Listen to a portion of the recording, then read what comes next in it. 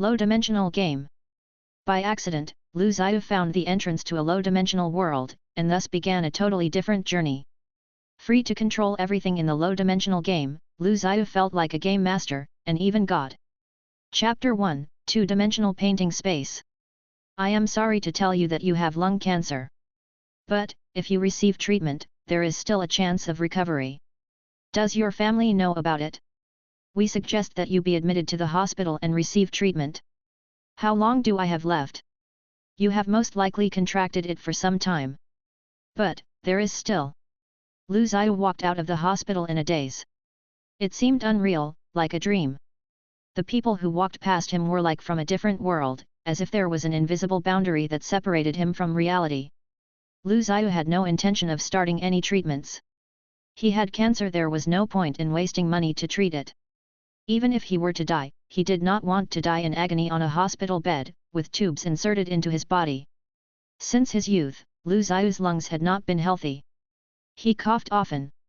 After having worked in the capital for a few years, whenever there was smog, his cough would get worse. He had wanted to leave the capital for a while, but he had reached the height of his career, so he kept putting it off. Recently, his symptoms had become more severe, but Lu Zhiyu had shrugged it off. He had not expected things to turn out this way. After he resigned from his job, Lu Zhiyu bought a flight ticket and made his way home, back to Zhongcheng. Lu Zhiyu was born in Zhongcheng, and his home was an old house with its own entrance and courtyard. It looked very modern after some renovations, but because no one was living there, the courtyard currently looked unkempt and lifeless. Lu Zhiyu's parents had passed away a long time ago and he did not have any close relatives. He had also gradually lost touch with his good friends from school after he entered the workforce. When they had run into each other again after a number of years, the once close friends had become calculating and distant, not as they were before. Some things were just better kept as memories in the past.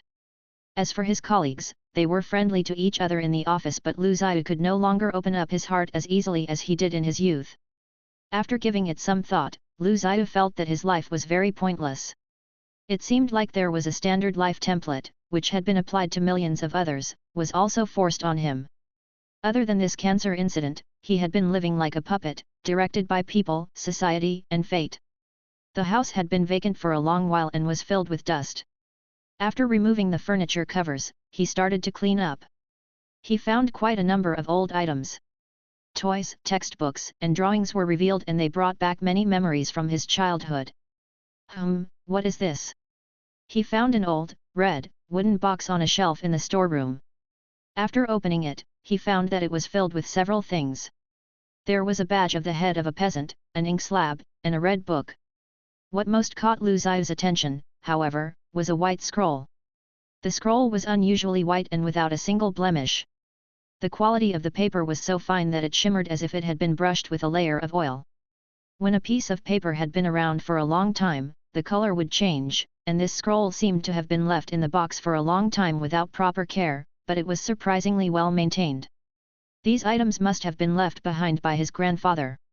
Lu Zhiyu was curious to find out what had been painted on the scroll. He slowly spread it out on the table in the living room, but his anticipation quickly turned into disappointment. What? It is empty. As Lu Zhiyu was about to store it away, he realized that there was a black dot on the scroll. As he took a closer look, he realized that it was a tiny grasshopper. Lu Zhiyu let out a laughter. This is such a big scroll, but such a tiny grasshopper has been drawn on it. What a waste!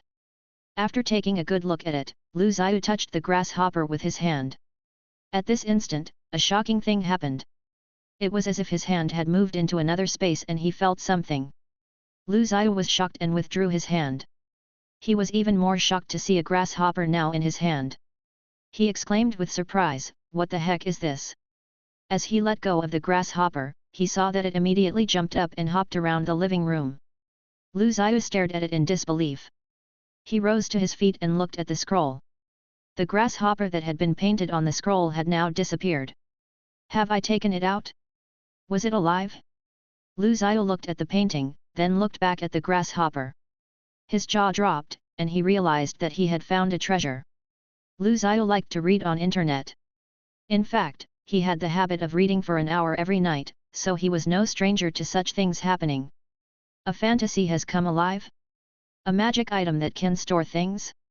A treasure that can open to another world? Although he was about to die, Lu Zhiyu did not give up on himself, nor did he complain.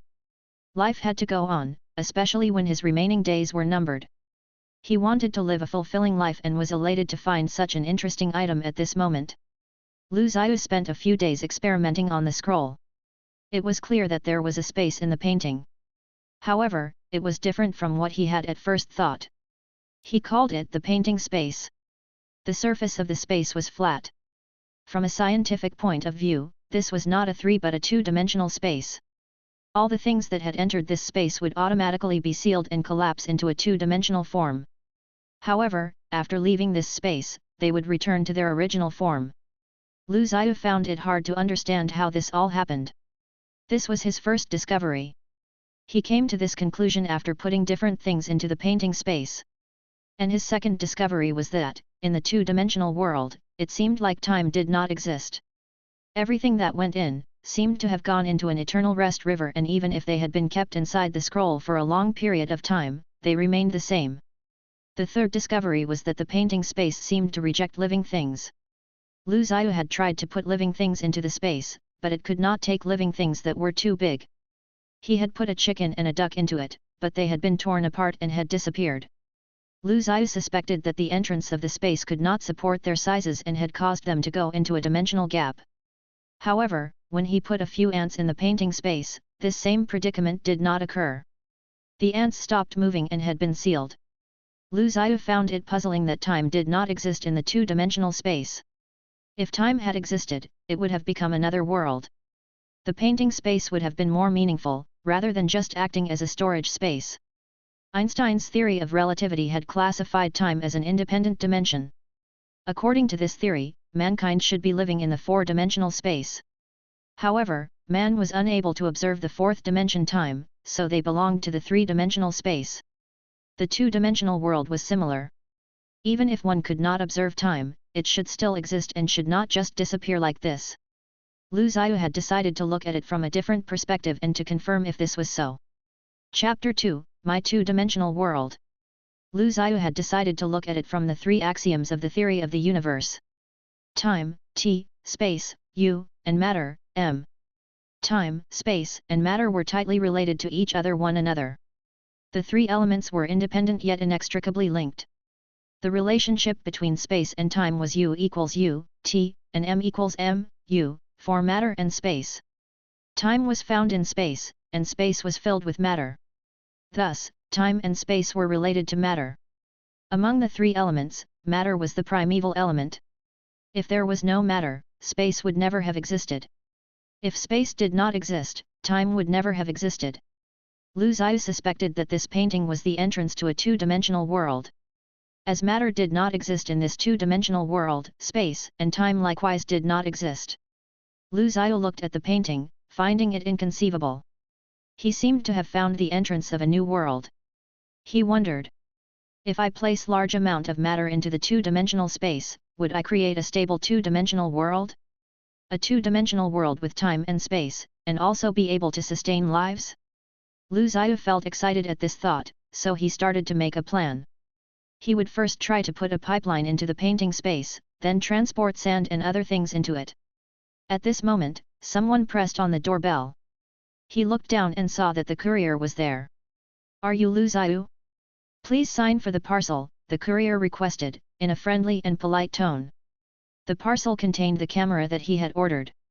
After linking it up with his computer, Lu Zhiyu put the camera into the painting space. He wanted to find out what was inside the painting space instead of observing it from the surface of the painting. The moment camera was put inside the painting space, the computer screen went dark. Lu Zhiyu's heart sank, but he had anticipated this reaction. Firstly, there was no light in the two-dimensional space, so he was prepared to see nothing. Secondly, he had a feeling that most likely the signals could not be sent out from the two-dimensional world, otherwise it would be too inconceivable. Although Lu Zhiyu felt this way, he still just wanted to give it a shot. After Lu Zhiyu clicked on the mouse and turned on the light on the camera, the computer screen brightened.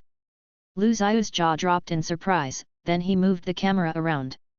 I can't believe something actually showed on the computer screen. The images on the screen looked strange. The camera seemed to have captured the images, but what he saw was a flat side view. The camera had captured its own image. What angle is this? There was nothing on the screen except darkness and a straight ray of light. It was like a 2D horizontal animation or a caricature. At this very moment, Lu Zhiyu saw a shadow flash across the screen. What was that? He quickly shifted the focus and found that there was a special sigil on the screen, a horizontal 8. Lu Zhiyu knew that this symbol meant infinity. However, in the capital city, the mark also represented smog. Lu Zhiyu was certain that he had seen it correctly. It must mean infinity. The sigil was in the center of the painting space. No matter from which angle Lu Zhiyu looked, he could only see the front view. He found the situation in the painting space mysterious. He was certain that it was a two-dimensional space, but from what the camera had captured, it did not seem like a two-dimensional perspective. However, it was definitely not a three-dimensional one. Lu Zhiyu had never entered a two-dimensional space, so he did not know exactly what a two-dimensional space should be. He retrieved the camera and saw that the part of the camera that had disappeared into the painting space seemed to be rebuilding itself until it finally reappeared in the three-dimensional world. This occurrence was nothing new to Lu Zhiyu, so he was not surprised. After pondering things for a while, he decided to remove the horizontal 8 to have a closer look. This was the first time that Lu Zhiyu had placed his hand inside, and it had required much courage. If he could not pull his hand back out, he would be in deep trouble. He felt strange when his hand was in the painting space. He seemed to have lost his sense of touch, yet he could still feel his hand. His hand became light, like a piece of paper. I have caught it. Lu Zhiyu was elated, and quickly pulled the thing out. However, when he looked at his hand, it was empty. What happened? Where is it? Lu Zhiyu turned his hand around and saw the silver infinity. It moved between the surface of his skin and his flesh without resistance, as if his flesh and blood did not exist. It flopped around on his hand like a fish, then moved up his arm. Lu Zhiyu was frightened, so he kept hitting and scratching his arm, but was unable to feel the thing. He saw it crawling up his arm, so he quickly dashed into another room and held up a mirror. The thing had reached his neck, crawled up to his face, and ultimately, entered his brain. Bang! Lu Zhiyu felt as though something in his head had exploded, and he lost consciousness. It was as if he had seen the explosion of the universe, resulting in endless of information being sent to his brain. However, the information was too much for the capacity of his brain. The information passed through his brain but could not be kept. Ultimately, only a small, vital portion remained in his memory. When Lu Zhiyu got up from the ground, it was dark. He felt that although he had remained calm to face death, but was still quite terrified by the fact that something so strange had gone into his body. However, after giving it some thought, he was able to shrug it off. It was just like the cancer cells, worst case, he would die. The thing that had entered his brain must be the controlling power of the painting. It represented the ownership and the control center of that two-dimensional world. Lu Zhiyu could sense that there was tons of information, such as detailed explanation and operation manual, available to him. He felt the information was as much as what was stored in the National Library of China, yet he was unable to load all of it into his brain at the moment. He only learned some simple operations, but had left the rest behind. That being said, he now understood how to open and enter the two-dimensional space, and how to set up the internal rules and variants for it. Chapter 3, Designing a World. During the night, Lu Zhiyu drove his bid to Mulanshan, which was near the lake where land was rich and fertile. Lu Zhiyu had even felt the soil with his hand. After he had chosen the place, Lu Zhiyu started to carry out his first plan to steal some soil. He had intended to use agricultural soil to prevent infestation problems, but it was too costly. With the amount of soil that he needed, even $10,000 would not be enough. The air in Mulanshan was fresh, so it would be very nice to come in the morning. However, it was in the middle of the night at the moment. As the cold wind blew, it sounded like the moaning of spirits, and made the place quite scary. Lu Zhiyu was a bit nervous, but not because he was stealing the soil, but because he was about to open the entrance to the painting space. This also happened to be the entrance to a two-dimensional world which was trapped by the force field of the Scroll of the World. Yes, Lu Zhiyu decided to name the painting the Scroll of the World. The moment that the entrance opened, there would be a gap in the force field. If he was unable to control it, the consequences would be dire. Earlier, Lu Zhiyu had sought advice from others in internet forums, questioning them about how to best design a two-dimensional world. When he asked what could go wrong after opening the entrance, someone from the forum asked him warily, "Hey, buddy, have you ever heard of the dual vector foil?" When Lu Zhiyu thought of what he had in his hands, he swallowed hard. This thing could destroy the solar system at any given time. When he was ready, the silver sigil in his brain flashed. He saw a black whirlpool appear on the scroll of the world. Its powerful suction pulled at everything within the radius of half a mile. Enough. That's enough. During the few minutes the wind whipped through the air, Lu Zhiyu found it difficult to keep his eyes open. He even found it hard to breathe. Much of the air within a radius of 1 kilometer had been drawn away, causing the air to thin. After opening his eyes, Lu Zhiyu saw that the gigantic hill had turned into a cliff. The water of the lake was at its base, but the water level was slowly rising. Lu Zhiyu was stunned, and quickly stored away the scroll of the world for safekeeping, then left the hill by a detour. After reaching the foot of the hill, he hopped into his car and hurriedly left. The following day, it was reported in the news that, after the analysis of the experts, it had been concluded that a syndicate had stolen the soil. The experts strongly voiced their displeasure over such an action. However, none of this had anything to do with Lu Zhiyu. He had hung his scroll of the world, which was now no longer empty, on a shelf in his bedroom. Pictured upon it was a small island, surrounded by the swaying sea. The water had been drawn from the lake, so there should have been numerous fish in the water, but they had all disappeared. It was apparent that the painting space could only bear the weight and girth of tiny living things. With the help of the sigil in his brain, Lu Zhiyu had spent the whole night separating the objects from the water, completely setting up a stable world. However, the sigil had gradually lost its silver color. It used to be bright, but it had faded, as if the changes made to the painting space had consumed its power.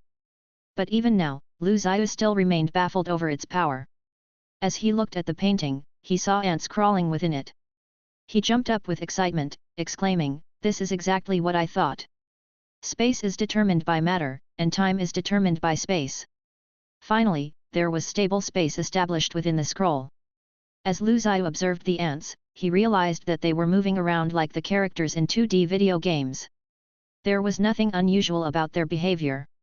They had probably lost their three-dimensional senses, as they were living within the two-dimensional world. Another possibility was that they were two-dimensional creatures. However, the two-dimensional world still seemed lifeless. It was nothing like the real, human world. In the twinkle of an eye, the ants began to die.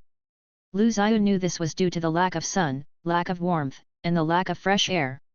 As soon as time started to pass in the painting space, the ants and some bugs started to die and disappear, which took Lu Zhiyu by surprise. Warmth? Sun? Lu Zhiyu found it bizarre. He could not create a Sunday. Or could I? Why not? Although he had control over the painting space, he was unclear about the logistics of its overall operations. With the power of the silver sigil, it just might be possible to create a sun. Since it is the two-dimensional space, can I just draw a sun? Lu Zhiyu had a whimsical thought, leading him to quickly draw a sun in the sky with red paint. Upon doing so, he immediately felt a depletion of energy in the silver sigil, a third of the energy was consumed. He was excited to see that the sun in the painting space started to move in accordance with the parameters that he had set. He then added a blue moon, and the sun and the moon followed a circular path, which formed night and day. The two-dimensional space had started to stabilize in accordance to Lu Zhiyu's design. He took things one step further, starting with bigger, bolder plans. Since the parameters in the two-dimensional world could be adjusted, time should also be adjustable. Time was the reflection of the movements of an object. If there was no object or energy in space, time would not exist, and hence, it would be meaningless. Only when were objects in the world, and the movements of the objects compared to each other, the meaning of time could then be represented. The movements of the molecules, atoms, electrons, and photons were the components that created the aging process. From the small changes such as minuscule decaying process caused by mold and the ticking of the clock, to the significant changes such as rotation of the Earth and the changes in the Milky Way, all these movements formed the concept of time. If the objects did not move, time would stop. If the objects moved at a faster speed, time would then sped up. If the objects slowed down, the passage of time would likewise slow. Lu Zhiyu was filled with excitement. If I can increase the movements of the objects in the two-dimensional space, time would speed up, too. One day in the outside world could be equivalent to 1 year, or even 10 years, in the two-dimensional space. Is this possible? I will give it a try. Lu Zhiyu started to research on the internet, jotting down his ideas in a notebook. He then crossed out and ticked off some of these ideas. After spending 2 weeks on this project, he had finalized his thoughts. Whether or not he would succeed, that was still in question. As he sat in front of the scroll of the world, he shut his eyes. He focused on the sigil in his consciousness, sensing the world inside the painting space. The entire two-dimensional world was set up based on the parameters and changes he defined. The size and data of the two-dimensional world all flooded into his brain, including how much is the gravity, the temperature of the sun, the time of the day, and the change of 4 seasons. Lu Zhiyu felt that he was like a god creating a world. He injected his thoughts into the silver sigil and exerted control over the two-dimensional world. As he did so, the energy of the silver sigil continued to deplete. Only now did Lu Zhiyu set up the two-dimensional world based on his design. Suddenly, he heard the clock strike. Time had started to move like the pointer in the timepiece. The speed became faster, and when Lu Zhiyu opened his eyes, he saw that the realm within the two-dimensional world had filled with color, started to function, and had come to life. Time continued to move faster, but before Lu Zhiyu had used up all of his energy, he stopped and fixed the time parameters. Every amendment to which required large amounts of energy. Lu Zhiyu had set time to a pace which moved 10,000 times faster than the outside world. Time and the 4 seasons had been set according to the data of the outside world. Hence, 1 day in the outside world was equivalent to 27 years in the two-dimensional world. Now, 1 hour would be equivalent to more than a year in the painting space. As Lu Zhiyu looked at the land in the painting space, he saw that the seeds among the trees and plants had started to sprout. In 1 hour, the entire island was filled with green. Chapter 4, Observations. Lu Zhiyu took a bottle, went to the courtyard, and filled it with some ants. Time and gravity were present in the painting space as were the sun and moon, the 4 seasons, and plants, and oxygen, but there were no animals. Lu Zhiyu decided to put some specimens into the painting space himself. At this moment, he heard a voice outside the gate, "Lu Zhiyu, what brings you home?" Lu Zhiyu stood up and saw a girl with a wine-red helmet, sitting on a motorbike outside the gate. She was staring at him, surprised. Lu Zhiyu put down his short-handled hoe and bottle and walked to the door. "You are?" The girl removed her helmet at once and said, "I am Xia Fan." Lu Zhiyu was embarrassed. The girl was pretty and looked familiar, but he could not remember her and did not know what to say. Suddenly, he remembered a joke that he had read from the internet. A teacher met a student, but both of them could not remember each other's name. The student could only say, "I remember you, that teacher." "You are that student?" Xia Fan looked at Lu Zhiyu in disappointment for a while, then she put the helmet under her armpit. "Hey, don't you remember me?" Lu Zhiyu was extremely embarrassed.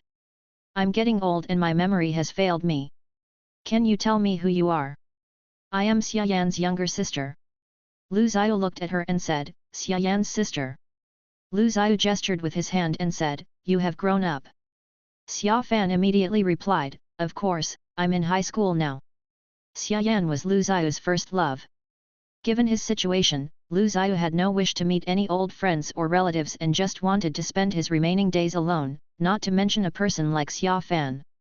When Lu Zhiyu was dating Xia Yan, Xia Fan was in primary school.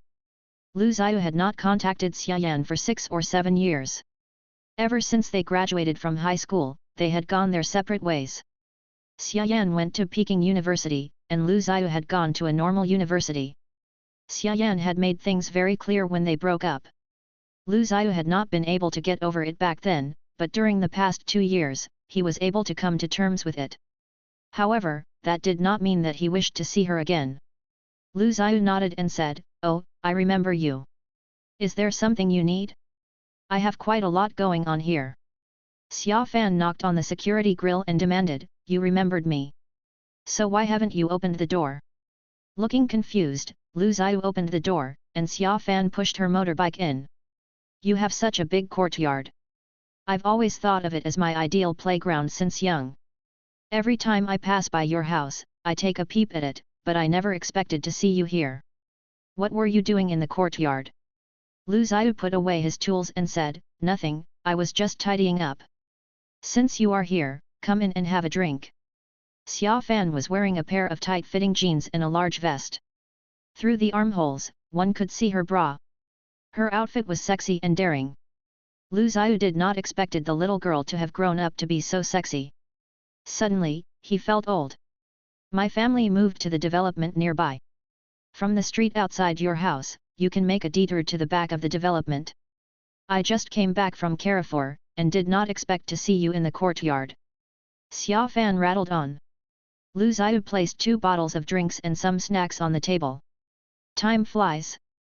How is Xia Yan? Is she married? Xia Fan looked dubiously at Lu Zhiyu and said, why? You still can't get over your old flame? Are you trying to back to her? Lu Zhiyu shook his head and smiled. It has been a few years, and the memories have faded. I asked only because we are still friends, and you happen to be here. Xia Fan immediately replied, my sister is studying in the United Kingdom. You won't be able to see her at the moment. Why are you back? I heard that you were doing pretty well in Beijing. Lu Zhiyu tried to avoid the question and asked, how did you know that I was doing pretty well? I was just an employee.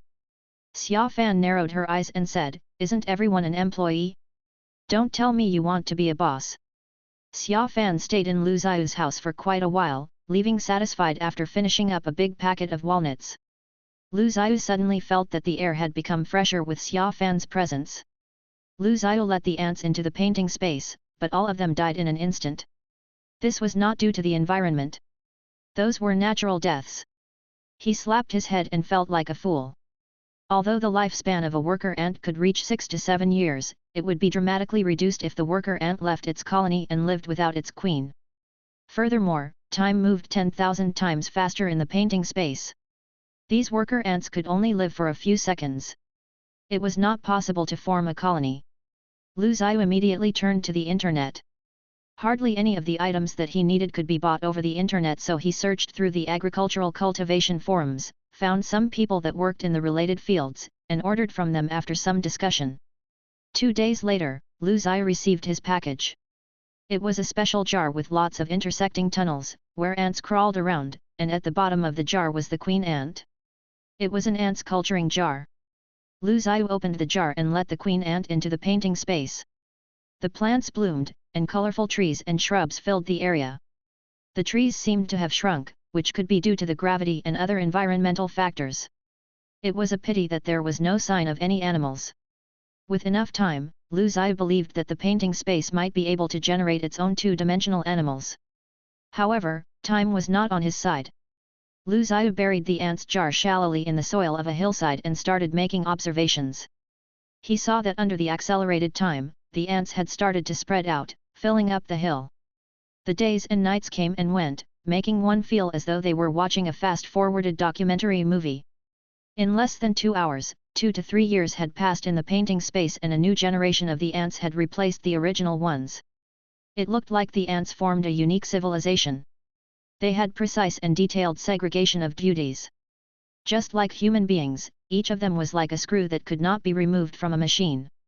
Should any ant leave the colony, it would not survive. Ants are amazing creatures. 4 seasons had come and gone, and time passed by quickly. After a day, the original queen ant died, and new queen ants took over. However, there seemed to be 2 different colonies under 2 queens. Lu Zhiyu also found that the 2 colonies took different evolutionary paths. One colony went down into the ground while the other had wings and built their nests on the mountain peak. Lu Zhiyu named them ground ants and flying ants. On the 4th day, there was a huge transformation in the 2 colonies. Originally, there were the worker ants, soldier ants, male ants, and queen ants, but gradually, there was a further breakdown of their roles. The flying ants occupied the sky and took on a different form. If Lu Zhiyu had not been observing them, he would not have known that they were of the same origin. The flying ants evolved into a species similar to bees. The color of the ground ants faded, turning golden, and then they went deeper into the ground. With this evolution, the 2 colonies split up further. The different colonies gradually spread out to the entire island. On the 6th day, some ants started to move close to the sea.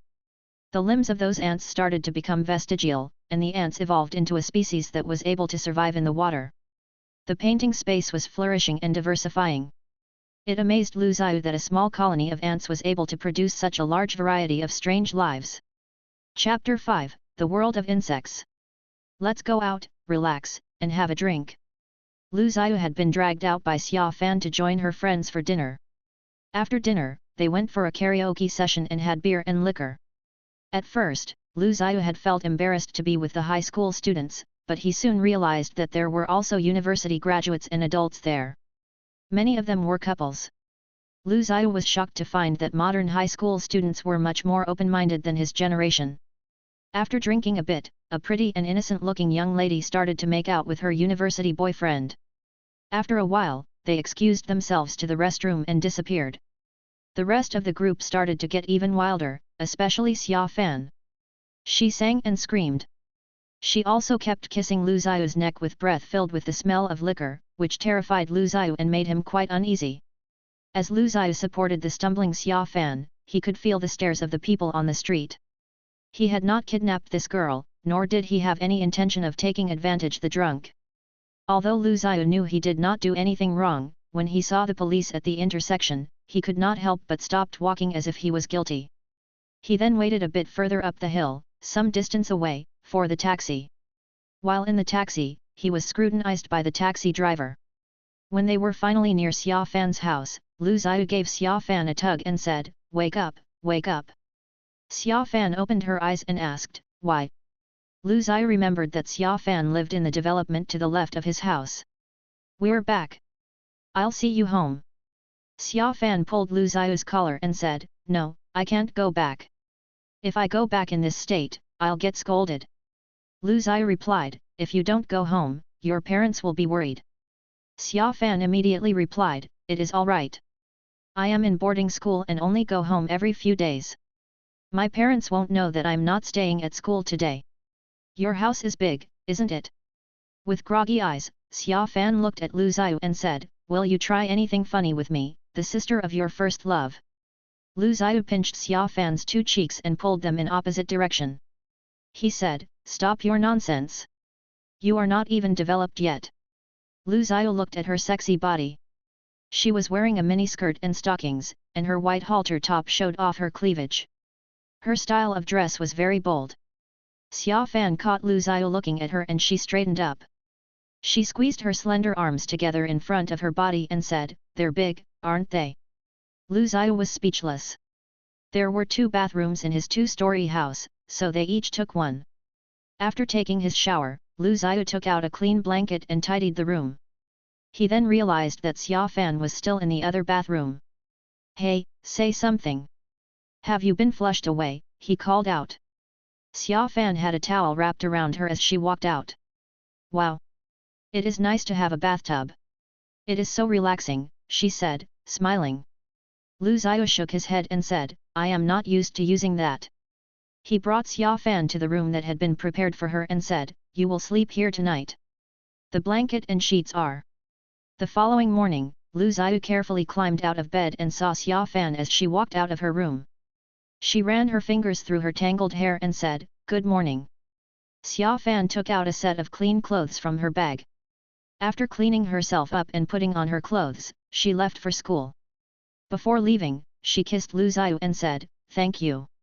Lu Zhiyu looked blankly at Xia Fan as she opened the door of the courtyard. Before she left, she turned to smile at him, leaving him in a daze. After Lu Zhiyu returned to his study, he spread out the scroll of the world, and looked at the scene in the painting space. It was winter with heavy snow and the sea had become frozen. There were now new and strange creatures under the sea.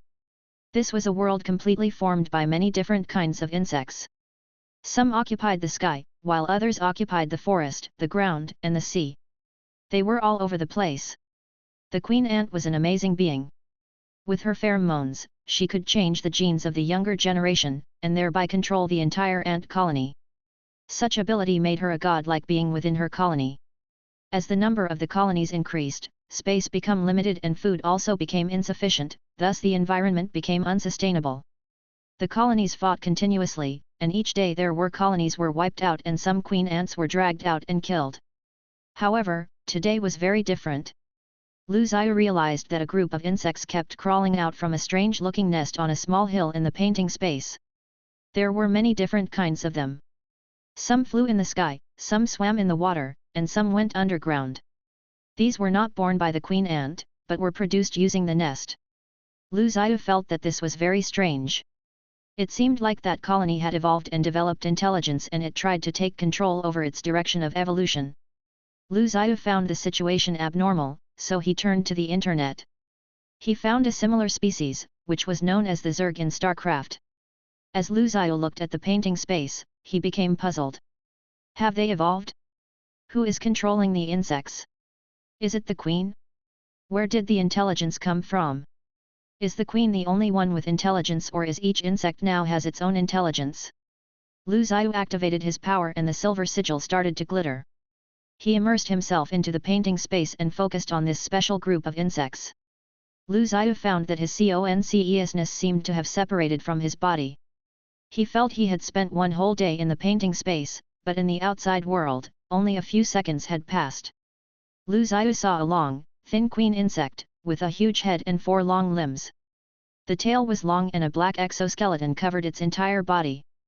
The queen insect had spared itself from being a machine of reproduction and possessed intelligence entirely of its own. From his godlike perspective, Lu Zhiyu saw that the queen insect constantly sent her thoughts to the other insects, so that she could instruct them to attack the other insects, produce, conquer, combat, and self-supply. The world belongs to us. Lu Zhiyu could feel the ambition of the queen insect. However, he was even more surprised to find out that she could sense and control all of the other insects from her colony. What power is that? Is it mind power? Or will power? After observing the queen insect for a while, he started to see the silver light emanating from her brain, and he started to see her thoughts. The queen's mind was able to channel to a special dimensional space. Lu Zhiyu immediately dove into it and he felt his consciousness was alienated from the painting space. It had been compressed into a line. Lu Zhiyu followed this line to get to its end, and he felt his consciousness was swimming forward. Finally, he passed through an endless source of information before entering into a world that was filled with light. Lu Zhiyu felt as if he would be assimilated by this silver light. With his entire consciousness becoming corroded and tainted, he was afraid that he might completely lose his own consciousness if he stayed any longer. Struggling, he tried to get out of this strange place, and after a long while, he finally returned to his body. Utterly exhausted, Lu Zhiyu finally fell into a deep sleep. Chapter 6, Mind Reading. Lu Zhiyu slept for a day and a night. When he woke up the following day, he felt that the whole world had changed, he had become more sensitive to his surroundings. When he tried to reach out for his disposable cup by the side of the bed, the cup fell to the floor, before he could touch it. When he looked at the scroll of the world, he found that the battle inside the scroll was growing more and more fierce. After the first queen insect had appeared, the rest of the colonies had started to evolve as well. Fights, evolutions, and new insects developed as a result of the catalyst. Although Lu Zhiyu would have liked to continue with his observation, he changed his mind when he realized he was starving. After walking around his neighborhood, he settled down at a cafe across the street from Carrefour. It was late in the afternoon and quite a number of people were having afternoon tea.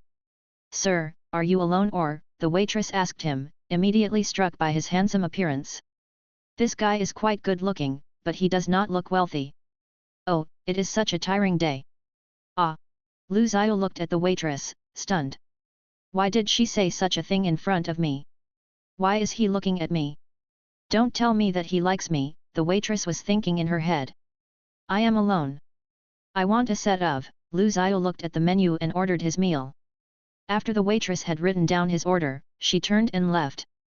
Lu Zhiyu looked at her back and was baffled. He did not remember seeing her talking, as she did not move her lips. However, he had heard some strange sound, as if the waitress was talking. Another cute waitress in uniform arrived, bringing his meal, thinking of her own life's dilemma. How I wish I could knock off from work now. Joe How has asked me out for a movie. Should I go? Don't go. When a guy asks a girl out for a midnight movie, they usually have an ulterior motive. They would have planned it well in advance, and are waiting for you to take the bait, Lu Zhiyu said. The waitress immediately looked up, stared at Lu Zhiyu and asked, "Oh, I'm sorry. Did I say that out loud? The waitress was flustered and quickly walked away. As she was walking away, she turned to look at Lu Zhiyu with a strange and confused expression. Lu Zhiyu lowered his head and ate his food. He was smiling. Finally, he could no longer contain his joy and burst into laughter. Mind reading? It is mind reading. I know what others are thinking. This is amazing. Lu Zhiyu recalled what had happened to him. When he was in the low-dimensional world, his consciousness had gone into an inner space and absorbed strange energy that allowed him to have such power. He was like the queen insect, which was able to control the entire colony through its mind power. However, Lu Zhiyu had just acquired this power, so it was inferior compared to the queen insects. He could only hear the thoughts of the people around him. On his way home, he passed many people who had just left work. As he passed by the people, he could hear different voices. I haven't finished the report. I must get it done tonight. School should have ended. I wonder if my honey has gone to pick up Ellie. My boss is too much. I need to fly again tomorrow. I have been traveling for more than half of this month. I need to send allowance to mom and dad tomorrow. How much shall I send? I think I will send more. Lu Zhiyu heard many voices in his brain. There seemed to be a buzzing sound in his head, as if his brain was exploding. After getting out of the crowd, he felt better, and was now walking along the small path toward his house. It's really mind reading. Its effective distance is limited, no further than 2 meters. However, this power will be a problem, if I can't to shut it off. Lu Zhiyu was extremely excited to have acquired a special power. As he thought of how the queen insect had evolved and created offsprings with diverse morphology through its pheromone secretion, he wondered if he could do the same. His cancer might possibly be cured because of this. That's right. Who knows? I might be cured. Lu Zhiyu became very excited. Although he had accepted the fact that he had a terminal disease, it would be great if he need not die from it. For the next few days, Lu Zhiyu continued to observe the happenings in the scroll of the world. He realized that the scroll was an entrance of a low-dimensional space. His painting space used to be a 2-dimensional world, but ever since he introduced the elements and concept from the 3-dimensional world, the dimensions of the painting space may have been increased. However, it hadn't reached 3-dimension yet, but was in between 2-dimensional and 3-dimensional. This made the painting space unique and unpredictable. When Lu Zhiyu entered the painting space with his consciousness, the long tunnel that he saw must be in 1-dimensional space. The 2-dimensional space was a flat surface, and 1-dimensional world at most could be just a line. In this case, it would be even more difficult for living things to survive in an 1-dimensional world than in a 2-dimensional space. Such space may not even be able to contain basic elements. Lu Zhiyu guessed that the inner space should be a 0-dimensional space, a highly condensed singularity. In this world, there could be nothing except the source of power. No material things, but the source, the existence of a concept. If in a 2-dimensional world, life could barely survive in the flat surface, then how about in the 1-dimensional world? Or even 0-dimensional? In such low-dimensional spaces, the only thing that could exist probably were some conceptual things such as the consciousness or soul. There was a tunnel leading toward the low-dimensional spaces in the scroll of the world. As the dimensional space reduced, the life forms found it became closer to their origin. Life in the 0-dimensional space could be counted as being the source. Life forms existed in the form of consciousness, or soul. Both Lu Zhiyu and the queen insect had gained access to the low-dimensional space through the scroll of the world. Through absorbing energy from the source of power, they had strengthened their consciousness and eventually developed something like mind power. The living things in the higher dimensional space were more complex and thus were farther away from getting in contact with the origin of life. Lives below the 2-dimensional space made use of the source energy and activate their souls. Lu Zhiyu named this power the source form. He started to imitate the queen insect, making use of the tunnel to bring his consciousness into the 0-dimensional space through the scroll of the world and to absorb the source form to further increase his consciousness and mind power. However, his consciousness could not last long in the 0-dimensional world. After absorbing a small amount of source form, he had to get out quickly. Later, he was able to maintain the structure of his consciousness in the 0-dimensional world through meditation and visualization. This helped him alter the situation slightly. Lu Zhiyu started to read up on meditation, Taoism, visualization, and cultivation, hoping to gain something useful from these subjects. Chapter 7, Cai. Hello, teacher. I am here for the yoga class. Mr. Lu, I am your instructor. From now on, please put aside 2 hours each day for yoga practice. Since you have never done yoga before, we will start with the basics. Cai was a 25-year-old yoga instructor. She had her long hair twisted up into a bun and she exuded an air of classic elegance. Lu Zhiyu had signed up for a VIP package, which included personal yoga training sessions. He came to learn about meditation, and had never expected to meet such a beauty. Lu Zhiyu had a crush on Cai, but he had certainly paid a high fee for it. Lu Zhiyu felt that, when he was practicing meditation, he could feel his blood circulating. On top of that, he could gradually sense every part of his body. He realized that he was able to focus and control his mind power as time passed by. Originally, he could only send his mind power toward the outside world. As he strengthened it, he was also able to conceal the power. That was his reason for taking up yoga meditation, as it could help him control and sense things better. Not many people were able to grasp the essence of meditation, and it was after much research that he had found this class. Ever since he had started to meditate, Lu Zhiyu became able to discern the thoughts of others when he wanted. After he released his mind power, he could still sense the brainwaves of others. This was mind reading. Take the instructor, for example. Lu Zhiyu knew that she had just broken up with her boyfriend. Although she was smiling, her mind was in turmoil and she was not concentrating. Lu Zhiyu followed Cai's instructions and began to move through the postures. He felt that yoga and qigong were similar. Both were good for blood circulation and enhanced the senses of one's body. This was exactly what Lu Zhiyu was looking for. He took up yoga, not because he wanted to improve his health, but because he was hoping to gain insights into his body through meditation. After following Cai's instruction and going through the postures, Lu Zhiyu was able to sense a bit of what he was looking for. Entering meditation through postures seemed to make it easier for Lu Zhiyu to observe the status of his own body. The 2-hour class quickly came to the end, and Lu Zhiyu noticed that it was almost night time. Coach, you look troubled. What is bothering you? Lu Zhiyu asked, as he stood up and relaxed his body. Cai was shocked and asked, "Oh? It is so obvious. I'm so sorry." Lu Zhiyu quickly replied, "It's all right. But, if you are troubled, it might be better for you to go out and take a walk. If you keep it in all bottled up, it will be worse for you."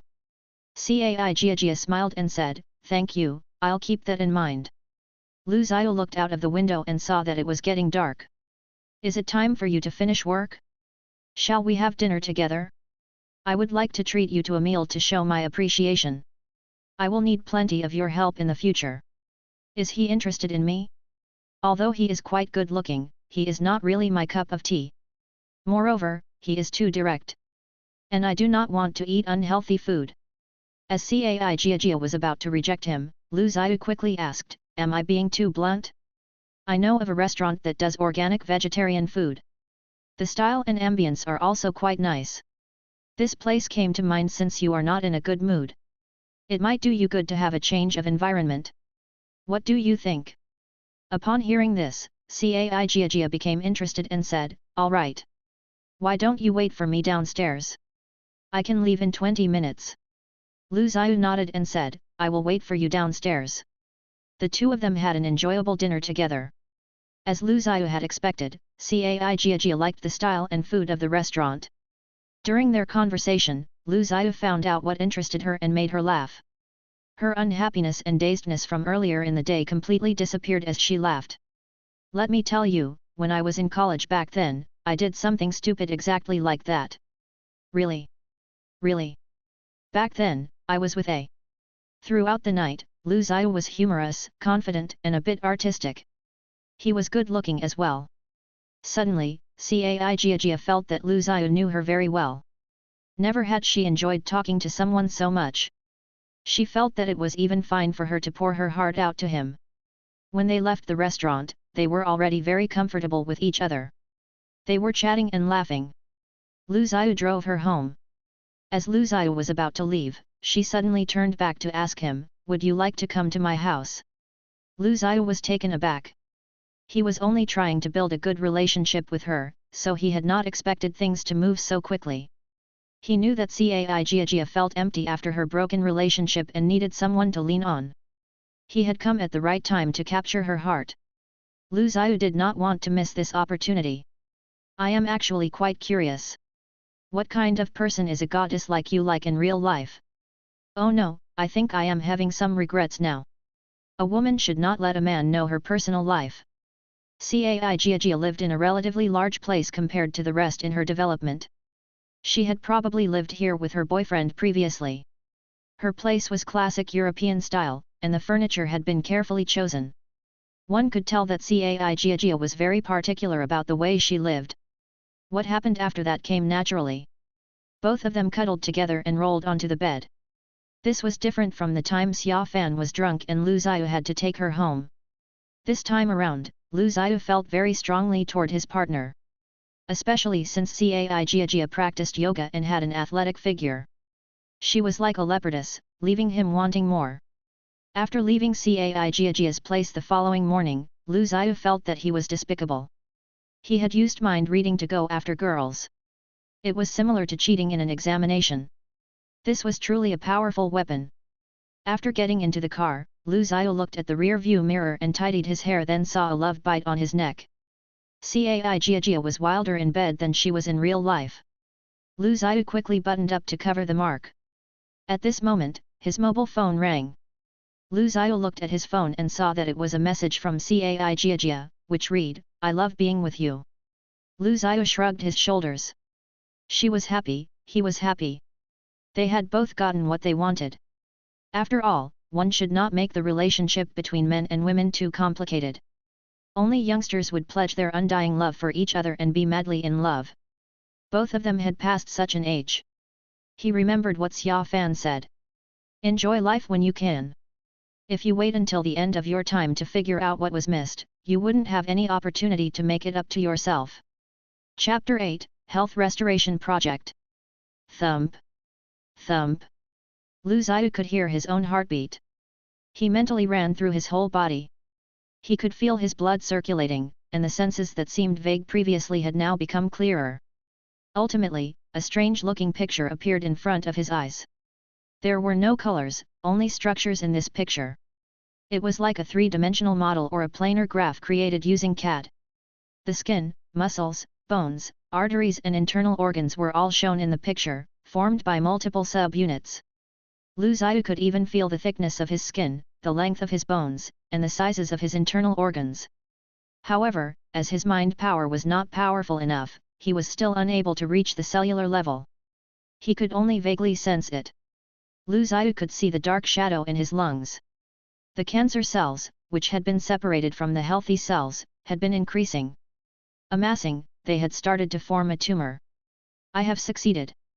The moment that Lu Zhiyu became excited, he found himself coming out from the godlike perspective, and was no longer able to maintain stable meditation or calm state of mind. Instead, he immediately went to his study table, which was filled with medical and cancer-related books. Lu Zhiyu was prepared for his experiments. He had read up on a number of books, and ever since he had awakened his mind power, he felt that he was smarter and more wired to learn. Previously, he had to read through things a few times in order to comprehend what was written, but now he just had to scan through it once, and he was able to remember and understand it. When the body experiences a long period of suboptimal health conditions, the cells start to resist the body, and that is what causes cancer. It was not a pathogen. Previously, Lu Zhiyu had given up hope on beating his cancer, but after understanding it, he realized that it was not as terrifying as he had first thought. As cancer cells were not considered a pathogen, the body's immune system would not kill these cancer cells.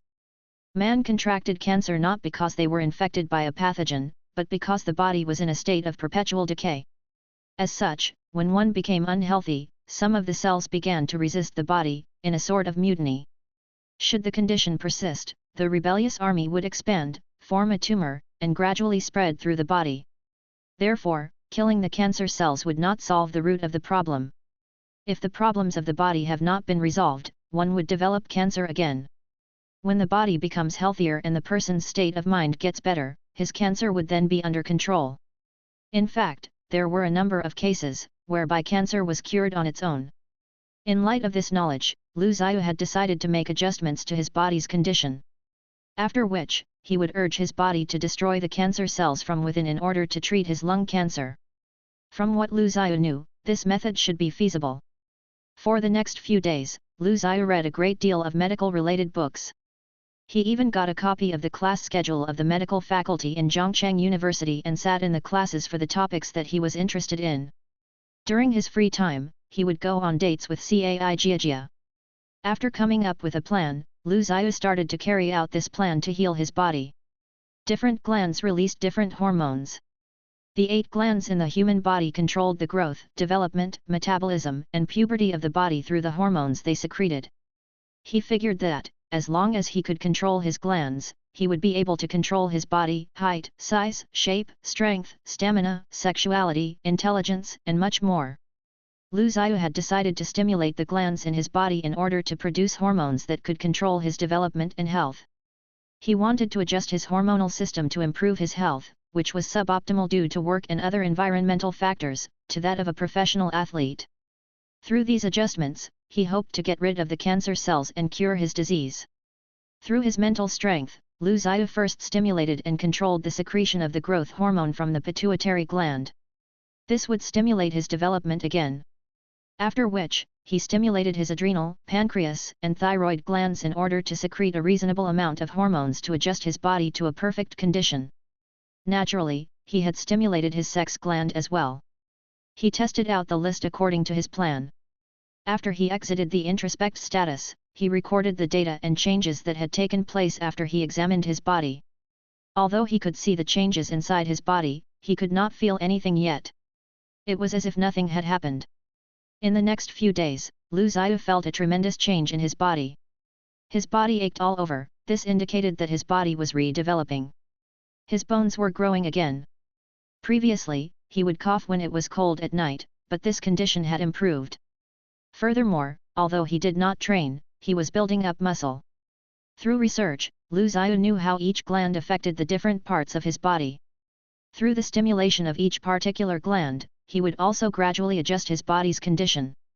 This adjustment would take a long period of time, since he had to take it slowly, just in case it backfired.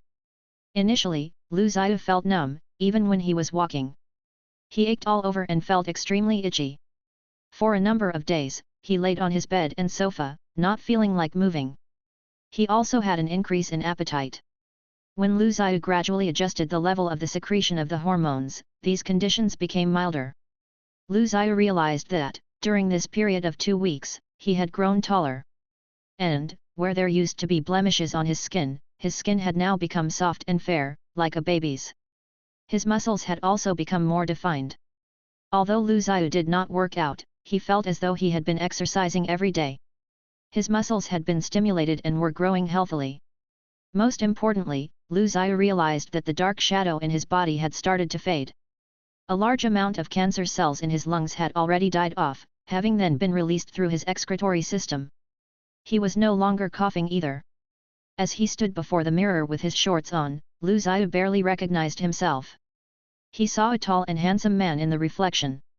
His body was proportioned with golden ratio, with well-defined muscles. His face had softened and he had clear-cut feature.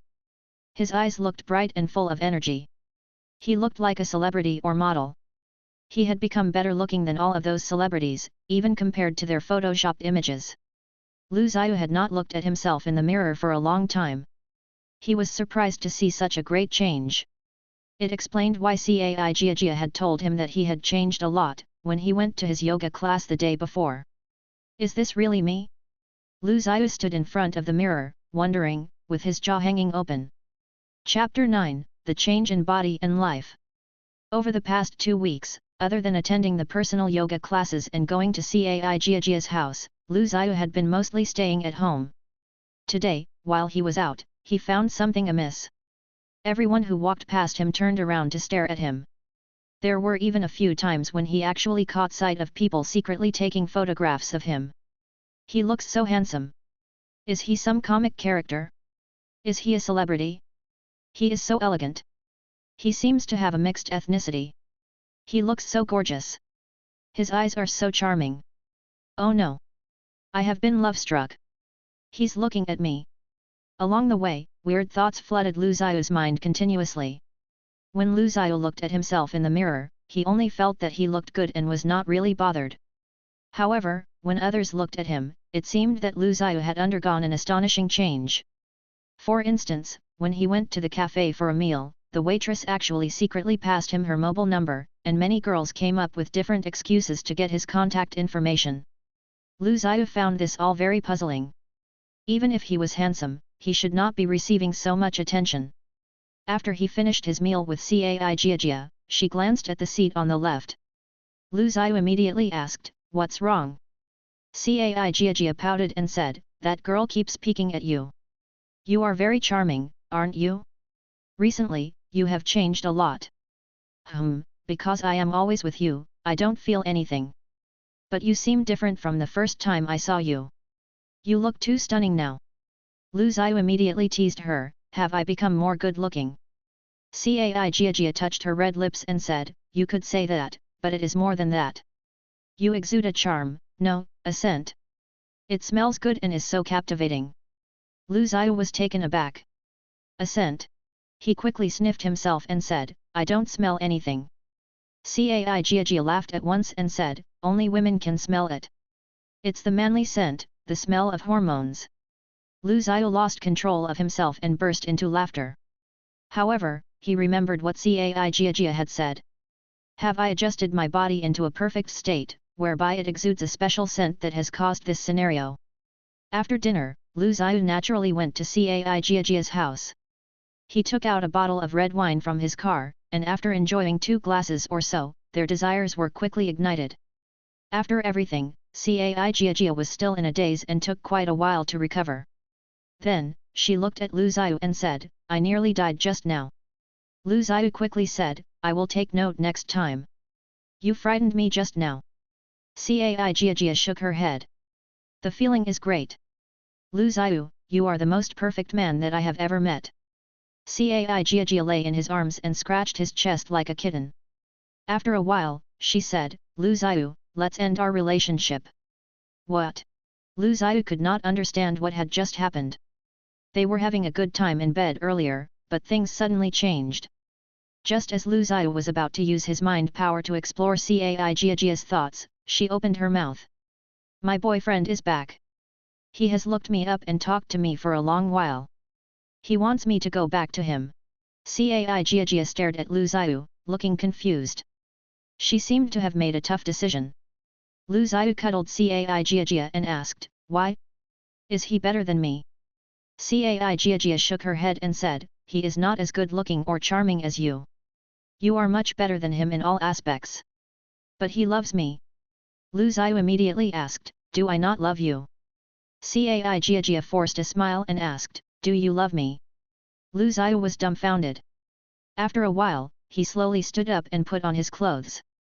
He bent down and kissed Cai Jia on her forehead. "I'm sorry. I truly enjoy the time that I have spent with you. I will not interfere with your life anymore. Also, I wish you and your boyfriend all the best." Cai Jia looked affectionately at Lu Ziyu. She could not bear to part with him, but Lu Ziyu could tell that she was resolute with her decision. While he was in the car, Lu Ziyu felt a bit lost. He felt that he was somewhat despicable. Nevertheless, this had ended quite well as his relationship with Cai Jia had come to a close. Moreover, his cancer had been cured and he now had a perfect body. After having gone through so much, Lu Ziyu felt deeply that he should do something that he liked. He should live for his interests and hobbies, and not live like a dog, like how he used to. By the time he reached home, it was already midnight. He parked his car and was about to open the door when he saw someone squatting outside, scaring him out of his wits. Lu Ziyu slowly walked up and realized that the person looked familiar. It was a girl who was squatting with her head low, just like an ostrich. He pushed her shoulder and called out softly, "Xia Fan." Xia Fan lifted up her head and looked at Lu Ziyu, tears filling her eyes. In a hoarse voice, she cried out, "Lu Ziyu, where have you been? Why are you not home at such a late hour?" Lu Ziyu curled his lips and said, "Who would know that you would be squatting outside my house in the middle of the night? Come in, it's windy outside." After taking a hot shower, Xia Fan walked out of the bathroom and carelessly wrapped herself up in a towel. Her hair was still wet as she sat down on the sofa. Lu Zhiyu asked, "What happened to you? Why did you not dry your hair?" Xia Fan lowered her head, not saying a word. As Lu Zhiyu dried her hair with a towel, Xia Fan cried out, "I have broken up with my boyfriend." Okay. Xia Fan was extremely dissatisfied. Right away, she lifted up her head and said, "Can you be a bit sympathetic? I have broken up with my boyfriend. Can you not comfort me? You are." Xia Fan did not finish her sentence, but instead looked at Lu Zhiyu with her jaw dropped. "Who are you?" she gasped. Lu Zhiyu took out a hairdryer and plugged it into the electric socket. He then said nonchalantly, "Who else? Clearly I'm Lu Zhiyu." Xia Fan shook her head continuously and said, "Impossible. The Lu Zhiyu I know is not so good looking. Tell me honestly, are you a monster? Here is the hairdryer. After you have dried your hair, go to the room that you went the other time, and have an early night." Chapter 10, Physical Examination. Lu Zhiyu was lying on his bed, playing with his mobile phone when Xia Fan suddenly approached him. Staring at his face carefully, she asked, "Why did I not realize earlier that you are so handsome? You were good-looking before, but now you are stunning. Tell me honestly, did you have plastic surgery?" Lu Zhiyu pushed away Xia Fan's head which was almost touching his face. "Previously, my work environment has greatly affected my health. Now, I am recovering and I have been training every day, so that may explain it. It's such an amazing transformation." Xia Fan was simple-minded, so she believed what Lu Zhiyu told her. However, because of Lu Zhiyu's flawless appearance, she still stayed beside him. "Hey, Lu Zhiyu, I have just broken up." "Oh. Should you not comfort me?" "Should I? I don't think so." Lu Zhiyu put down his mobile phone and glanced at Xia Fan, feeling somewhat strange. Ever since he was able to control his mind power, he did not really read another person's thoughts unless it was absolutely necessary because he felt that it was quite meaningless. "Wait. Are you asking me to be your backup?" he asked. Xia Fan sat up and yelled, "Hey! What do you mean by that? I'm very popular and have many suitors in school." She then looked at Lu Zhiyu and her look changed slightly. "I have never thought about it in the past, but now. If you are willing, I can consider letting you take advantage of the situation so that you can be my boyfriend."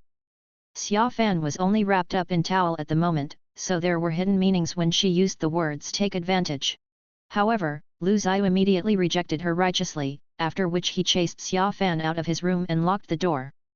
The high school students nowadays were really crazy. Lu Zhiyu felt that if he had allowed her to stay in his room any longer, his only bottom line would collapse. The following morning, before Xia Fan left, she still pestered Lu Zhiyu.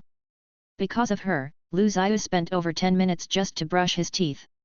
Even his body almost broke down from her consistent shaking. "Promise me. It will be embarrassing for me not to have a boyfriend at my birthday party next month." Lu Zhiyu finally snapped and asked, "What is there to be embarrassed about? At your age, it is only normal not to have a boyfriend. If you were my daughter, I would have spanked you." Xia Fan replied scornfully, "You are so old-fashioned. Which century are you living in?" In the end, because Lu Zhiyu had more pressing issues to attend to and could not afford to waste more time with Xia Fan, he still agreed to her request, but he would only go as a normal friend. He was determined to not fall for her tricks. Xia Fan was elated and even took out her mobile phone. After taking a few photos of Lu Zhiyu, she left proudly. Lu Zhiyu went to the hospital and felt that he had received special treatment there. From the moment he reached the hospital and queued up, many people were already staring at him. Many of the nurses even seemed to have received news that he was here. Standing in the distance, they looked at him, ohing and ehing. "Wow, he really is so good looking. I thought it's a lie. He is so elegant and polished, and has a great body too." Lu Zhiyu felt that his illness had already fully recovered, but he was afraid that he might be wrong. Hence, he had decided to get a full physical examination in the hospital to see if he had really recovered or had any other problems. When he took tests on the eyes, blood and blood pressure, as well as an electrocardiogram, it all went quite normal.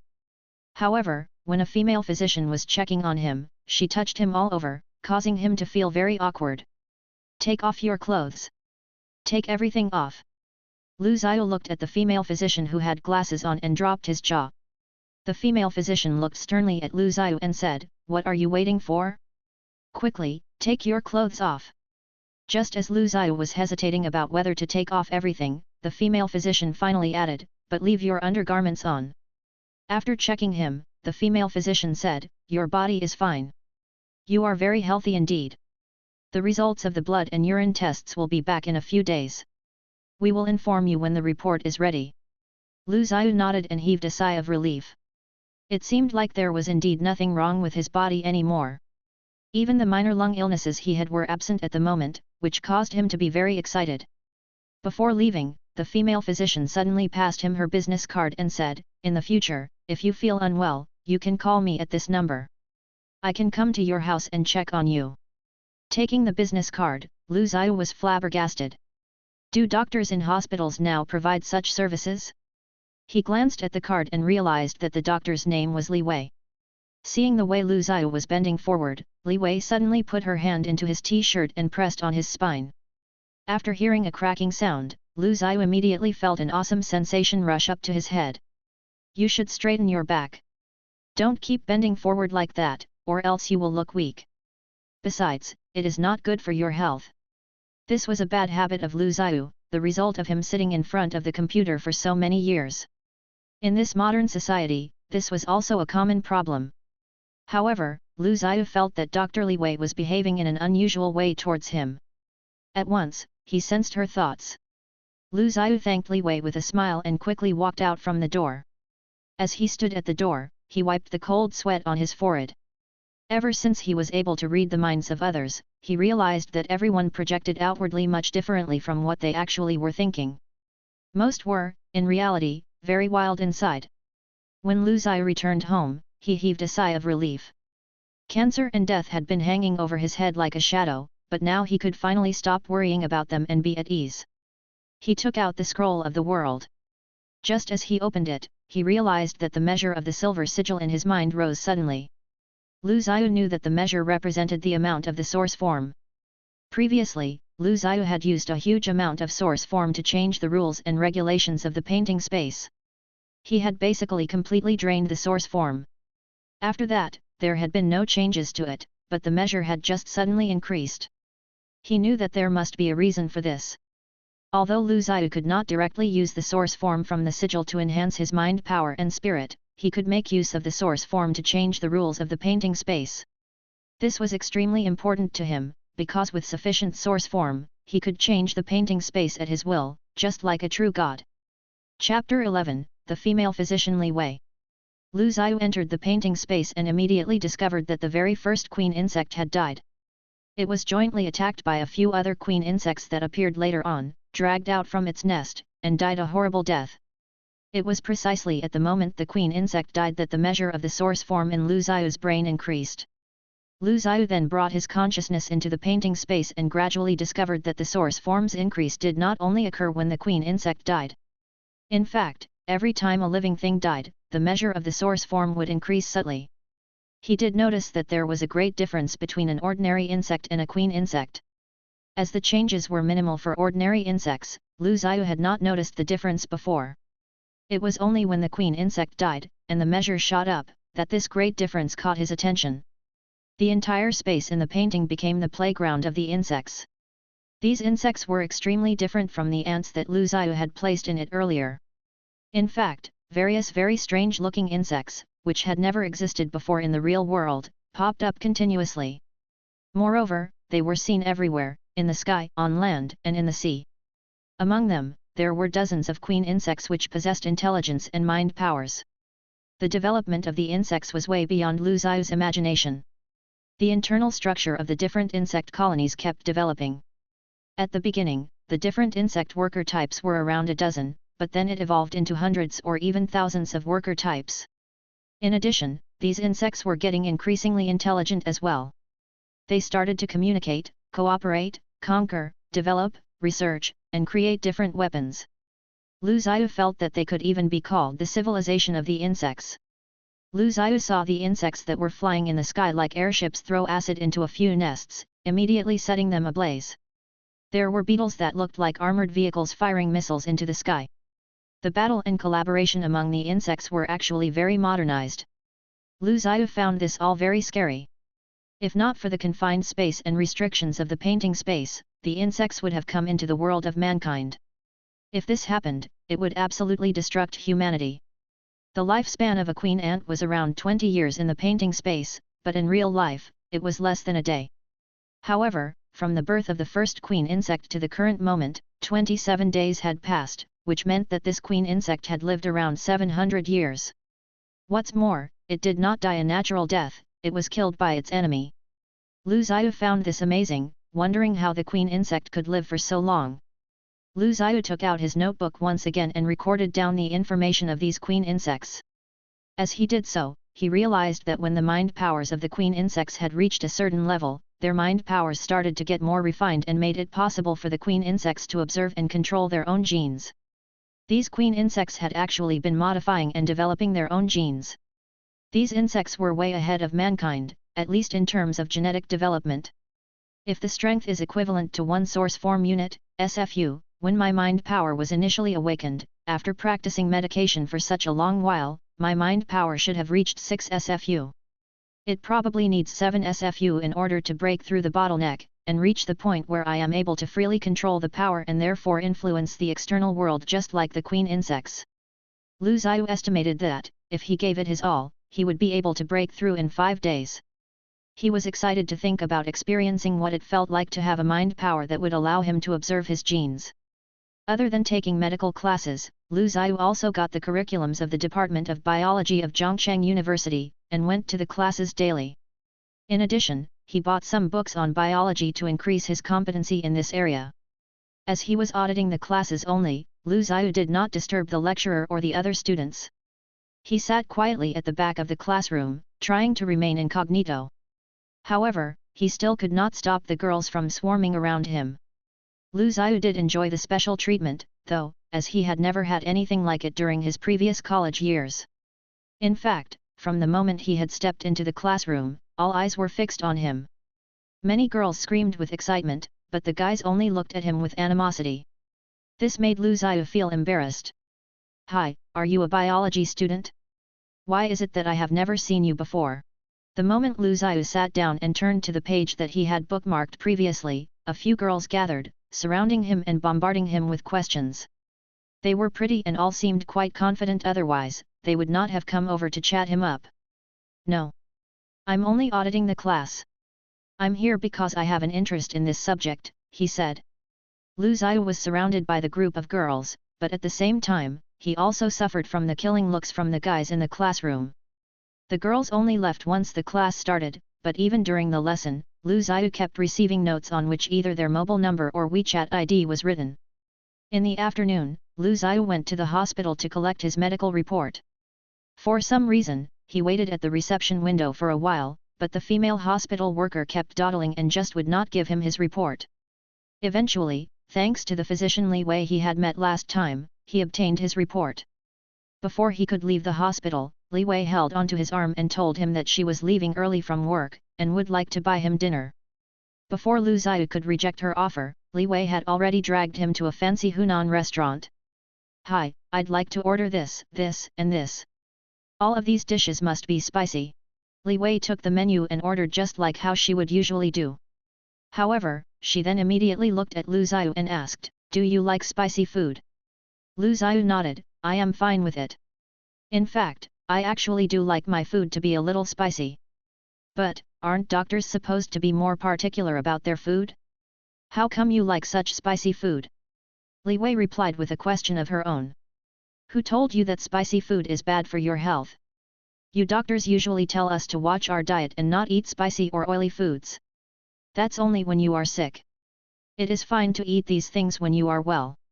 It was interesting talking to Li Wei. She was an aggressive and outspoken lady, and was 2 years older than Lu Zhiyu.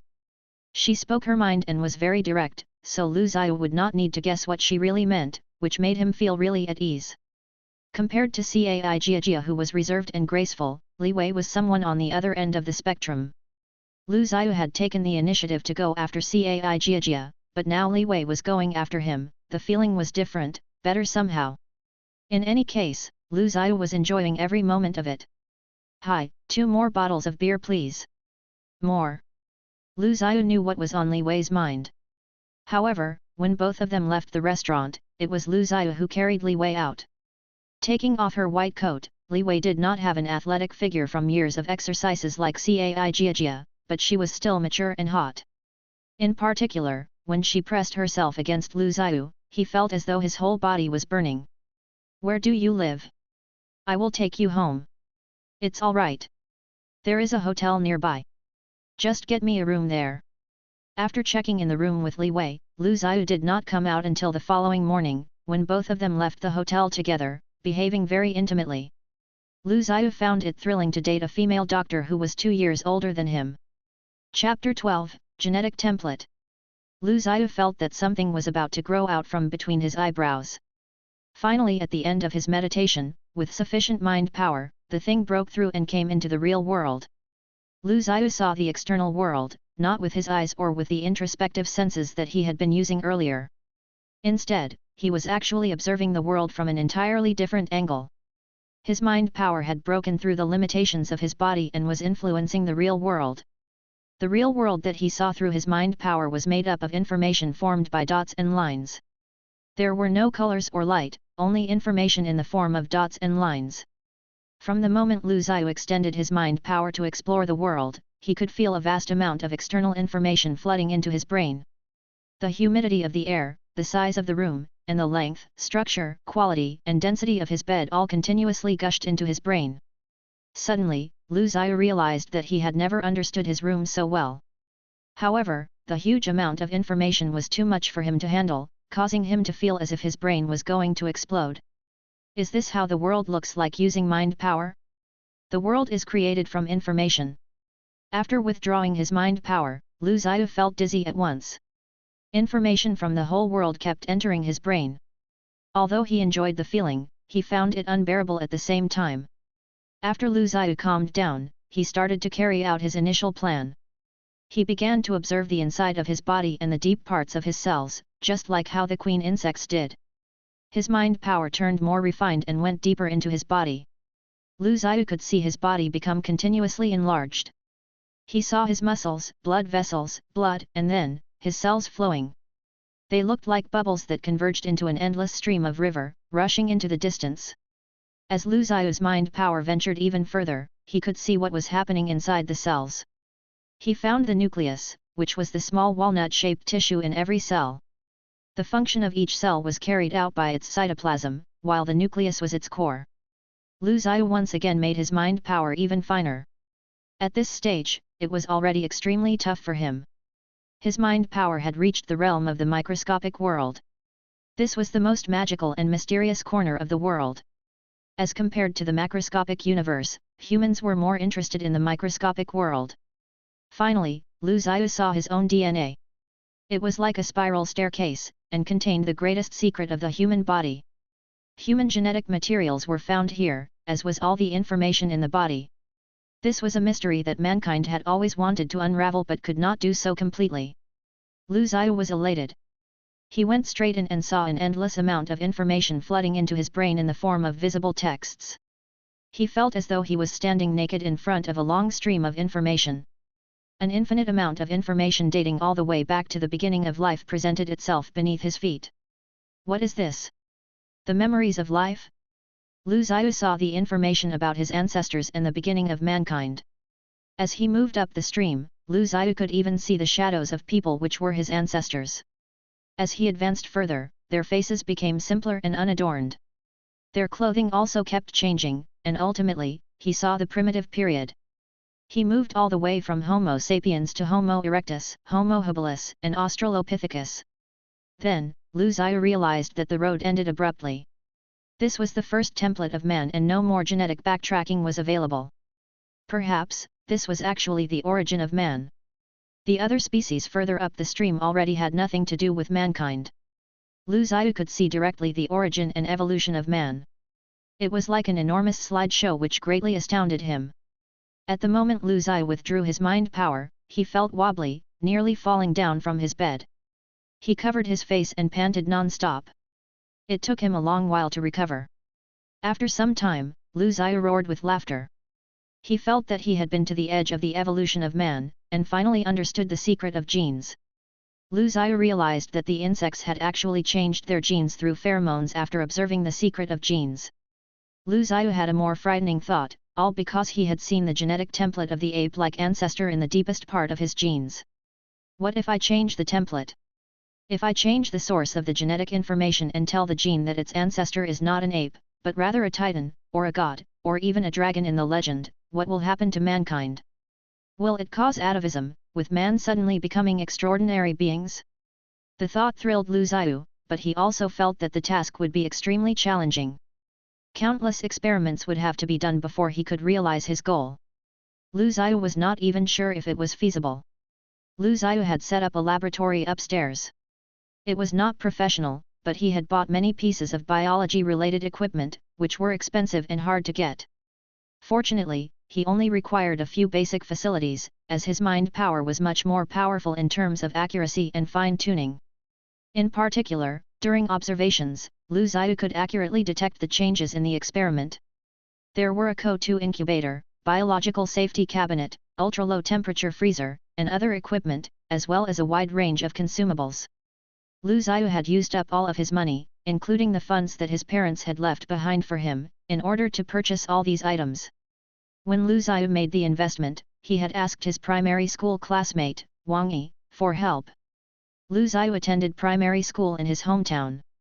Back then, both of them had lived only a few hundred meters away from each other, and they were on good terms. Wang Yi was currently working as an assistant in a research institution that was jointly owned by a pharmaceutical company and the university. Lu Zhiyu and Wang Yi had not seen each other for a long time, so Wang Yi was rather amazed when Lu Zhiyu suddenly contacted him. Lu Zhiyu started his experiment with mice. That was right. A pitiful mouse lay on the lab bench, and Lu Zhiyu started to play with the root genetic template of the species according to his own imagination. However, every time he altered it, the entire genetic chain would collapse at once. The blood in the culture flasks would also lose its bioactivity and was unable to tolerate such random alterations. Lu Zhiyu realized that the root genetic template must be logical. It must be something that he could understand too, or else it would result in a chain reaction that would cause the genes to collapse. He started to try putting the information of the human's root template into the animals. After a few trials, Lu Zhiyu successfully created the genes of mouse people, a hybrid between mice and humans. Using polymerase chain reaction, Lu Zhiyu immediately duplicated the genes of the mouse people, using which he created the first generation evolution plasma. He named it the mouse people blood plasma. However, when Lu Zhiyu exultantly injected the plasma into the bone marrow of the mouse, it exploded right away.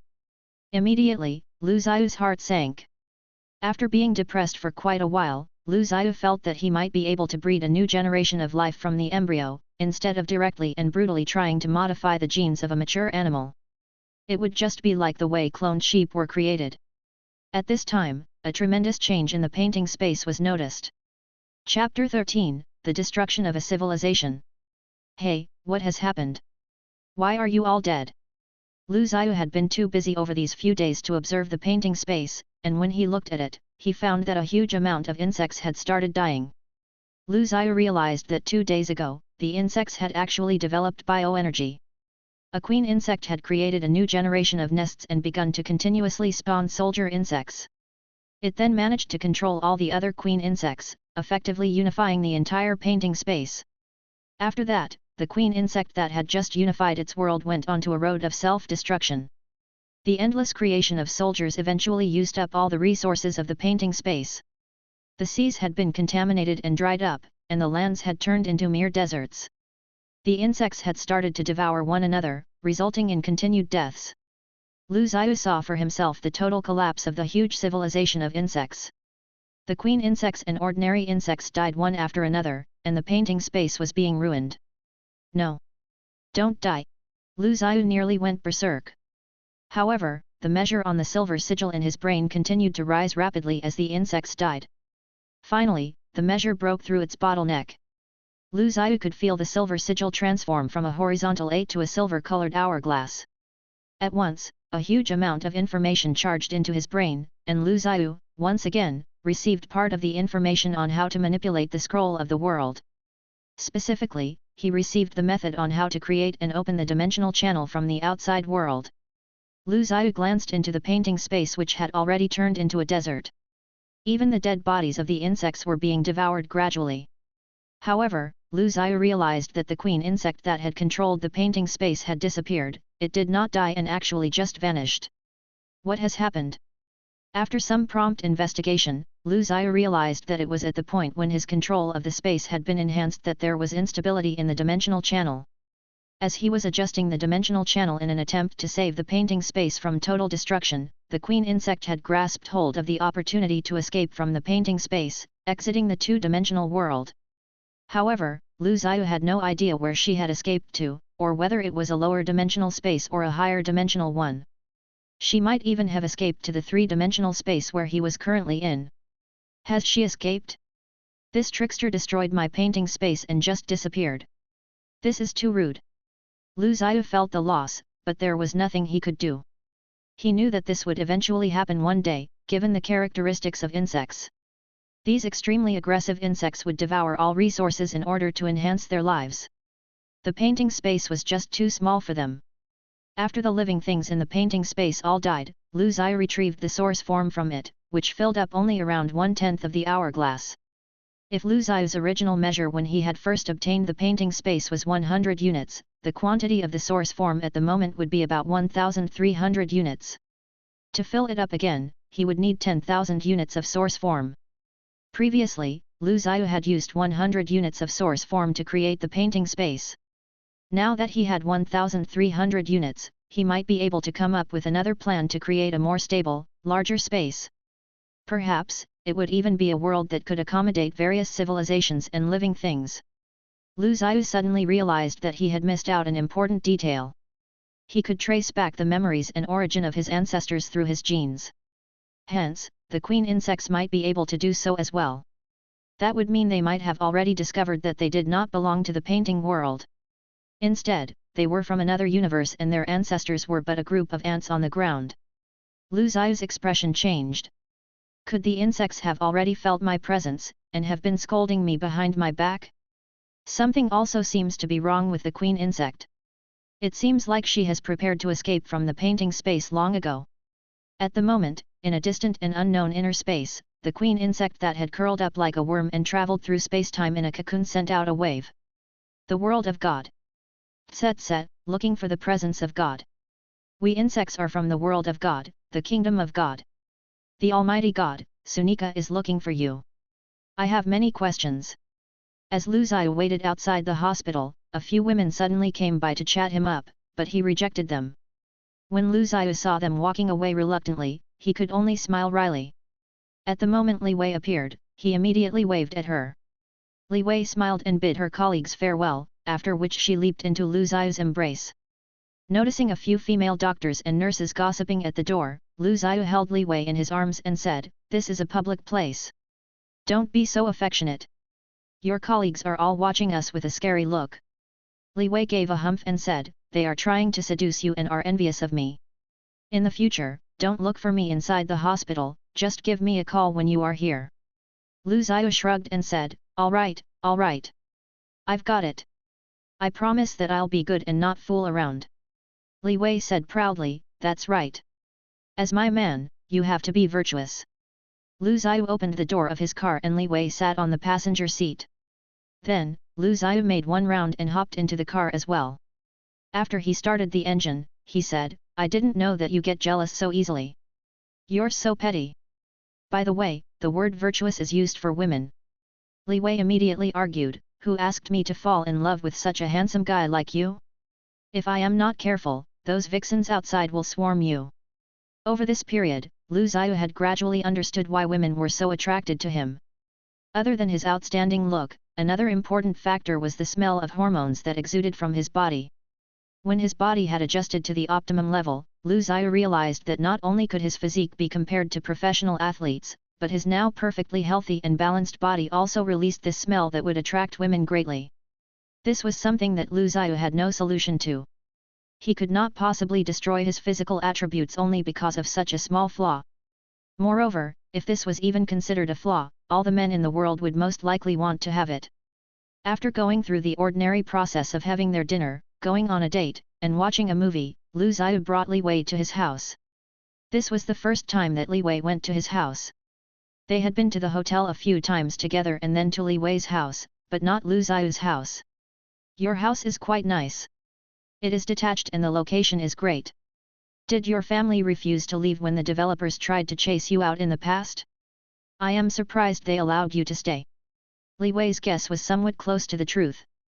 As Lu Zhiyu's house was situated at a corner, after rejecting the offer for a few times, the developers had given up and did not demolish the house without their consent. At night, after the exhausted Li Wei took a shower, she saw Lu Zhiyu who only had a towel around him watching television on his sofa. She quietly came up from behind, hugged him, and said, "You are great." Lu Zhiyu pulled her down onto the sofa and laughed. Am I that great? After playing around with each other, Li Wei asked, "It has been quite a while since you resigned from your job in the capital. What's your plan?" Lu Zhiyu pondered for a while and replied, I plan to open a pet shop. What do you think? Oh? Do you like pets? Chapter 14, The Idea of a New World. Lu Zhiyu came up with plans for the future of the painting space based on his ideas. Since he had 1,368 units of source form, Lu Zhiyu had decided to create a world with a bigger framework of rules, so that he would not need to keep changing and adjusting it in the future. Of course, that was merely the framework. Lu Zhiyu would not be able to design a large-scale world for the time being even if he wanted to. Lu Zhiyu had spent a long time thinking about it. Initially, he had thought about the universe, planes, parallel worlds, worlds with different timelines, gaming worlds, and many others. But in the end, Lu Zhiyu realized that making these worlds into a reality would be too difficult. In the end, Lu Zhiyu adopted a more practical type of space, a space world. The space world was made up of multiple planes and was completely different from any of the worlds found within his universe. Anything outside of these planes could be considered the ethereal sea or astral plane. Lu Zhiyu had thought of implementing the concept of the immortal heroes or an element of fantasy, but after some thought, realized that he would need a much bigger framework. It would be difficult for him to control and set up such a world. Most importantly, Lu Zhiyu was fearful that a cool guy might appear within the world he created and come after his life in the other dimension, claiming that he could slay God or whatnot. That thought was just to humor himself though. The setup for the immortal heroes would be closer to his current personal cultivation system. What Lu Zhiyu wanted was a system that could motivate its people to cultivate their abilities, a system that would bring about the enhancement of civilization. A world like this would help him to harvest source form, yet not make its people too powerful. Ideally, a system of gradual enhancement would be better for Lu Zhiyu. Thus, Lu Zhiyu would like to set up a world with low amounts of magic that could complement science. This would provide him with a continuous supply of source form as well as large amounts of new, improved thoughts and ideas. After all, he was currently the only one doing the work, and thus, naturally had limited ideas. It was better to be able to gather the ideas from a larger group of people. As it was now, Lu Zhiyu had gotten whatever source form he had currently from the few ants he created in the past. After filling up an entire notebook with plans and setups, he closed it and took out the scroll of the world. He opened it to see that there was nothing on the scroll. The world within the scroll had become a barren desert with nothing left. Lu Zhiyu closed his eyes and cupped his face. He directed his consciousness into the map, linking it up with the silver hourglass and taking control of the space within. He could immediately see that the situation inside the map starting to change. The world within the painting space kept reducing in size, eventually becoming pitch black. It was as if a huge dark vortex had consumed everything. As the painting world changed, Lu Zhiyu could sense a space world being formed in the scroll. The initial world in the painting space had been reduced to a black dot, a tiny bubble. It then gradually moved from the center of the world to a corner. Lu Zhiyu exhaled and opened his eyes. He knew that the procedures had gone smoothly. However, the measure of source form in his brain had instantly dropped by 930 units, leaving him with only 438 units. Merely setting up the framework for this new world had used up a large amount of source form. Lu Zhiyu turned pale when he saw this, as the source form had been hard to get. He had to be more prudent. Lu Zhiyu used his mind power again and saw that, at the center of the scroll, a bubble had been formed within the dark vortex. The structure of the space had been stabilized by Lu Zhiyu. He would have to fill the space with material energy in order to decide just how large the world would be. Lu Zhiyu went to the rooftop, where he saw a strange symbol. It looked very complex, like the blueprints of a building where all the details from the exterior to the interior was clearly stated. After spending a few days on it, Lu Zhiyu finally managed to draw it out. Lu Zhiyu had gained control of the method to open the dimensional door when he acquired the rights to control the space within the painting. The painting itself was meaningless. The most important thing was the guidance for his mind power. Lu Zhiyu had to follow the blueprints and inject his mind power into the space in order to activate the dimensional door. Everything remained unchanged even after he injected the mind power. However, his mind power could sense the vibrations under his feet. The instant Lu Zhiyu completed the structure using his mind power, he saw a giant black hole under his feet, extending and spreading all the way up into the sky. Boom! At this instant, all of the people in the world stopped whatever they were doing, not knowing what to do. The sky had turned dark, leaving the entire world in darkness. What happened? Is there an eclipse? Why did the sky turn dark so suddenly? A few scientists from the Institute of Astronomy, Chinese Academy of Sciences gathered together and wondered aloud, what's going on, why is there a sudden eclipse? We did not predict such a situation. It is not an eclipse. Not an eclipse, how is that possible, what's going on? It looks as though the light from the sun has vanished. A group of people in uniforms were gathered together. They were from NASA. Among them were Caucasians, Asians, and Africans. A few guys were typing on their keyboards, while the rest of them stared blankly at the big screen, commented among themselves. This is not a natural phenomenon. Something is devouring the energy from the sun.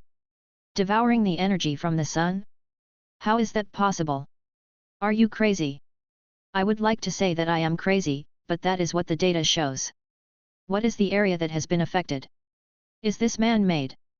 The area has not been confirmed, but we can be sure that it affects the entire planet, possibly even parts of the solar system. Man-made? If this could be done by a person, then it would have to be God. Oh my God, the entire Earth can be easily destroyed by this person in an instant. It might be done by an alien.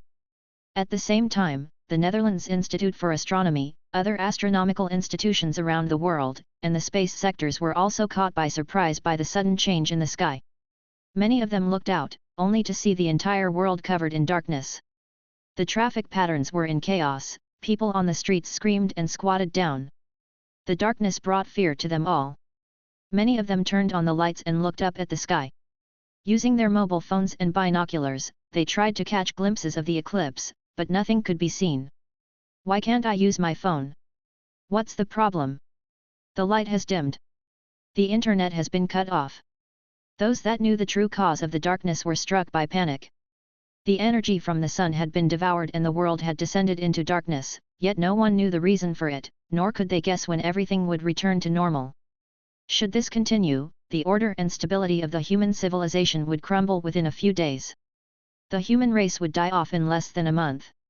My God, is this the end of the world? It has not recovered yet. Just what's going on? What is the reason for this? We must find out. We cannot lose the sun. Is this punishment from God? Lu Zhiyu, who was currently on the rooftop of his house, instantly tried closing the entrance of the dimensional door.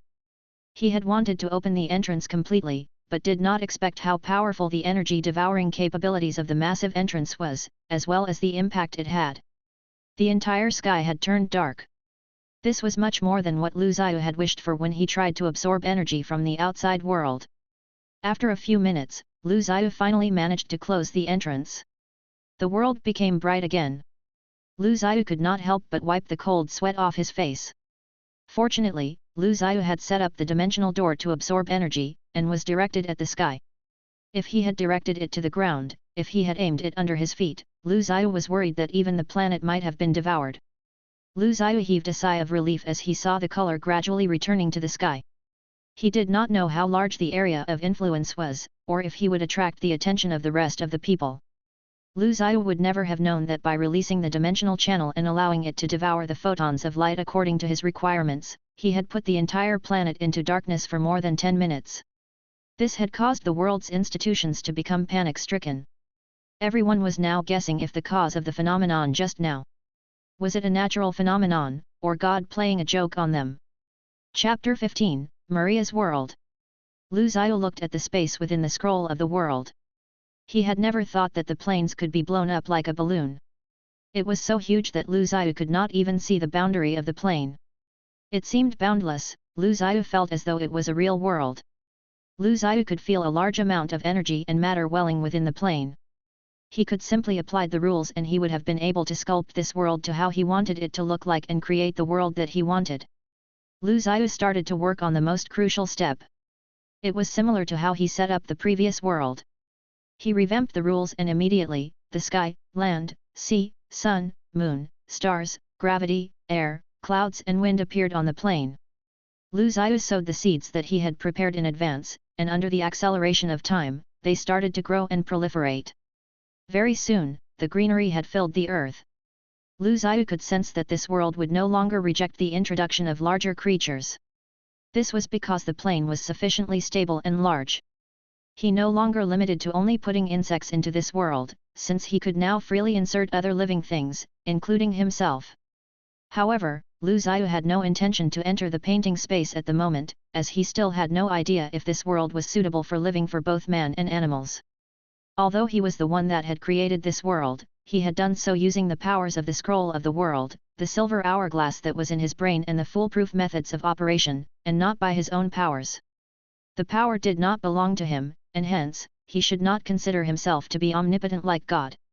If he did that, Lu Zhiyu would be too pretentious. It was similar to how Lu Zhiyu could, in theory, tap into the power of the scroll of the world to destroy the world and bring it to an end. However, that did not mean that he had the actual ability to do so. A 3-year-old holding the button to launch nuclear weapons could also destroy the world, but does that mean that he is in control of nuclear power? Could the 3-year-old freely control its power? Currently, Lu Zhiyu was like the 3-year-old child with the button to launching the nuclear weapons, but he had no insane intentions of pressing the button, nor did he have the guts to conquer the world and become its leader. All he wanted to do was to fulfill his dreams and goals using this weapon. As such, he had been exploring on how he could completely transform the power of the scroll into his own power. It was as though Lu Zhiyu was using a gigantic hand to draw on the painting space. But he realized that the acceleration of time he implemented began to slow down after it peaked at 10,000 times that of normal. It seemed as though the required amounts of energy in order to maintain the acceleration of time would increase the more complete and complex the world was. When the plants started to grow, Lu Zhiyu realized that time had gradually slowed down from 10,000 times that of normal to about 9,000 times. This downward trend seemed to continue. The dimensions of the space seemed to have been enhanced from the time I created the painting space. This Kryn space can be known as the dimensional space. Although it has not been upgraded to the level of the 3-dimensional universe, the structure and rules of this world are more complete than the previous one. When the structure and rules become more complete, the criteria for time acceleration becomes stricter. Hence, I will not be able to change it as I like. Lu Zhiyu was suddenly enlightened. After the rules had been set, the measure of the source form Lu Zhiyu possessed dropped down to 108 units. Lu Zhiyu did not force the world to return to his desired flow of time, that would require a large amount of source form in order to change the rules. This was because he no longer had enough source form to use. He also had to reserve some for special circumstances. Lu Zhiyu looked at the huge Kryn space in the scroll of the world. It was empty except for 2 bubbles, one big and one small. The small one was the previous painting space, which had become a barren world. The big one was the newly created world. Let's call you Maria's world. We shall let the goddess of light, Maria, create the world. Lu Zhiyu gave the new plane a name and started the initial setup. He wrote down the words, Maria's world, in his notebook. After that, he proceeded to the next step of his plan, which was to let Maria's world have a complete ecosystem. He would like to form a world that could contain different living things, not one that could only support the weird life forms of insects like the previous world. Yesterday, before dawn, there was an eclipse. The experts have said that this could be a one-time. The eclipse had caused the country to slip into chaos. An unidentified magnetic field had appeared and caused the world's communications network to go down in a mere 10 minutes. It is very rare to see a global eclipse. Lu Zhiyu held Li Wei's hand and watched the news in the hall of a pet shop. The news was broadcasting on what had taken place the day before. Lu Zhiyu had not expected his actions to have such a large impact. It had affected the whole world. However, Lu Zhiyu felt that it was to be expected when he thought about the vast space in Maria's world. Li Wei was playing with her mobile phone, which she then passed to Lu Zhiyu. Look, there are a lot of rumors on the internet. Yesterday, there was a commotion in the hospital when the sky suddenly turned dark. But it does not seem to have been an eclipse. Lu Zhiyu gave an awkward smile. He had read the news. Many people were certain that it was not an eclipse. At that point of time, the orbits of the Earth, Moon, and Sun did not meet the conditions of an eclipse. Moreover, more than one area had been affected. In fact, the entire world had been affected, with every corner of it having lost its light. With all of the different views going around, many people were making guesses and many discussions were being held. Other than the televisions and mainstream media's speculation on the eclipse and other rumors, many scientists and students, who were studying astronomy, stood up to express their views. There were even many people who speculated that it was a warning of an alien invasion on Earth. Some said that God was going to destroy the world, and that this was a rehearsal. There were far-fetched information circulating amongst the population, but most of these information were not of too large a concern to an average person. Most of the people took it as a joke. As Lu Zhiyu was hugging Li Wei and looking at the phone, the door of a room in the pet shop was pushed open. A middle-aged owner took out a contract and said, "It is ready. Please take a look. I have all the equipment and facilities. The pet grooming equipment and renovations are still in good condition. But you might need a pet groomer. If you need recommendations from me, I will be happy to help. I can even introduce you to suppliers." Lu Zhiyu was elated, and said, "Really? That will be great." This pet shop was not far away from Lu Zhiyu's home. There were small communities and parks nearby, making the area and location quite desirable. Furthermore, Lu Zhiyu liked the style of the decor and the checkered imitation wood flooring. It had a rather ecological style, a little cartoonish, yet refreshing as though they were in a natural setting. The space was also rather large, about 80 square meters in size. After Lu Zhiyu looked around and made up his mind, he managed to get the price reduced greatly, as he knew the thoughts of the owner. "I will keep the name of the shop, Cats and Dogs Pet Shop. For the renovation, just a bit of a touch-up will do," Lu Zhiyu said after giving it some thought. The owner needed a week to hand it over, so Lu Zhiyu could only take over the shop after a week. He decided to take a break during this period. Chapter 16, Completion of the Ecosystem. Lu Zhiyu drove alone to Shenangjia, Muyu town. Although this was not the peak season for traveling, the town was bustling with people from all walks of life. There were people distributing leaflets, as well as shops holding various events to attract customers. There were many performances at night as well. After enjoying himself, Lu Zhiyu settled into a hotel. He went up to the mountains the following day. He had chosen a less traveled path, so that he could select different kinds of plants, animals, and materials for Maria's world. This would complete the selection of animal and plant species in Maria's world as well as its ecosystem. Lu Zhiyu had tried to put a mouse into Maria's world, into one of its 5 different continents. By this time, the seeds of the plants that he had sowed had spread across the entire world. The air seemed to be much fresher than what Lu Zhiyu had imagined, and the mouse lived comfortably. There were even types of algae that Lu Zhiyu had never seen before growing in the sea. These plants had all grown naturally on their own. Lu Zhiyu had introduced large amounts of different species of fish, as well as stray dogs and cats into Maria's world.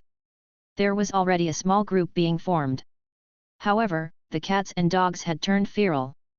The fish had proliferated in the ocean. As Lu Zhiyu had sealed up the zero-dimensional channel, the creatures did not share the same conditions as the insects, so they evolved under normal conditions. Lu Zhiyu had been a little obsessed with Maria's world recently. He had manically purchased seeds of different plants. He would also take with him species of bugs, birds or animals he had never seen before in order to enrich the diversity of living things in Maria's world. Lu Zhiyu left it for nature to decide if they would survive or not. It was survival of the fittest. Lu Zhiyu did not wish to allow every race in Maria's world to share the zero-dimension channel or freely pass through the authority he had over that space to extract the energy within the zero-dimension space. At the very least, he wanted to prevent the creatures from drawing on that energy without him allowing it. His intention was to release control of the zero-dimensional channel gradually in the future via his own methods. He did not want a repeat of how the insects freely used the energy for their own developments. Shenangjia was a World Cultural Heritage Site. When they first applied for the title, its success hinged upon having a lot of natural resources, such as animals and plants.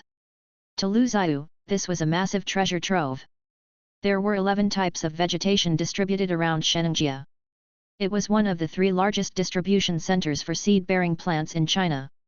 Empirical research had confirmed that there were at least 3,767 vascular plant species in Shenangjia, 590 temperate plant genres, 205 local species, 2 unique genus, and 1,793 species unique to China. Many rare animal species had also been preserved in the ecosystem. In fact, it had been recorded that there were more than 600 vertebrate animal species, including 92 types of mammals, 399 bird species, 55 types of fish, 53 types of reptiles and 37 types of amphibians. Its mountainous terrain had even become the habitat of some endangered species. It had been recorded that there were more than 1,300 golden snub-nosed monkeys, leopards, white cranes, white snakes, great bustards, giant salamanders, and more found in this place. In total, there are 67 types of wild animals that were under the protection of the country.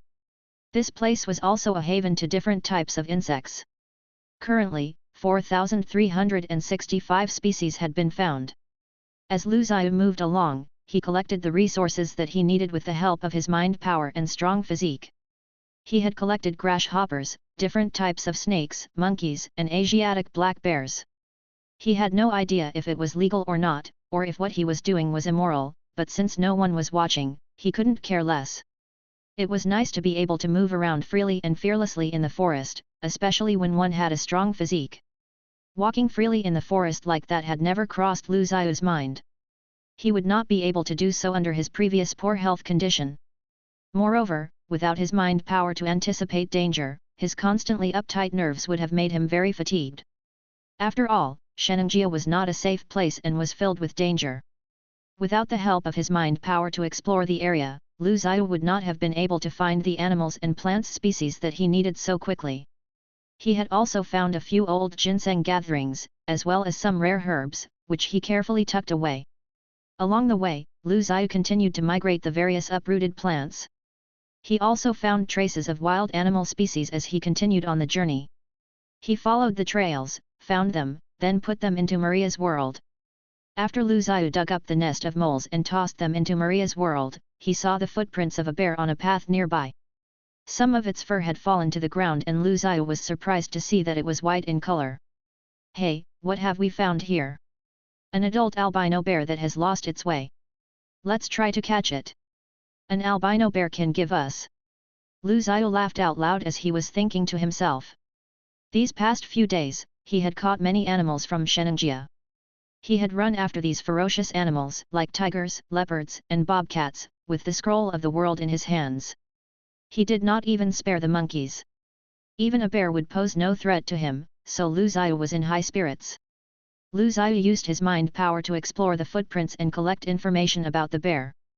According to his estimates, the bear most likely had been here half a day ago and should still be around here somewhere.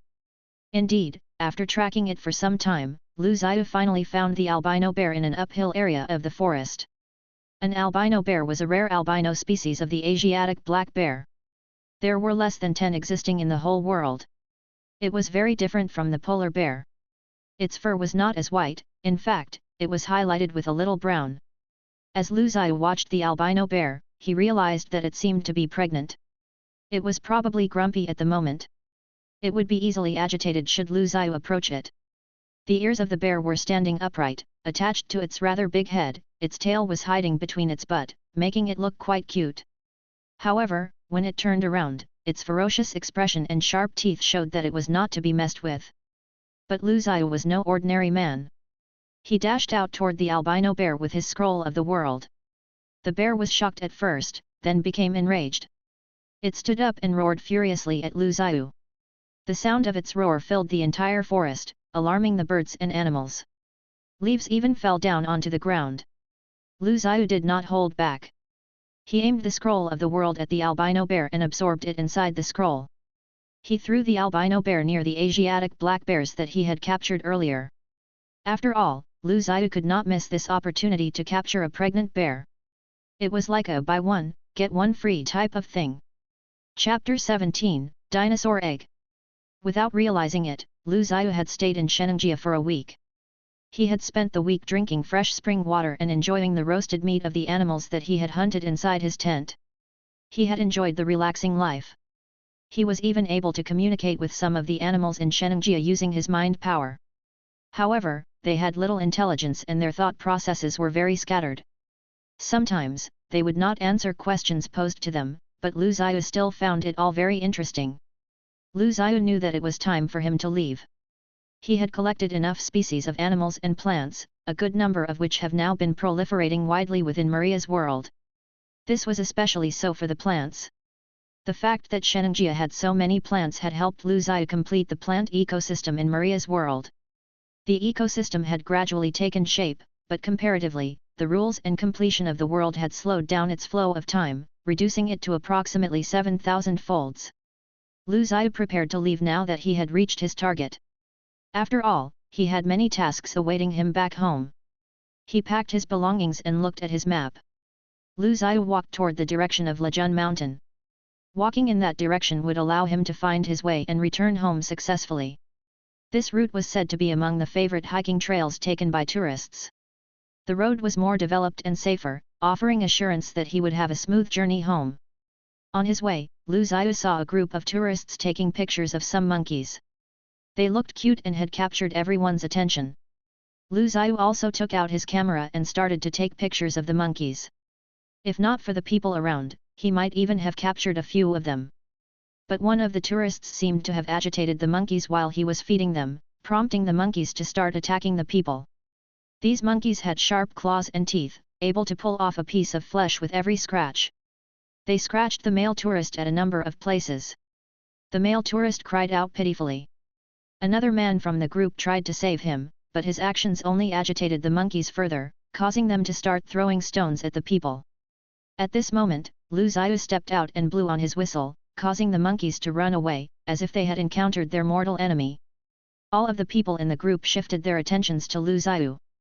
A few girls, who had been frightened by the violent encounter just now, turned to look at Lu Zhiyu. Lu Zhiyu looked nonchalant. He kept the whistle as he saw that the monkeys had run away. That was just a gimmick tool that he had used when he was hunting for the animals. He would blow on the whistle whenever he came across animals that he did not wish to capture, or those that he had captured before. He did this to catch their attention, and at the same time, used his mind power to release an aura of a predator in order to scare the animals away. To an average person, what he had done looked amazing. Lu Zhiyu looked at the few tourists who had been injured by the monkeys and asked, "How are you? Is everything fine? I have a first aid kit. Do you need it?" At this moment, the tour guide stepped forward and said to Lu Zhiyu, "Thank you. We have a first aid kit with us. I am the tour guide, Shuekai." Lu Zhiyu shook his hand and said, "I am Lu Zhiyu. I also came on a trip. I was just passing by and am glad to be of help." Shuekai sent a few people to tend to the injured tourists. Most of them were not seriously wounded, but the wounds looked gory and frightening. The tourists continued to look at Lu Zhiyu with curiosity. He looked gorgeous, and a few female tourists could not take their eyes off of him. After Shuekai had settled the tourists, he went to Lu Zhiyu and offered him a packet of cigarettes. "Would you like to have a puff?" Lu Zhiyu had had weak lungs since his youth, and thus had never smoked. He immediately rejected the offer and Shuekai kept his cigarette, also refraining from smoking for the time being. He was chatting with Lu Zhiyu when suddenly, Lu Zhiyu saw a strange stone on the ground, as big as the size of his fist. He bent over and picked it up. This stone seemed to have been thrown by the monkeys just now. There was still mud on it, probably due to it having just been dug out. Lu Zhiyu gave the stone a closer observation and found that it looked round and pretty. There were even some large cracks on the stone. Shuekai took a look and said, "Hey, this looks like a fossilized dinosaur egg." Lu Zhiyu looked at Shuekai with excitement and asked, "What? A dinosaur egg? Really?" Shuekai nodded and said, "It should be. I have seen things like this before. An ordinary dinosaur egg only costs a few thousand yuan, and while it is not very expensive, it is a good collector's item. What you have here should be a dinosaur egg, but I do not know what dinosaur it is from. It does not look too big, so it should not be from a huge dinosaur. Lu Zhiyu nodded his head. Regardless of the type of dinosaur it was still a dinosaur, and this was its egg. Is there really a dinosaur egg here? Immediately, a few tourists came over and stood beside Lu Zhiyu to take a look. Lu Zhiyu shared the dinosaur egg with them, letting them inspect it. He had found it, and according to Shuekai, it was not expensive. More importantly, this was something unique and worth collecting. Everyone was amazed by the fossilized dinosaur egg, as if they could see from it how the overlords of the world millions of years ago looked like within the egg. After they returned it to Lu Zhiyu, he carefully stored it away. As some of the tourists were injured, the group decided not to continue with the hike. They took a shortcut, boarded the bus and went to a nearby clinic to get treated. After all, they had been clawed by the monkeys and would not want to contract any viruses or infections. Lu Zhiyu left Shenangjia with the group and got along well with them. These people loved to travel and were mostly outgoing and cheerful. Everyone took pictures with Lu Zhiyu, which brightened up his trip even more. Although the few girls in the group were not very pretty, they were very candid and not pretentious. They took many pictures with Lu Zhiyu. A fat girl even kissed him out of nowhere, causing his shocked look at that moment to be captured by the camera. The entire journey back home was filled with much laughter. Before they departed, Shuekai gave Lu Zhiyu his mobile number, along with an invitation. We are from Hebei province, and we usually conduct tours and organize some projects. You can join us if you are interested. Our events are very interesting. Lu Zhiyu nodded and said, I like that idea. I will definitely join you if I have the time. Chapter 18, The Dimensional Castle and Mouse People. After signing the contract, settling the payments, and dealing with some documentation, the ownership of the pet shop had been transferred to Lu Zhiyu. The documentation for the pet shop was rather simple and only ended up costing a few hundred yuan. Lu Zhiyu started becoming busy after taking over the pet shop. He got a contractor to carry out some minor renovations for him, and just like that, the new cats and dogs pet shop was ready for business. The previous owner had left his pet groomer in Lu Zhiyu's employ, and since she was experienced, she was also familiar with how to tend to the pet store. She had been a great help to Lu Zhiyu, who was new to the business. Xiao Li, thanks for helping me. I am new to the business and have many areas to learn and handle. Do feel free to come to me if you have any problems. Yes, boss, a girl with curly hair said politely to Lu Zhiyu. After bidding goodbye, the girl turned toward the road and disappeared into the crowd. Lu Zhiyu finally ended his first day of business after a busy day at work. He had not yet sold any pets, but there were many customers who had brought their pets for grooming and a bath. Xiao Li was rather young, but loved pets. She was also very good at trimming the fur of the pets. Every untidy-looking cat or dog that came in left the store looking like a model. Lu Zhiyu stayed later that evening at his pet shop, spending some time reading his book before heading home. Once home, he went straight to his laboratory that he had set up. But at this point in time, the laboratory was empty. He took out the scroll of the world and spread it out, revealing the Kryn space within. The Kryn space looked different. There was now an additional tiny bubble that was not visible to the naked eye. This bubble was a small dimensional plane that Lu Zhiyu had created for himself. The space within it was very small, only about 1,000 square meters. The space was about the size of a house, and was filled with stones, which had been fitted together to form 9 levels. Its style took after Western historical architecture and resembled a castle. The small dimensional plane was not independent. It was embedded above Maria's world, their surfaces latching tightly on each other. The internal resource circulation system as well as the energy, and even the air, were all extracted from within Maria's world. Hence, it was not an independent world. Lu Zhiyu had used only 3 scales from the source form to complete the small dimensional space. He planned to use it as his secret base, and he called it the Dimensional Castle. Lu Zhiyu kept the scroll of the world and looked at the floor. There was a complex magic circle on the floor. He injected his mind power and activated the dimensional door. As his shadow flickered, he disappeared from the earth and entered the dimensional castle. The moment he appeared in the dimensional castle, the lights rapidly turned on and the entire place lit up.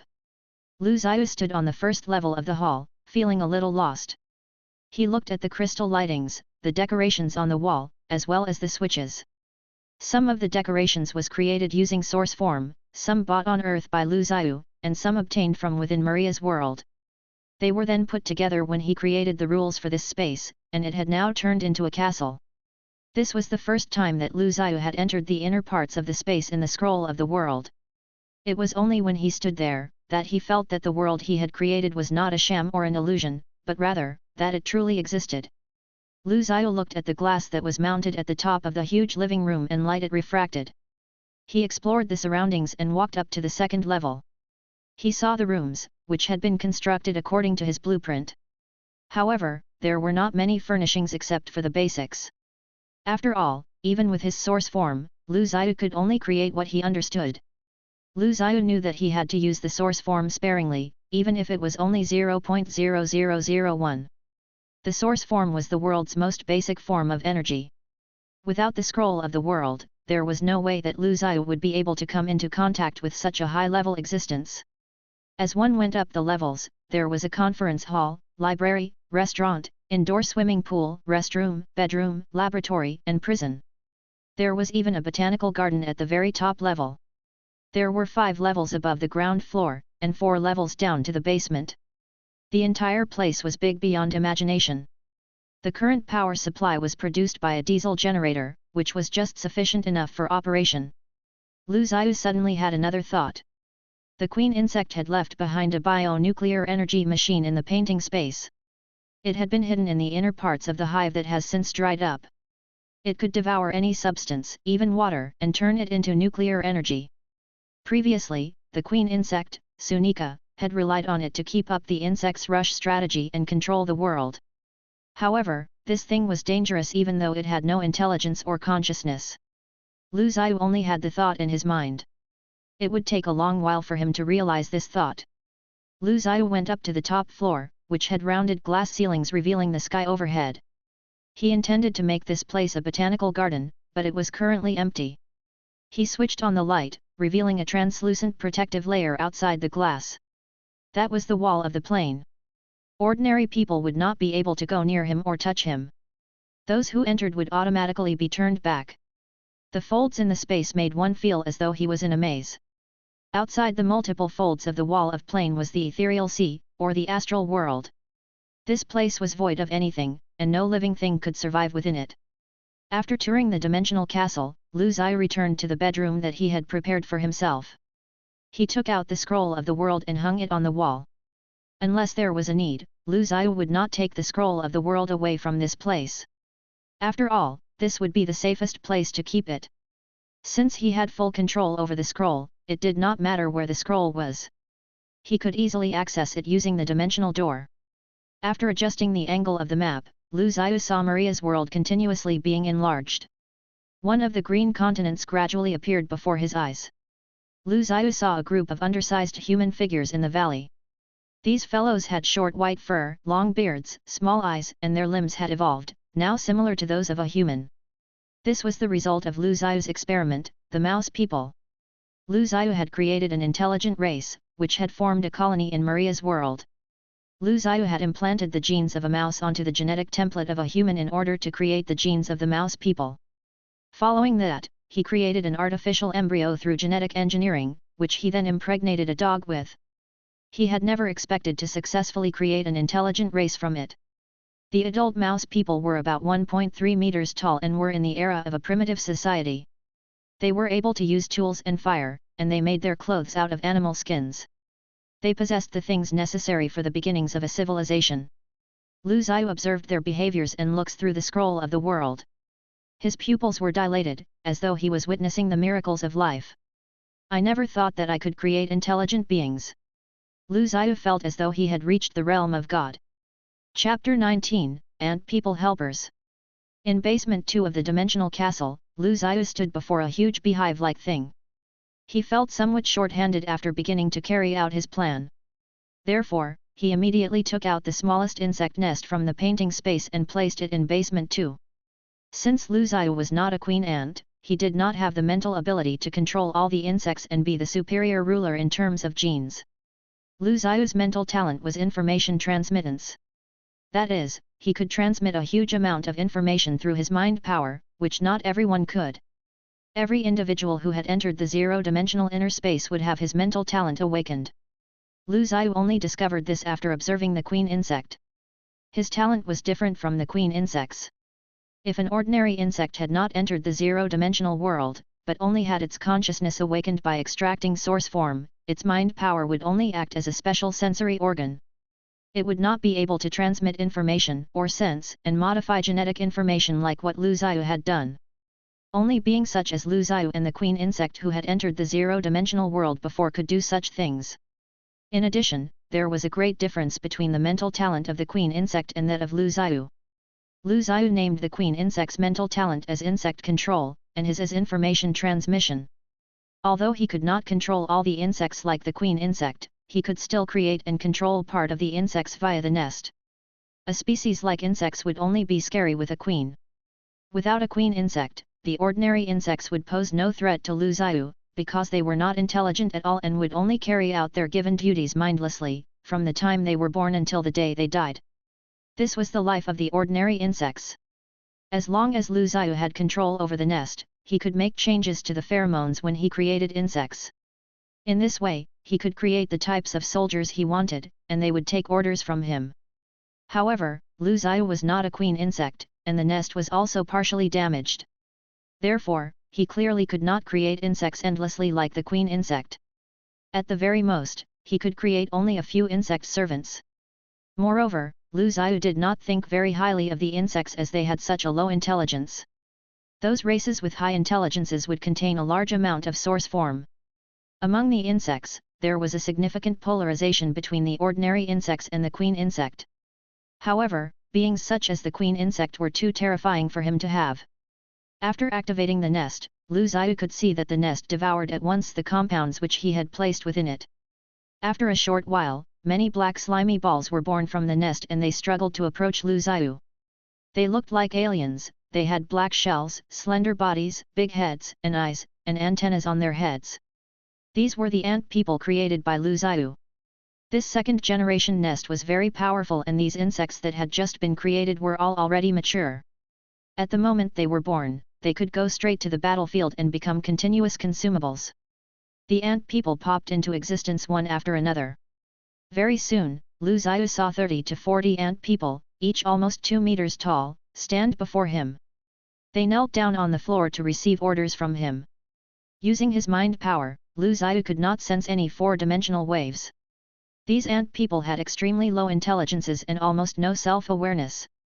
They would only act according to the instructions given to them by the queen insect. At the moment, Lu Ziyu became their highest commander. Of course, should the queen insect of the nest appear, it would be able to take control of the ant people right away. With his mind power, Lu Ziyu injected various tasks, processes, and precautionary measures into the brains of the ant people. Then, they started to line up and walked out from the basement in an orderly manner. They acted according to the tasks given to them by Lu Ziyu. Some were in charge of cleaning up the place, while others were in charge of construction. Every ant person had its own task to carry out. Lu Ziyu heaved a sigh of relief. With the help of these ant people, he would be relieved of many tasks, allowing him to then carry out his plan accordingly. With the creation of the 40 ant people, the internal energy of the nest had been totally depleted and it stopped working again. Then, Lu Ziyu walked out from the basement as well. Also, he locked the metal gate outside basement too, the thing inside was really too dangerous. With the ant people, the castle looked somewhat more lively. They moved around, busying themselves with their tasks. They tidied up and decorated the castle, and created many furnitures and utensils. Before long, the once empty castle was filled up with things. The resting area was on the 3rd level. The shelves in the library here had been constructed, but they were still empty. Lu Ziyu planned to fill them up with books gradually in the future. At the moment, Lu Ziyu was at the back of the library which could be reached by walking along the corridor outside. He was sitting on a wooden chair, reading a book. Suddenly, an ant person appeared, and Lu Ziyu quickly stood up. Although the ant person did not say a word, Lu Ziyu knew from the four-dimensional wave released from its antennas that the constructions in the castle had been completed. In particular, the prison at level 1 and the laboratory at level 4 had been built. Lu Zhiyu first went to level 4 to take a look at the laboratory, after which he walked to level 1 to inspect the prison. At the end of the stone prison, there was an area that looked like a huge altar. On the floor, there was a picture of the channeling array for the dimensional door. However, Lu Zhiyu was already more experienced now. Even without the array, he could still carve it out with his mind power. The altar was surrounded by the prison gates and looked like a special prison cell. This was a special transmission formation that Lu Zhiyu had prepared to capture the beasts in Maria's world. He stood on the altar with 2 ant people, and when the doors of the cell were closed, they disappeared together from the altar. Lu Zhiyu appeared on top of a hillside. Behind him, there was a big stretch of forest, while at the foot of the hill there was a vast prairie. A large river flowed mightily from the valley below his feet into the distance. Many animals were drinking by the side of the river. Birds were chirping in the woods, and as a goshawk flew past, the rabbits in the grass hurriedly ran away. Lu Zhiyu could see numerous familiar species, many of which had been brought into the world by him earlier. There were also some that he could not recognize. In this large piece of land, many species had evolved into new ones as they adapted to the different environment over many centuries. Herds of sheep and cattle were moving on the prairie, while wolves and jackals were hunting for their prey. The blue sky was embedded with white clouds, and there was a high concentration of oxygen in the air. The entire world seemed to be uncivilized and yet full of vitality. Lu Zhiyu and the ant people went downhill to the river. The animals quickly ran away, looking strangely at the 2-legged monster with weird clothings before them. Lu Zhiyu stepped into the river and looked at the fish in the clear water. Then, he lifted up his head and grinned. This is Maria's world. Chapter 20, The Orcs. Lu Zhiyu put on a white lab coat and watched in much anticipation as a wolf give birth to its 4 newborn pups. He glanced at the wolf, which gradually sank into deep sleep. This was a knack he had using his mind power. It was hypnotism, which he had only learned recently. Then, Lu Zhiyu opened the cage, went in, and carried the pups out. The small pups had 4 limbs, just like mankind. Other than their wolf ears and short tails, they looked just like human babies. I have successfully bred the wolf people too. Lu Zhiyu stood up. Along the 2 sides of the long stone corridor, there were closely fitted prisons, caged with tigers, dogs, cats, lynxes, bears, and other wild animals. As he walked past the animals, they roared madly, and some even charged towards the cage doors. However, after Lu Zhiyu left and closed the iron gates, all the roaring sounds died down. He carried the pups up, away from the prison in basement 1 which Lu Zhiyu had created. He went all the way up the stairs to the laboratory in level 4, where one of the lights was lit. Lu Zhiyu walked in through the door. The room had white walls and warm lighting. Many small baby cots filled up the big room, and some strange figures were moving around. They were the ant people, who were taking care of the pups inside the room. Every cot had been labeled with a serial number, together with the pup's race and gender. These ant people would be bringing the pups up, which would become the very first generation of the orcs. They would form the beginning of the orcs.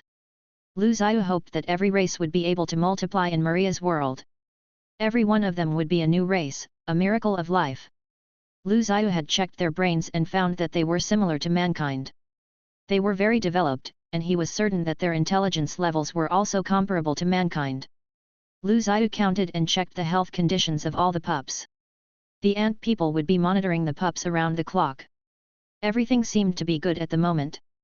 The various races of orcs that had been born included wolf, fox, tiger, cat, dog, bear, sheep, and several others. Including the mouse people, there were a total of 18 races. However, this was far from enough. In Lu Zhiyu's vision, the human race had to be present as well. Lu Zhiyu had no intention of duplicating and incorporating the humans on Earth into Maria's world, as it would be meaningless and uninteresting. Instead, he wanted to create a human race that was totally different. Lu Zhiyu had stayed in the dimensional castle for a few months and was somewhat drained of energy and enthusiasm. Although what he was doing was extremely exciting, it was very stressful to be living in such an environment alone. The orcs had been successfully bred. With the ant people around to take care of them, Lu Zhiyu had nothing to worry about. After a few years, he would let the first generation of the orcs return to the wild and carry out their mission, which was to form their own civilized tribes. However, it was no longer necessary for him to stay here. He only needed to return to the outside world and wait patiently. When Lu Zhiyu returned to the outside world through the dimensional door, he realized that it was still in the night. Although he had stayed in the dimensional castle for a long while, back in the outside world, only tens of minutes had passed. Lu Zhiyu could have stayed inside for decades, used up his lifespan, and become old, but here, in the outside world, only 2 to 3 days would have passed. This made him realize even more clearly that he was not God, but rather just an ordinary, lucky man. As he opened the window and lay on his bed, he gazed at the stars outside. The urban air was much less fresh than the air in Maria's world, and the starry sky was also not as brilliant as the one which Lu Zhiyu had created. However, Lu Zhiyu felt more comfortable and familiar here. After lying on his bed for only a short while, the phone rang. He took his mobile phone and realized that Xia Fan was calling him. When he answered the call, Xia Fan's youthful voice was immediately heard. However, it was filled with anger. She shouted at Lu Zhiyu, why did you not reply to my WeChat? You also ignored my messages. Lu Zhiyu looked at his mobile, seeing now that there were really many message notifications. He immediately said, I didn't notice them. At night, I usually read all my messages together and reply at once. What's up? Xia Fan shouted right away, I know you have forgotten. Tomorrow is my birthday, my birthday. Lu Zhiyu suddenly recalled he had promised Xia Fan that he would attend her birthday party. However, he had been so busy and had forgotten about it. In addition, he was not really keen to attend a party with just students, but since he had promised Xia Fan, he had to go. Who told you I have forgotten? I remember. It is still early. Xia Fan exposed him and said, if I did not remind you, you would not have shown up tomorrow. Let me tell you this. You have to come tomorrow, if not, I will come to your house and bite you to death. Lu Zhiyu found himself quite dirty.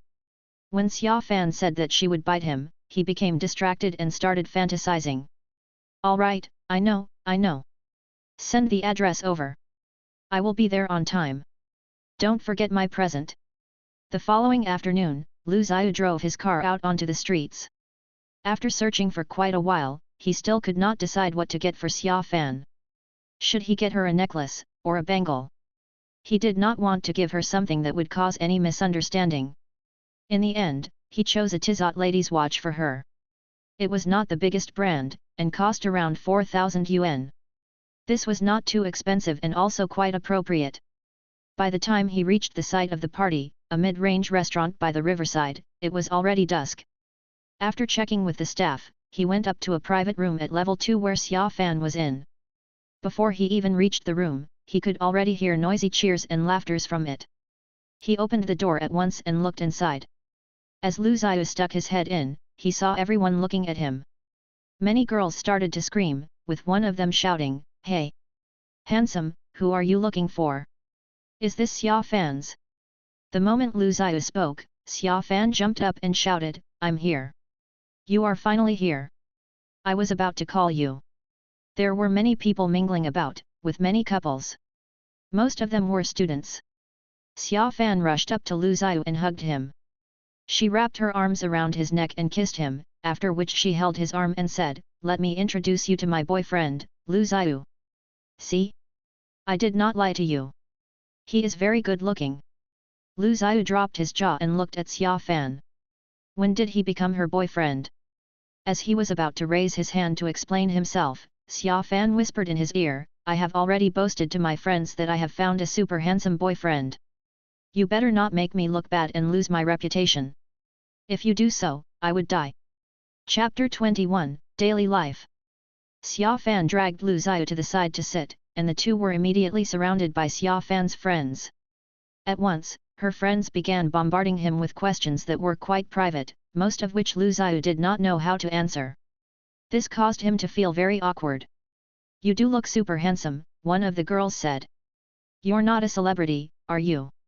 This is the first time I've met someone so handsome. What's your skincare routine? It just looks too good, another asked. Are you mixed race? Your facial structure looks like mixed race. How did you know Xia Fan? Have you too? Xia Fan is really a winner in life. She looks so pretty and hot herself. Moreover, her new boyfriend is even more attractive than her ex. Man, I'm so jealous. On the other hand, Xia Fan started making up the love story between the two of them, and it sounded as though it really happened. Her friends were mesmerized by her story, looking at her and Lu Zhiyu with wide eyes. In particular, when Lu Zhiyu gave Xia Fan her gift, she immediately put it on and asked him for a kiss as if they were in love. Lu Zhiyu actually did know how to respond. During the dinner, Xia Fan's male friends also hounded him with alcohol. He was asked to drink throughout the dinner. The glass in his hand was never empty the entire night.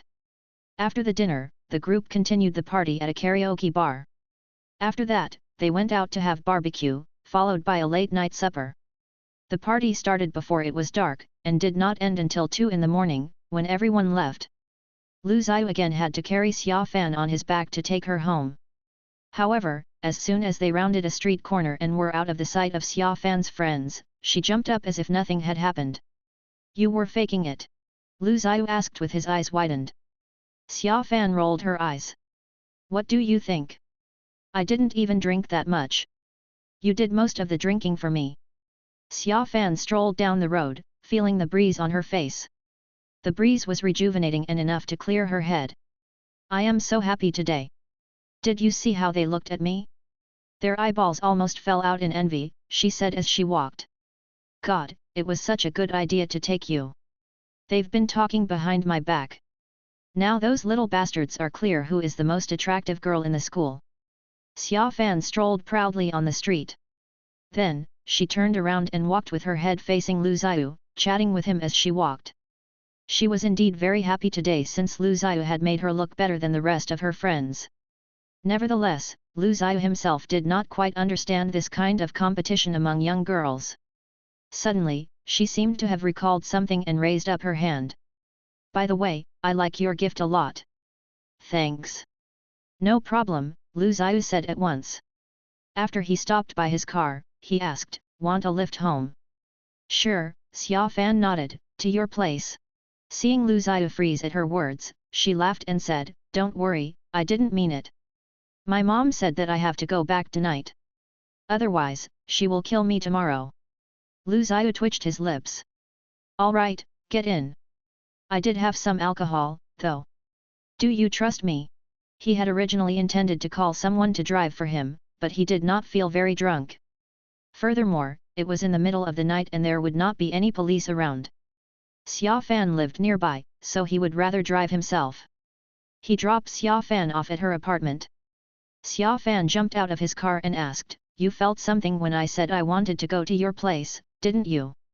Lu Zhiyu frowned in disdain and immediately wanted to explain, but he was stopped by Xia Fan. Don't try to find an excuse. I saw that you were going to agree. You pervert. The two stared at each other in silence, after which they burst into a fit of laughter together. You should go back now, he told her. Call me if you need anything. He did not notice the missed calls from Li Wei until he got home. His phone was dead, so he did not receive the calls at all. Shit. She is so prone to jealousy and will definitely get mad at me tomorrow. More importantly, he did not have a good reason for not picking up her calls. Could he tell her that he was at a birthday party of another female and was playing until early morning? In that case, Lu Zhiyu might as well kill himself. As expected, Li Wei interrogated him the next day. After that, the two spent a few days together. For Lu Zhiyu, the break was very relaxing and his mood turned much better. His pet shop was booming as well. He would only purchase an animal for his pet shop after careful inspection, making sure that its bloodline was good and there was nothing wrong with it. Even if there was, he could always make them healthy again himself. Therefore, the animals in his shop looked better than those in other shops. He also tried some slight modifications to the animals' hair colors and pupil colors, and his customers all had very pleasant experiences buying pets from him. In particular, training the pets was also a very easy task because of his mind power. All the animals that were trained by him were more intelligent and could perform many ordinary actions.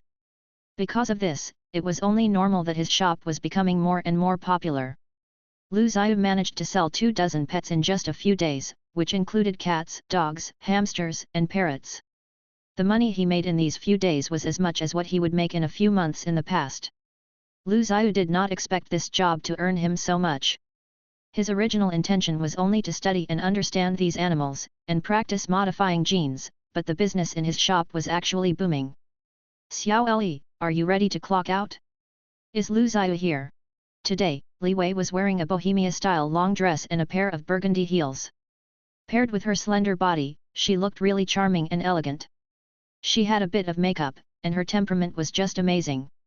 Wow, Xiao Li exclaimed, looking at her. You look great today. Li Wei grinned. Really? Xiao Li nodded.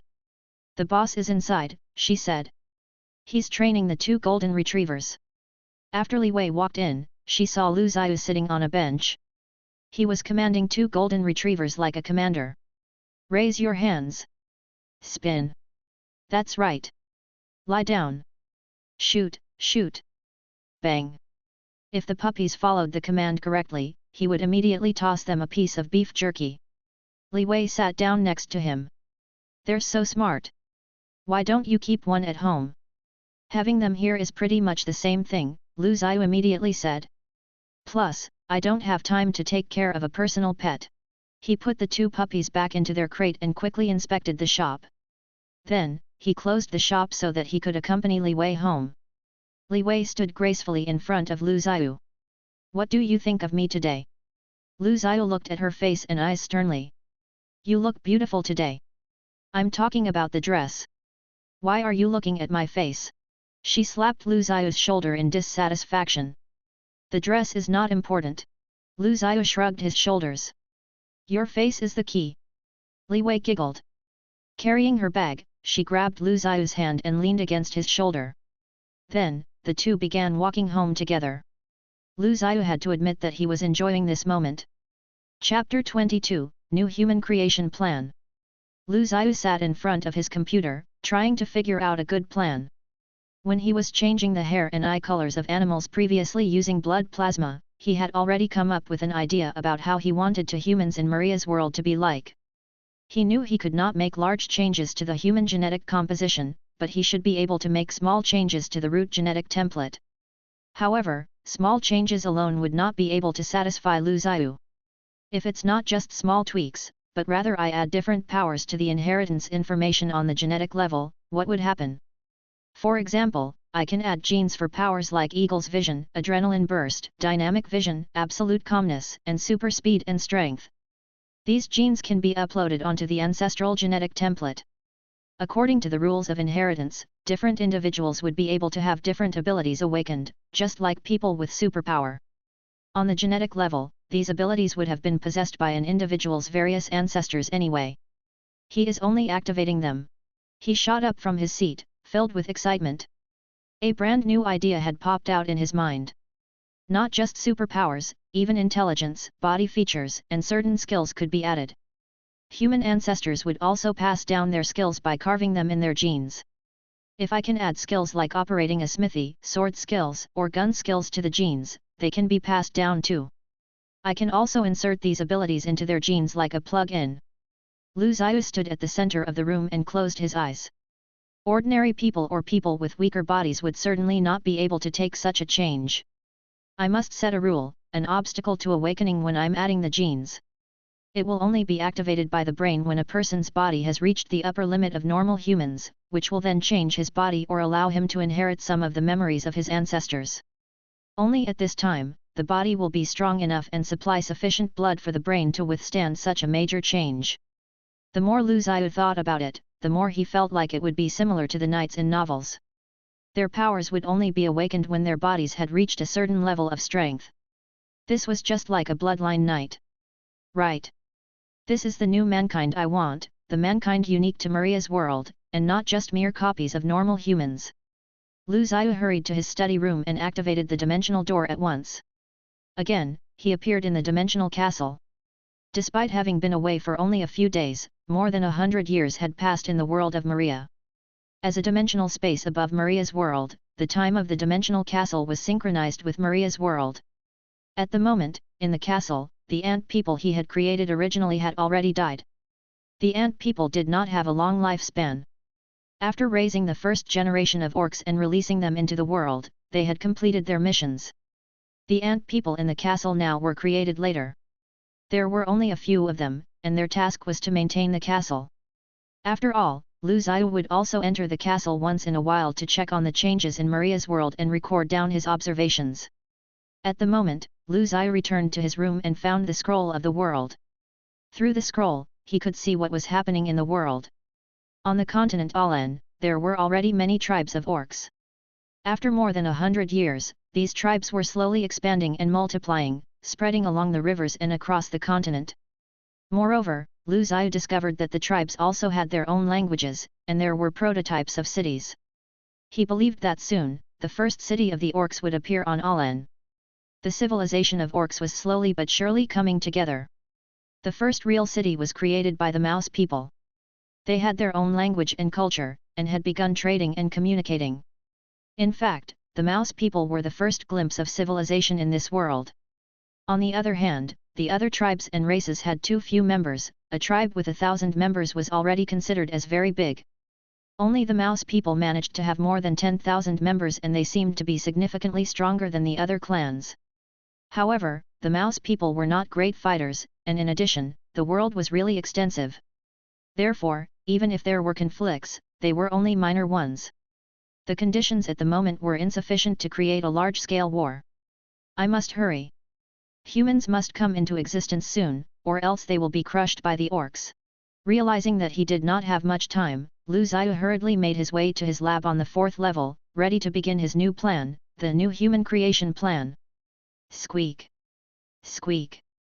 Lu Zhiyu glanced at the monkeys in the crates which were grimacing at him. The crates were large and had everything the monkeys needed, such as food, water, and caves and branches to lounge on. Each monkey had an identification number on it, so it was easy to tell them apart. These would be the ancestors for the humans of the world of Maria.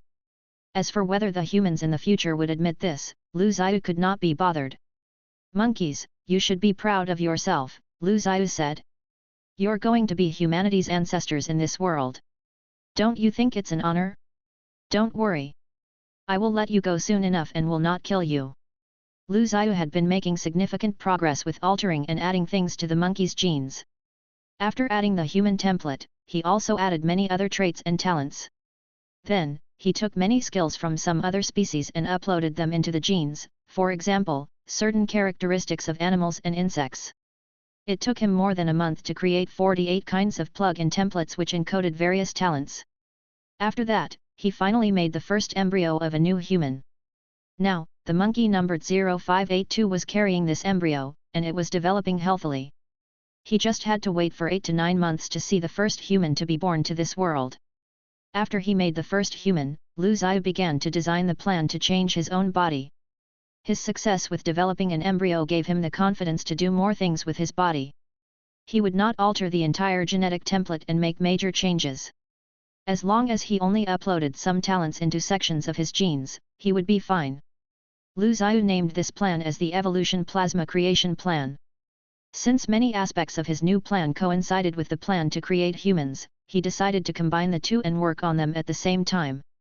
After observing the development of the human embryo, Lu Zhiyu charged the ant people to take care of the monkeys before leaving again. He was thankful that he had these ant people to help him, or else his plan would not have gone so smoothly. Chapter 23, Sub-Brain Intelligence. Lu Zhiyu looked at the tube of plasma in his hand and felt very hesitant. Even though he had tested this plasma a few times before on lab rats and it had worked every time, the success rate was only close to and not really 100%. Therefore, he was still somewhat anxious to use it on himself. The tube of plasma he was holding was precisely an evolution plasma, which he named the Sapient Sub-Brain Evolution Plasma. He had added a talent to his existing genes to make himself evolve. Specifically, he wanted to segregate the part of his brain tissues which he was not actively utilizing and develop it into a sub-brain. In addition, he would upload the operation mode of a computer into the sub-brain to improve its computing powers. In this way, he could become as powerful as a computer. With such a computer-like sub-brain, his ability to learn and his intelligence would be greatly enhanced, which was what Lu Zhiyu wanted at the moment. The sub-brain intelligence would not interfere with the personality and emotions on the main brain. It would be more like adding a chip to his brain. Lu Zhiyu was not interested in superpowers like spewing fire, water, or super strength, and he also felt that such powers would not be very useful to him. Intelligence and the brain is the most powerful weapon to a human after all. I have already made it perfect. There's nothing to fear, he told himself. Then he took a deep breath and pointed the plasma at his spine. His mind power immediately pinpointed the correct position and injected the evolution plasma into his bone marrows. At once, he felt his entire body grow cold, as if his body was experiencing a chain reaction just like a machine.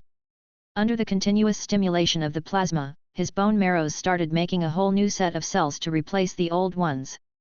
After removing all his clothes, Lu Zhiyu stepped into a pool of nutrient fluids that he had prepared and submerged himself in it. In this way, the fluids would provide him with the large amount of nutrients his body needed to evolve. Lu Zhiyu only woke up after a long while. Once he opened his eyes, he pushed himself up from the pool, panting heavily. He glanced at the few ant people around him which had been guarding him. Just like robots, these ant people would only act according to their given tasks. He stood up, dried his body, and wore his clothes back on. Right then, the ant people carried over some food and water. After the starved Lu Zhiyu wolfed down a hearty meal, he began to inspect the changes in his body. He realized that other than the structure of his brain, there were no significant changes to his physical body.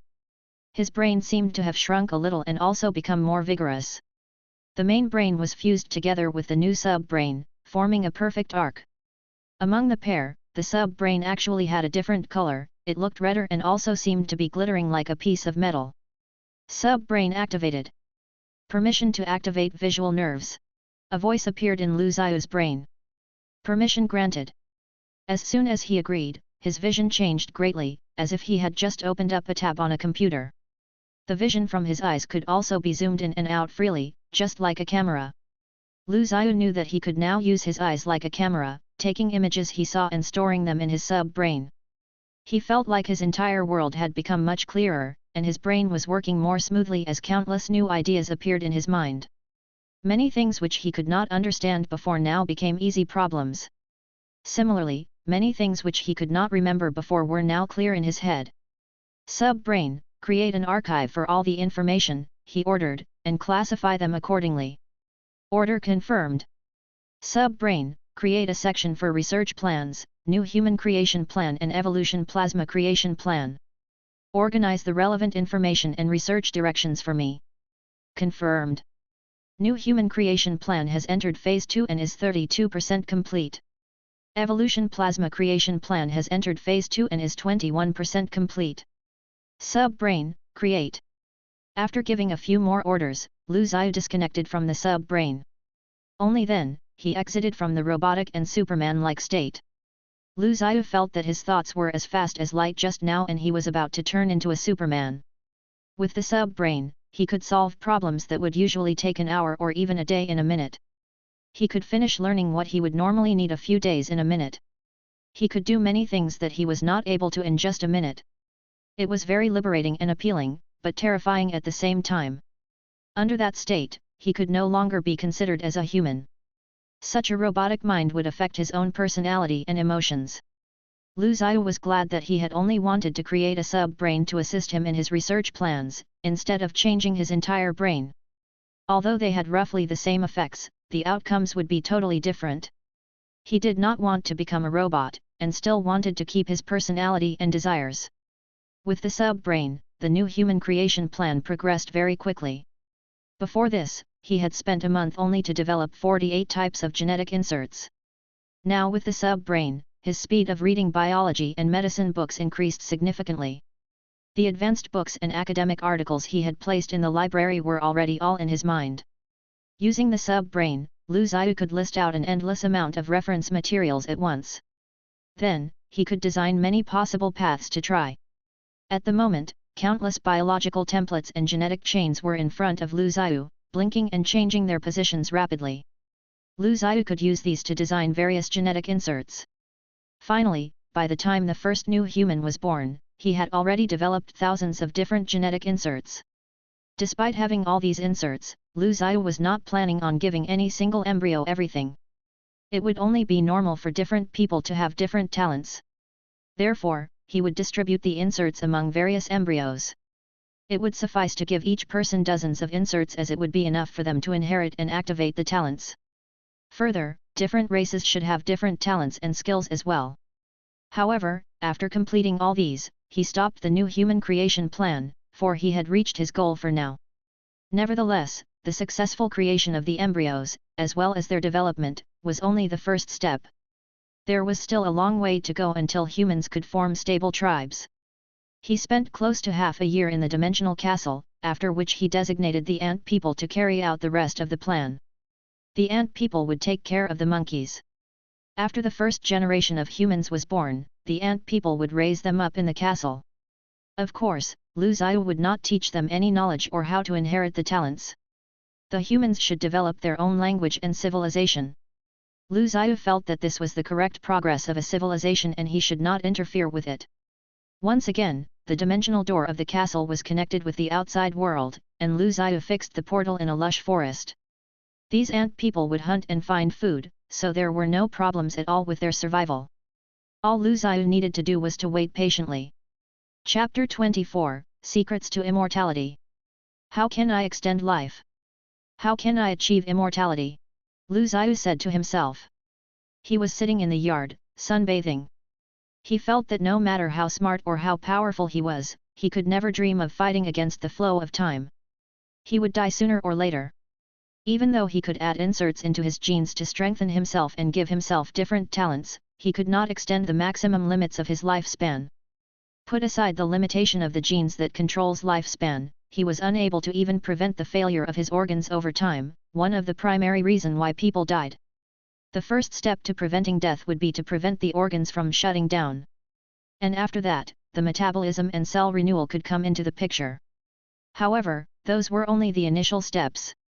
If he would like to achieve true immortality, there would be a long and difficult way to go. Even though Lu Zhiyu had a sub-brain, it was only for calculating things he already knew. He had to give the sub-brain directions and plans, and the sub-brain could then help by providing speedy calculation and expansion. He was perplexed and had no idea which direction he should go in for immortality. Without his directions and orders, the sub-brain wouldn't be of much help. Lu Zhiyu had done his research. He knew that there was a part of the genetic code called FOXO3A that controlled human lifespan. If a mutation happened to that part of the code, human life could be extended, earning this gene the name longevity gene. However, the genetic code could only do so much. It could only allow the person to live a little over 100 years old, but even then, it was still limited. This gene that governed lifespan existed inside the DNA of every living creature. Other than that, Lu Zhiyu, through his observation of human genes, knew that there were a few dozens other parts of the genes that could affect human lifespan. All these genes took different paths to prolong life, but they all had their limits. There was still a cap on how long he could extend his own life.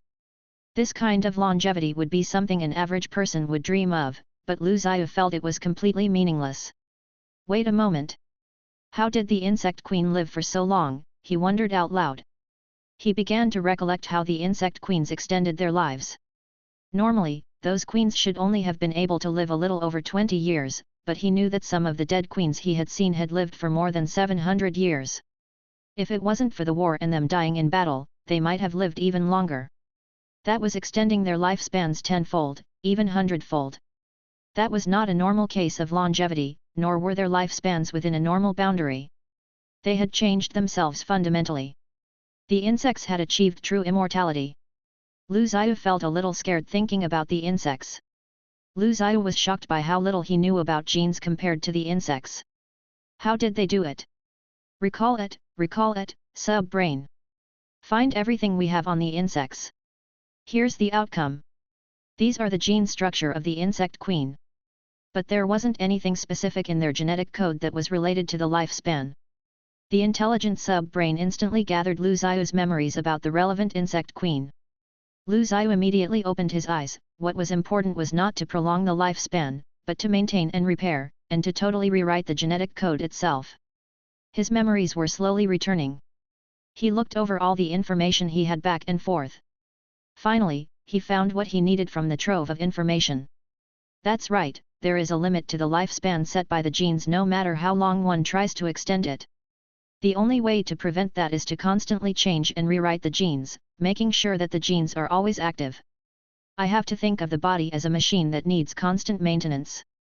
Otherwise, even if I could extend my lifespan, the organs in the body would gradually shut down, which makes death inevitable.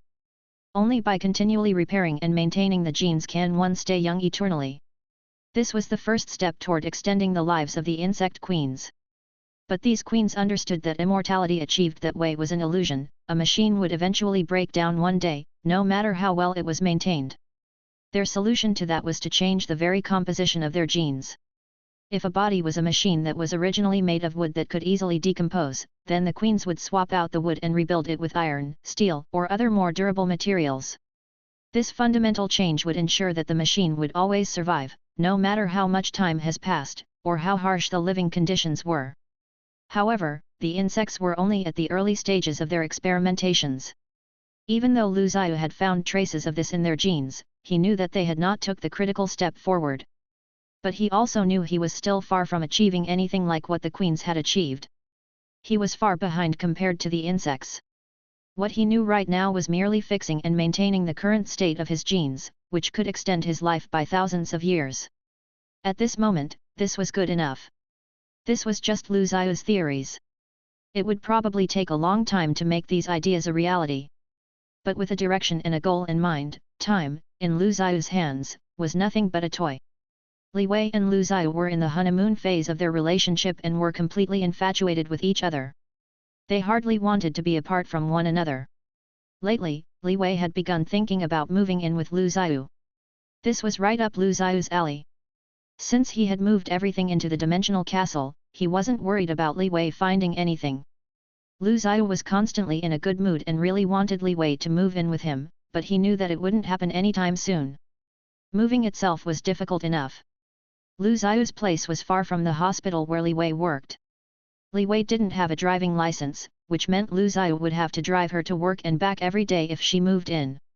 This day, Lu Zhiyu was toiling away at the pet shop and playing with the cats and dogs.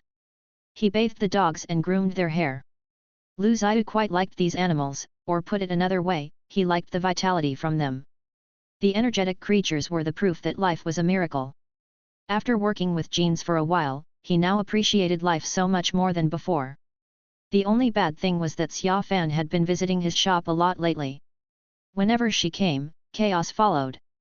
She would play with the animals despite Lu Zhiyu's warnings, and she flirted with him right in front of Xiao Li. Her flirting had made him feel uncomfortable, and he didn't know how he should react to it. However, he did not feel frustrated, nor did he push her away. Instead, he felt quite flattered. This made him feel as though he was born to be a scumbag. At noon that day, a car stopped in front of the shop. A bespectacled man in a suit walked into the shop. He looked around and found Lu Zhiyu. Old Lu, come here quick. Get in the car. Wang Yi? Why are you here today? Wang Yi was his old friend from elementary school who worked at a research center. Lu Zhiyu had asked for his help previously when he was in the process of purchasing equipments. Chapter 25, Reunion. Lu Zhiyu tossed the shop key to Xiao Li and said, keep an eye on the shop. Call me if anything urgent happens. Xiao Li was in the midst of playing with a kitten. She turned around and nodded, all right, I understand. Don't worry, boss. Lu Zhiyu put on his coat and got into the car with Wang Yi. Even though he already knew what Wang Yi was there for using his mind power, he still asked, what's the urgent matter? Why were you looking for me so suddenly? Wang Yi got into the driver's seat, closed the door and said, we're having a reunion, an elementary school reunion. Someone called me suddenly this morning and asked me to attend, and so I thought about you. I then immediately came to fetch you. Lu Zhiyu thought back to the days. Elementary school reunion? Can you even remember what they look like? I might not even remember their names. Wang Yi immediately replied, really? You don't remember Xiao Peng, Four Eyes, and Lu Dashio? Lu Zhiyu laughed instantly, well, now that you told me about them, I do. Are they really all here? Wang Yi said with a laugh, Xiao Peng isn't, but Four Eyes and Lu Dashio are. Four Eyes was the one that called me. Lu Zhiyu nodded, I can't believe you still have their contact numbers. I lost touch with them a long time ago. Lu Zhiyu had gone to elementary school in another town, where his grandparents lived. It was a small town about 2 hours out of the capital city of the province. After he left, his grandparents' home was sold, and he hadn't returned since. As the car drove towards where he lived when he was a child, Lu Zhiyu found himself getting excited. However, when they reached the town, Lu Zhiyu saw that it was much like the town he currently lived in, with skyscrapers and busy streets. He suddenly realized that he could not recall any memories. This place was nothing like the small town in his recollection. So much has changed, I don't remember this at all. This should be where the old bridge used to be. Did they rebuild it? I remember that it used to be a stone bridge. Lu Zhiyu gasped. Seeing the changes in the town, Lu Zhiyu felt strongly the fleeting passage of time. Wang Yi immediately asked, when was the last time you were here? Of course you don't recognize anything. Let me see, they booked a table at the palace cuisine. And, it's this way. Do you remember the palace cuisine? I used to have my meals there frequently when I was studying in middle and high school, usually for my classmates' birthday parties or something like that. Lu Zhiyu shook his head. I left after elementary school, so I don't have any recollections of the place. Lu Zhiyu and Wang Yi saw a big man standing by the door as soon as they got out of the car. After he saw Wang Yi, he hurried over. The man spoke in the local dialect, which made Lu Zhiyu felt a sense of familiarity. Wang Yi, you're finally here. Hurry upstairs, they're in the second room to the left on the second floor. Wang Yi hugged the fat man and they gave each other friendly pounds with their fists. He laughed heartily, then spoke to Lu Zhiyu, Li Hao, the class monitor, remember him? Lu Zhiyu immediately remembered, his expression turning into that of an understanding. He did not expect that the class monitor of the past had grown to be this fat. Li Hao was a skinny little kid. Now, Lu Zhiyu could only found the little familiarity from his eyes and eyebrows. Li Hao looked at Lu Zhiyu and asked, and this is? Make a guess. Wang Yi laughed. Li Hao observed him closely, then immediately shouted, Lu Zhiyu? You are Lu Zhiyu, aren't you? Lu Zhiyu felt a sense of familiarity and joy well up in his heart. It was the feeling of being recognized by an old classmate he had not seen in many years. He hugged Li Hao and said, that's right, class monitor. How did you gain so much weight? I remember that you would not gain an ounce no matter how much you ate when you were young. Li Hao released the hug and looked at Lu Zhiyu, let me see, oh my. You were the most good-looking kid in class when you were younger. The way you look now, I would not be able to recognize you even if I run into you. Why haven't you come back all these years? We all missed you. Lu Zhiyu felt slightly embarrassed. I've been studying somewhere else, then went to work in the capital. My old house over here also got sold. But this is indeed my fault. I'll drink 3 glasses of beer later as my punishment. How is 3 glasses enough? I'll show you what punishment is when I head up later. You guys should head up quickly, I am still waiting for a few of our classmates. This should be the best restaurant in town. It was rather posh. Lu Zhiyu noticed that the decor and facilities were all pretty good, and the waiters were also very well mannered. The two had just reached the room when they saw that there were already a lot of people inside. When they saw Wang Yi, several people stood to greet him. Wang, even a great scientist like you have come. Here. Sit next to me. Old Wang, you're late. Come on, drink as your punishment. Wang Yi, he's right, drink. A young man with glasses and a man with a shaved head were the loudest. Wang Yi immediately shouted, 4 Eyes, Lu Dashio, don't try to play with me tonight. Look who I brought. Everyone noticed Lu Zhiyu, who was standing behind Wang Yi, but no one could recall who exactly he was for the time being. After all, Lu Zhiyu had changed a lot. But 4 Eyes immediately shouted, Lu Zhiyu, I can't believe you're here. Gosh, how many years have it been since I last saw you? As soon as 4 Eyes spoke up, everyone else remembered him as well. Lu Zhiyu had been pretty popular when he was a kid. He had good grades and was rather handsome. He had been good friends with a lot of people, much to the fancy of his teachers and classmates. Many people crowded toward him and began chatting about old times. As he chatted with them, Lu Zhiyu's memory of his childhood began to return as well. He was soon able to match the names to the faces in front of him. Having lived out of town for so many years, he thought he was all alone. But to his surprise, he still had so many classmates and friends back here. Wow, you're married? 4 Eye. That was nothing. Lu Dashio's son is already in kindergarten. How about you? Since you've grown such a face, how popular you would be. Why didn't you bring anyone? I'm not married. My girlfriend has to work today. It was too rushed, and so I couldn't bring her. There were plenty of girls there, but most of them were married. The boys were mostly married as well. In a small town like this, people tended to marry early, a few of them already had kids in their families. Just then, the door opened and a young woman walked in. She had short hair and was wearing a uniform. She looked as though she had rushed over here from work. She looked quite thin and her face was a little pale. Lu Zhiyu turned to Wang Yi and asked, "Who's that?" Four Eyes immediately shouted, "Lu Zhiyu, have you forgotten? That's Ai Shu." Lu Zhiyu was shocked, "What?"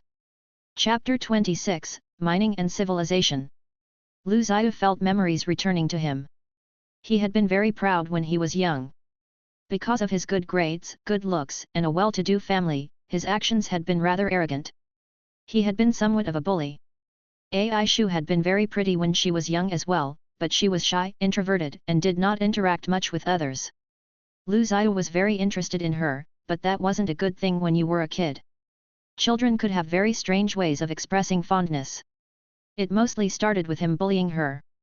At first it was just Lu Zhiyu bullying her, but because of Ai Shu's shyness and her reclusive nature, the rest of the class began isolating and bullying her as well. Once, Lu Zhiyu accidentally broke one of Ai Shu's belongings and angered her. A fight broke out between them. Lu Zhiyu used his backpack to hit Ai Shu, forgetting that he had a flashlight in his bag that day. The flashlight struck Ai Shu's head and injured her. After the fight, Lu Zhiyu was punished by the school. Since he was close to graduating, his family took him out of school and sent him away to a middle school in the capital city of the province. Seeing Ai Shu again brought back all the shame and guilt Lu Zhiyu had felt back then. He shifted uncomfortably in his seat, unsure of what to do. He thought that he would have let go of his childhood stupidity as he grew up, but not sure why. Maybe this incident was especially memorable to him, or maybe due to some other unknown reasons, Lu Zhiyu still felt uncomfortable till this day. During the dinner, Lu Zhiyu repeatedly glanced at Ai Shu and caught her attention. Ai Shu stared at him, confused. Noticing the two looking at each other, the girl next to Ai Shu whispered something to her. Ai Shu frowned, then turned her head, no longer looking at Lu Zhiyu again. She still remembers the things I did to her back then. Lu Zhiyu lowered his head in shame. His mind was not fully on the reunion. Most of the people in the reunion were catching up on old times, exchanging contact information and asking about what they were doing recently. As most of his old classmates were already married, they all returned home after dinner. As they bade each other goodbye, many of his classmates gathered around Lu Zhiyu and asked for his contact number as well as his current address. They agreed to meet up with Lu Zhiyu whenever they went to the city. "Sure, come find me if you ever come to the city." He was talking with a few of his female classmates when he noticed Ai Shu was about to leave by herself. He excused himself and immediately chased after her. Lu Zhiyu stopped in front of Ai Shu. Ai Shu stopped in her tracks and looked at him doubtfully. Lu Zhiyu took a deep breath and asked, "Do you remember me?" I'm Lu Zhiyu, I was in your class." She wore her hair short and stood with her back straight. She was tall. With her heels, she was almost as tall as Lu Zhiyu. She nodded but did not speak. Lu Zhiyu realized that he was very nervous. "I just want to apologize. I am very sorry for what I did to you back then. Even though this apology is very late, but I feel that I would be more comfortable after I say it aloud." He pulled a business card out of his wallet and continued, "This is my number and contact information. Please, if I can help you with anything, don't hesitate to call." "All right," Ai Shu said. That was the first words she said to him all night. She then turned to leave. Lu Zhiyu heaved a sigh of relief watching her walked away. Wang Yi walked over and pat Lu Zhiyu's shoulder, "So? Have you made up? That happened so long ago, would Ai Shu be so petty as to still hold a grudge against you?" "I don't know." Lu Zhiyu shook his head. "She only said all right, but she did take my card." Wang Yi nodded. "Don't think too much about it," he said. "She's like that. She doesn't talk much, nor does she like to interact with people. She hasn't changed after all these years." Lu Zhiyu got onto Wang Yi's car and began his journey back. He was glad that he had came to the reunion. He had not only reconnected with his classmates and got back beautiful memories of the past, he was especially happy to see Ai Shu and finally apologize to her. What happened between the two of them had always been a sore spot for him. In the dimensional castle, the bookshelves of the library were gradually being filled up with Lu Ziyu's recent purchases. Because of the different flow of time, some of the books already appeared old and yellowed, as if they were ancient tomes. It had been 200 years since Lu Ziyu made the first human. There had been human tribes appearing on the southern part of the Alan continent. 200 years was enough for a dozen of generations of humans to proliferate. The first few generations was long gone. The current humans, in their memories, all thought that they have lived on Alan continent since the beginning of time. The number of humans had increased significantly, from the initial hundreds to now tens of thousands. The original small tribes split off and spread throughout the entire southern half of the continent. Like the ever-growing humans, the orcs in the north were developing as well. The tribes slowly developed into cities and civilization was formed. The humans, through their exploration, had already made contact with the orcs, and knew that they were not the only intelligent beings living in the world. These 200 years were only 2 weeks to Lu Ziyu. 10 days ago, as he was observing the development of civilization within Maria's world, Lu Ziyu realized that he had made a serious mistake. Even though Maria's world was rich in resources, it did have a fatal flaw: lack of mines. When he created Maria's world, he had placed plenty of resources, but the distribution of the materials was too even. This meant that mines could not have developed underground. The tribes were content with using stones as their primary resource. The few metals ingots that were discovered were hailed as God's rocks and worshipped. Without metal, civilizations couldn't enter the Bronze Age or Steel Age, delaying the advancement of civilization. Seeing no other way round, Lu Ziyu used source form again and changed the rules of Maria's world. He shifted the distribution of metal from within the earth and created mines for several different kinds of metals, such as gold, silver, copper, and iron. He also created other kinds of resources like coal and oil. Some of the mines were located near the tribes, exposed above the ground. The discovery of these mines would jumpstart the progress of civilization. Lu Ziyu had 108 units of source form before he spent 3 units of them on the dimensional castle. Lately, as the development of the civilization and the deaths of lives in the Maria's world, he had accumulated 176 units of source form. Creating the mines used up 47 units, leaving him with 129 units. However, it was all worth it. With the help of the mines and the copper smelting technology, copper started to be widely adapted to all the tribes. The civilizations grew very fast, which led to the rapid development of the orc cities. Soon after they entered the era of cities, the first king to ever exist was established, the Orc King of Sarga City. Chapter 27, Orcs and Men. The orcs had already built cities and entered the Bronze Age, but humans were still in the early stage of developing their civilization. Meanwhile, the fighting among orc clans intensified. This clashes and melding of cultures helped spark off the improvement of the orc civilization. The first generation's orc king was from the clan of rats, but by the 4th generation, he was from the clan of tigers. Other clans, like the clan of dogs and the clan of bulls, had succeeded the title of the orc king as well afterwards. The current orc king, the 12th generation orc named Costa, was from the clan of wolves. Cities were appearing in other places as well and were slowly replacing tribes. The intermingling and combining of orc tribes were taking place. This had Lu Ziyu worried. He thought that the orcs were developing too fast while the humans were in the beginnings of their development and barely had their own language. He was worried that the orcs might one day wipe out all humans before the humans had a chance at developing their own cultures. He had spent a great deal of time and effort developing and modifying genes for this species of human, and he did not want all that work to go to waste. So far things did not go as Lu Ziyu had expected. He wanted to push the development of the humanity, at least to the point where they can hold their own against the orcs. Currently, there were about 100,000 humans in the Maria world. However, because of the fertile lands, there was no need for trade, and communication between human tribes was minimal. Lu Ziyu had to use 2 methods to boost the development of the human race. The first was to introduce an external threat, the second was to create an internal unity between the humans. The external threat came when the orc tribes came in contact with the humans. The friction between the orcs and the humans were escalating as time went by. In order to help the humans unify, Lu Zhiyu decided that he would appoint a king of all men. The plains near the center of the continent was hailed by the humans as the Red River Plain. It was located between the Red River and the ranges of the Heavenly Mountains.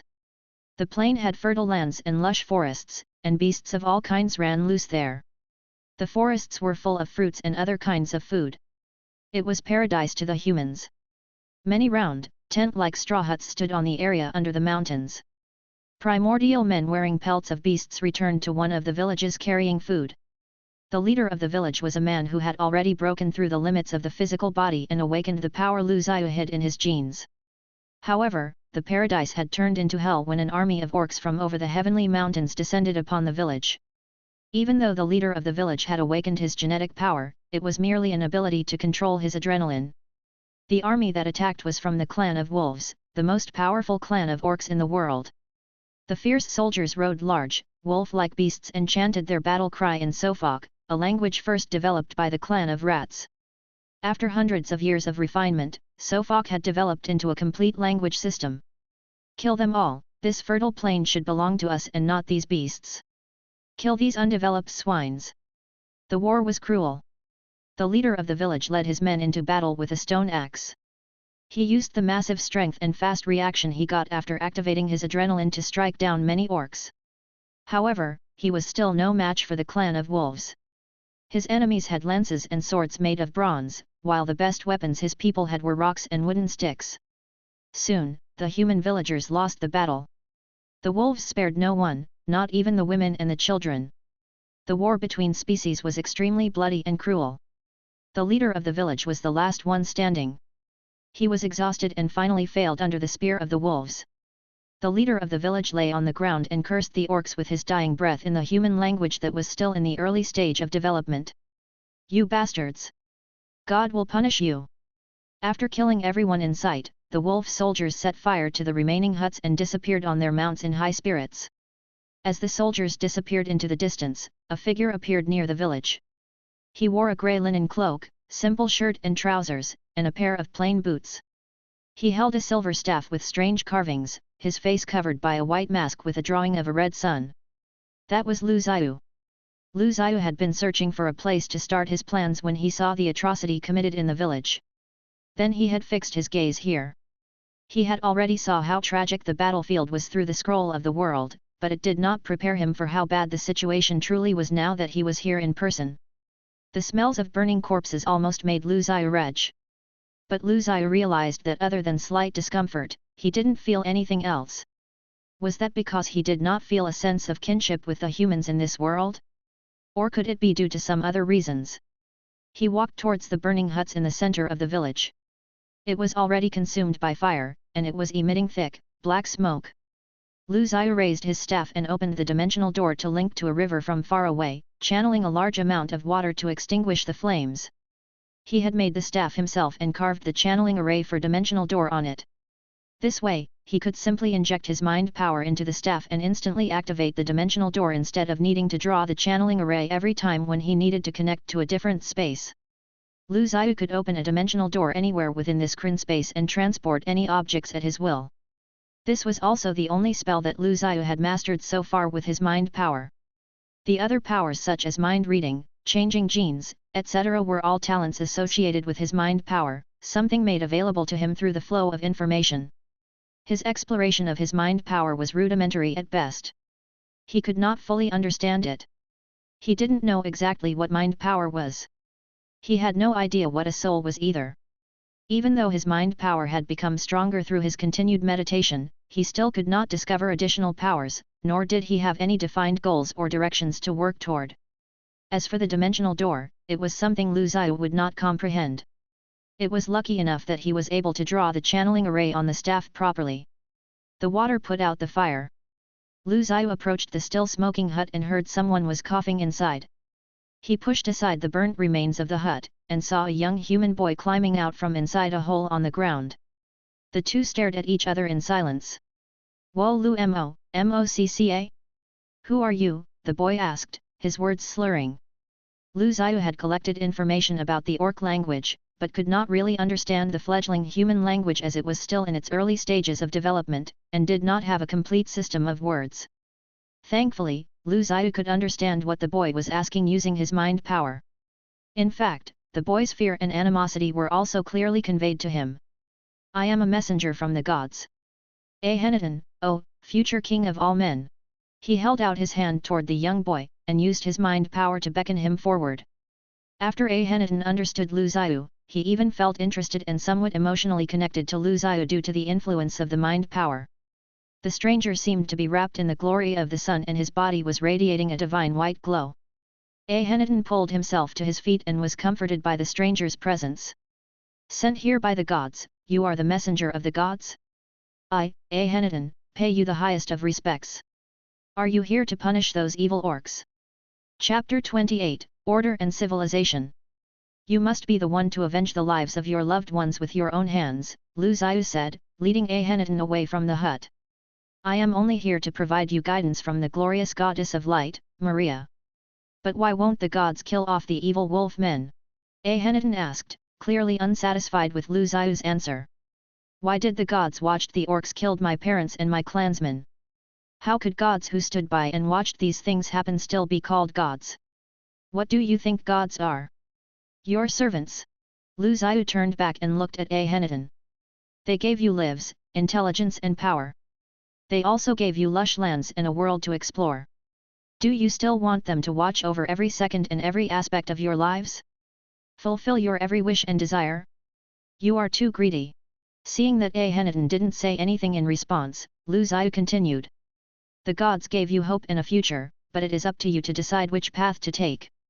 He lowered himself to look Ahenoten in the eyes and said, the gods are just, Ahenoten. Humans and orcs, as well as every living being in this world, are the children of the gods. They created this world, but they gave you the power to choose your own destiny. The gods are not responsible for your lives, you are. Remember, you hold your destiny in your hands. Then why are you here? Ahenoten paused then asked. Why did they send you? Who are you? I am Pharos, the Archangel of Maria, the goddess of light, Lu Zhiyu said. I am tasked with maintaining the balance of this world. If this course of events continue, humans will be wiped out by the orcs. Thus, I am here in hopes that you can carry the responsibility of uniting the human race and stopping the invading orcs. You shall become the king of all humans. Of course, you have the choice to accept or refuse this fate. Ahenoten looked at Lu Zhiyu, then at the burned village around him and the corpses on the ground. His eyes burned with hatred. He felt as if he could see thousands of humans dying under the orcs' blades. He felt as if he could hear their dying cries. No, not like this, our kind cannot be wiped out. Ahenoten looked toward Lu Zhiyu, Archangel Pharos, you have my word, I agree. What do you need me to do? Lu Zhiyu shook his head, I do not need you to do anything. You have to grow and become more powerful. You are too weak now. Is it mighty strength? Ahenoten asked hurriedly. Like my father who has the strength of the gods. Lu Zhiyu shook his head. One man cannot fight an entire army no matter how strong he is, while an army will have to submit to order. Power does not only lie within strength. What I wish of you is to create order and civilization among the scattered human race. Order and civilization. That is what can save your kind. Order and civilization. Ahenoten asked as if he couldn't understand the words. Lu Zhiyu held out a hand to grab Ahenoten's. The two walked toward the east, toward where the sun rose. Lu Zhiyu raised his staff. He summoned a dimensional door with a flash of light. The two stepped through the formless screen and arrived somewhere in the distance. The northern part of the continent had already entered winter. Lu Zhiyu gave Ahenoten a cloak. Ahenoten fumbled to wrap the cloak around himself, but he never took his eyes off of the grand city in the distance. What is that? That is the capital of the orcs, Lu Zhiyu said. It's called Sarga. 12 kings have built up this city over the course of 200 years. 12 generations of kings that have come and gone. Many tribes fought for the right to call this city theirs. 200 years of fighting and expansion gave birth to this city in front of you. A city? Ahenoten asked, his eyes reflecting his excitement and awe. Will our kind have this too? Of course, Lu Zhiyu said with a nod. You will be the first king of men. You will lead mankind to an age of cities. You will spark the flames of civilization, and your name will be on the tongue of every man, woman, and child for hundreds of years to come. Come with me."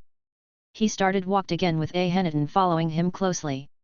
A moment later, the two appeared on top of the city wall of Sarga, looking down on the city unfolding beneath. The city was bustling with people. There were many people walking on the streets, such as soldiers who were carrying weapons and civilians in simple clothing. They dressed simply, mostly a few pieces of cloth covering their bodies. Only the nobles could own fancy clothing made from pelt. The orcs had developed the class structure and segregation of duties. There were merchants, commoners, nobles, farmers, hunters, troops, craftsmen, and the like. Craftsmen were responsible for erecting opulent buildings. There were sharp bronze swords in the hands of every soldier. What they were wearing were all incredibly pretty in Ahenitan's eyes as they were clean and tidy. There weren't only wolf people residing in the city. There were dog, tiger, and lion people as well. Different races mingled in the streets. The city seemed endless to Ahenitan. There were many streets and seemingly an infinite amount of people living within. Ahenitan felt at awe. The desire for progress was coded into the very bones of humans. Soon, the two were discovered by the patrols on the wall. "Who are you? What are you doing here? How did you come up to the city wall?" Hearing the soldiers' call, more guards swarmed over and raised their weapons at the two. Seeing a spear was aiming at him and a guard was charging towards him, Ahenitan started to shake in fear. Lu Zhiyu turned to look at him with his masked face. He waved his staff and the two disappeared in a flash of light. This was why Lu Zhiyu made the staff and carved the channeling array to summon the dimensional door on it. It allowed him to react quicker to an emergency situation like this. "This is their language," Lu Zhiyu said. "It is called Sofok." Words and language gave the orcs the ability to communicate and develop culture. This is the basis for a unified civilization. They were standing under a large statue of the Orc King. The pedestal that held the statue was covered in words that described the accolades of the Orc King. Ahenitan couldn't understand what Lu Zhiyu told him, but Lu Zhiyu knew that he would remember his words. Lu Zhiyu then took Ahenitan to the market. The crowded market and the different vendors fascinated the young boy. This was the center of commerce for orc cities in the north. One could find almost anything there. Lu Zhiyu walked the boy through the market, telling him more about gold, currency, wealth, and merchants. "Gold? What is gold?" Ahenitan asked when Lu Zhiyu brought it up. A gold coin appeared in his hand, and he handed it to the boy. "This is the currency of the orcs. I'll give it to you as a souvenir." Chapter 29, Ahenitan. In the next few days, Lu Zhiyu took Ahenitan to all the other few cities which the orcs had just built. He showed the boy the cities of the tigers and the leopards, which were designed like military bases. He also showed the boy the city of the foxes, which was the orcs' largest center of commerce in the north. Then, Lu Zhiyu took Ahenitan to visit the tribes of the dog people and cat people, which were still primitive and not yet cities. After that, he showed the boy the orcs' farms and ranches, and told him that he could domesticate animals and raise crops too. Humans had been doing these as well, but because the south was filled with natural resources, they did not carry these processes out fully and also did not understand why they had to. In these few days, Ahenitan finally had a basic idea of how powerful the orcs were and how weak the humans were. The orcs were already an army equipped with weapons and civilization, while humans were only a group of wild monkeys in the forest. A few days passed. Finally, Lu Zhiyu took Ahenitan back to the plain where he had lived. It was the end of the day, and the sun was setting slowly. "Do you understand now?" Lu Zhiyu asked. Ahenitan nodded, "I understand. In the name Goddess Maria, I will bring light to humans." Lu Zhiyu nodded, "Before I go, I want to give you something." Ahenitan looked at Lu Zhiyu in surprise. Lu Zhiyu held out his hands, in his left hand there was a bag of seeds, while in his right hand there was a long sword. The sword was a customized order Lu Zhiyu had obtained online. Made from alloy steel, it was strong, durable, and resistant to friction and corrosion. Its appearance was even more astonishing, with special patterns and a blood groove on it. To someone like Ahenitan who had not even seen the Bronze Age, such a sword was just like a divine artifact. He took the sword with much excitement and asked, "Is such a divine artifact really for me?" He stared at the gleaming mirror-like surface of the sword. The sword was sharp and strong, and only gods could have created it. He knelt down on the ground. Praise Goddess Maria. Another thing, Lu Zhiyu said. Right then, Lu Zhiyu tapped on Ahenitan's hand with his finger. In these few days, he had lied to Ahenitan and given him a pill to eat, telling him that it was a divine medicine, when it was actually just a piece of candy. That way, he could secretly strengthen Ahenitan's body with his mind power so that he would be able to unlock the abilities in Ahenitan's genes before he left. Lu Zhiyu unlocked the restrictions Ahenitan's brain had on his body, activating two powers in Ahenitan's genes, namely Mastery of Swords and the Golden Eye. The so-called Golden Eye was an ability formed from the fusion of eye-related abilities such as Dynamic Vision, Eagle's Vision, and Night Vision. Lu Zhiyu believed that with the sword, his extraordinary sword skills, and his eyes which could detect any incoming attacks, Ahenitan would be able to defeat 100 normal humans easily. With these powers, it would pose no challenge for Ahenitan to become the leader of a tribe. In addition, with the knowledge that Ahenitan had gained from the trip with Lu Zhiyu, he would also be able to easily build a human city. As for resisting the invasions from the orcs, as long as Ahenitan could build a civilization which was strong enough to fight against the orcs, everything would be fine. After all, the orcs might be strong, but they were not unified. If I fail this time, Lu Zhiyu thought, I can still select someone else. Lu Zhiyu watched as Ahenitan collapsed onto the ground with many hormonal changes occurring in his body. Even his pupils slowly turned gold. Lu Zhiyu picked up the boy and placed him on a haystack, after which Lu Zhiyu turned around and vanished under the sunset. When Ahenitan woke up, he felt extremely hungry and thirsty. At the moment, it was already nighttime, but he still felt that the world actually looked bright to him. Although it was not as clear as it would have been in the daylight, he could still see everything very well. He picked up the sword Lu Zhiyu had given him, and put the bag of seeds into his clothes. Then, he walked into the forest and found a small stream right away. Just as he was lowering his head to drink, a dark figure appeared beside him. Ahenitan was able to react immediately. He quickly drew his sword, realizing that the attacker was a black leopard. His pupils contracted, and his golden pupils seemed to shine in the darkness. The leopard's lightning-quick, deadly attack was actually rapidly slowed down in his eyes. Ahenitan quickly bent down, turned around, and pierced the sword into the leopard's neck, as if he had practiced this action with the sword for thousands of times. The whole series of movements was very smooth, as though he was a top-tier swordsman. Panting, he stared at the leopard in bewilderment. Even his father would have had a tough battle with such a wild beast in the forest. How did he kill the beast so easily? Ahenitan gripped his sword tightly. The sword felt like his closest buddy, as if he had already practiced sword skills for tens of years. Using the sword had become one of his instincts. After glancing at the already dead leopard on the ground, he lowered his head to look at the river. Moonlight poured down and he could see his reflection on the surface, red hair, a firm face, and a pair of golden pupils. My eyes! As soon as Lu Zhiyu returned to the castle, he took his mask off. It did not feel great to go down and do some work himself. Lying was an art, after all. Although he could read minds and was especially powerful in Maria's world, he was still an ordinary human. Moreover, his immortality gene editing plan was entering a critical stage. The development of Maria's world would only affect the growth of the civilizations inside, his world reform plan, and how much source form he could get. On the other hand, immortality gene editing plan would directly determine how long Lu Zhiyu could live. If he could solve the lifespan problem, he could even stay in the castle for as long as he wanted to speed up his research and various plans. In other words, he did not have to worry about staying in the castle for too long and forgetting about time. If that happened, by the time he returned to the outside world, he would already be old. From the insects, he had learned some of the secrets to immortality genes. In particular, maintenance and constant restoration were the key factors. At the moment, he already had some preliminary ideas and results, and was still implementing them. However, several of his experiments had gone wrong, proving his ideas wrong. That had made him slightly discouraged. Where should I start? Strong restorative powers and vitality, not needing tons of energy, and able to maintain the processes in the body. Lu Zhiyu was sitting down in the large laboratory, looking tired. He got up from his chair, walked to a door on the side of the room, and opened it. It was a freezer room he had specially built. The room was filled with various labeled animal and plant genetic templates. The temperature in the freezer room was almost equivalent to outer space, and the room was isolated from its surrounding.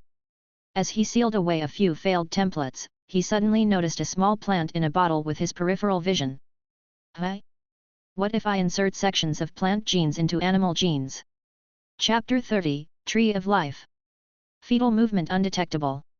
Signs of life undetectable. It's not working, it failed again. Lu Zhiyu watched as the few lives that had just been born vanished before him, causing him to be very depressed. Genetically, there was nothing wrong, their life templates were complete and their designs were logical. He did not know why he kept failing over and over again. After he had begun the immortality gene editing plan, he had been trying to create an intelligent species with an extremely long lifespan. To achieve this, he had been adding sections of plant genes to existing genes of new humans.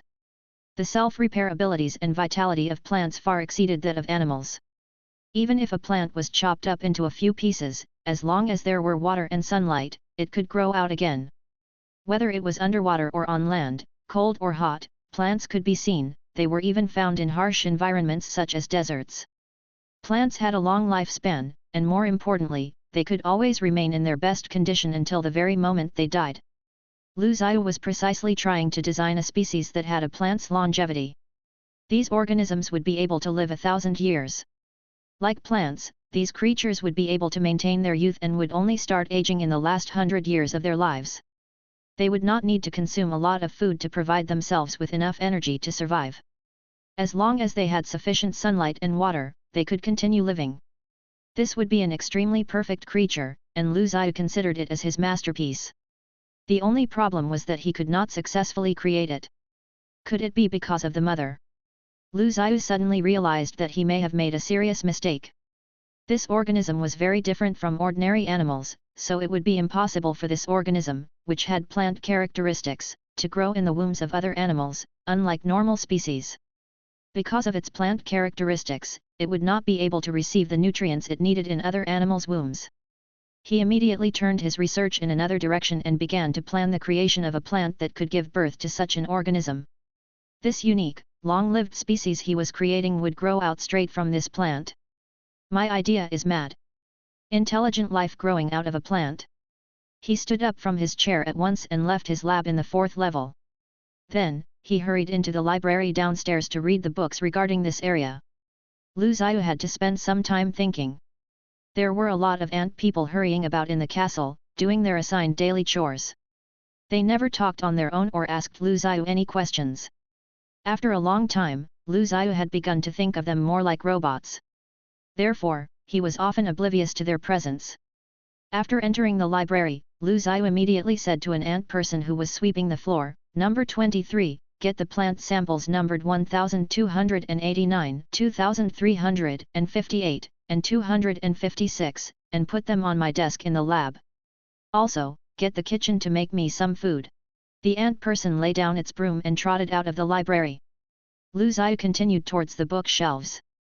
After checking the shelf with plant-related books, he reached out his hand. Right away, a few books on the shelf flew towards him and landed on his hand. Lu Zhiyu's mind power at the moment was already strong enough to influence reality and move objects.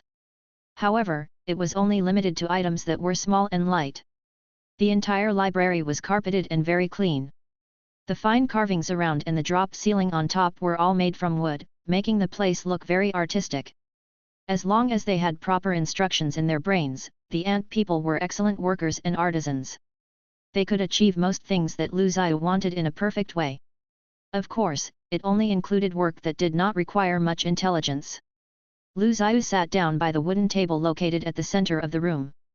Below the table, there was even a rug made from bear pelt. He snapped his fingers and the lights above him came up at once.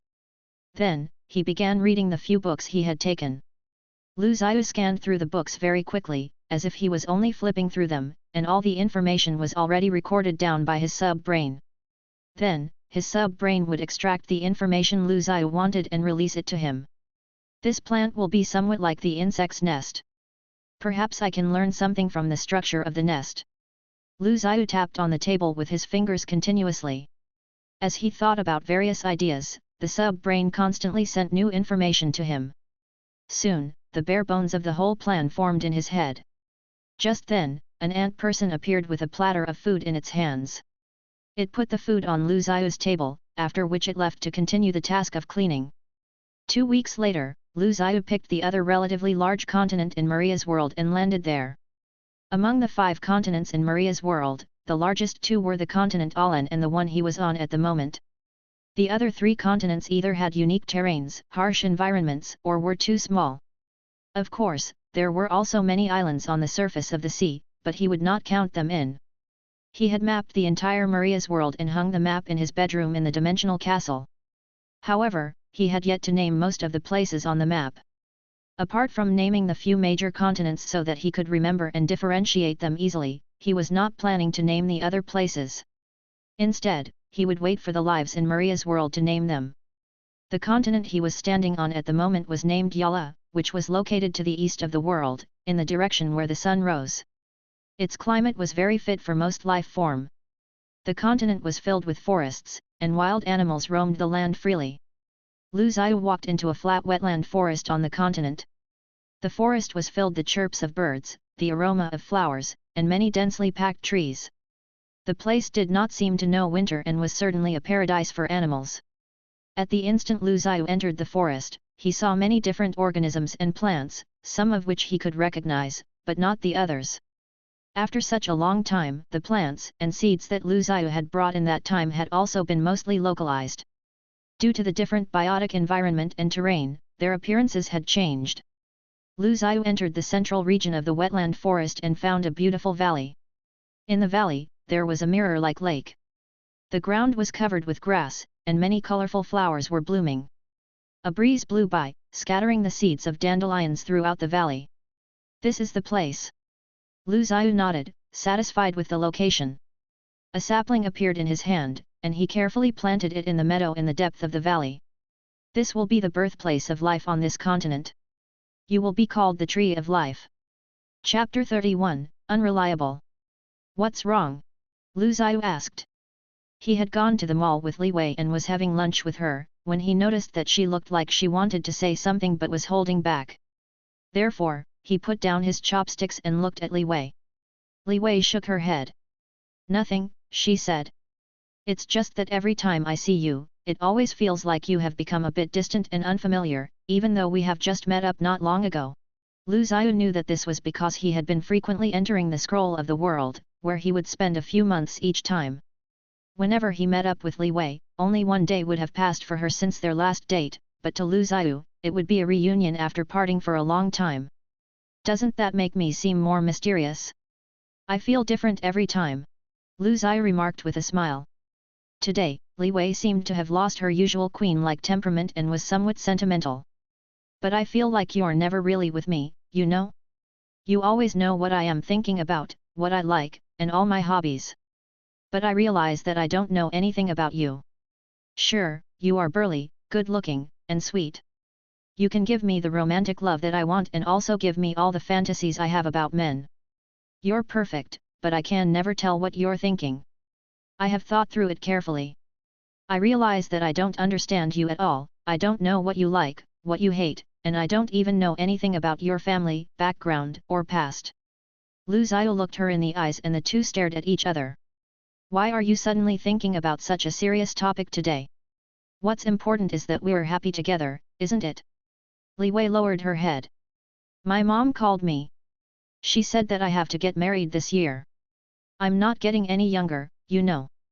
I'll be 30 in 2 years. You should know that women aren't like men. Once I'm over 30, I'll really start to age. Plus, you're younger than me. Lu Ziyu was momentarily stunned, after which he reached over and grabbed Li Wei's hand. Do you want to marry me? Li Wei looked at him blankly, but she pulled her hand away from Lu Ziyu for the first time. I don't know, she admitted. Lu Ziyu waved his hand. After paying the bill, he said, let's go and walk around a bit. Didn't you keep saying that you have no clothes to wear recently? I have also bought 2 movie tickets for your favorite action film. This evening, we can go and watch it together. The two then went shopping.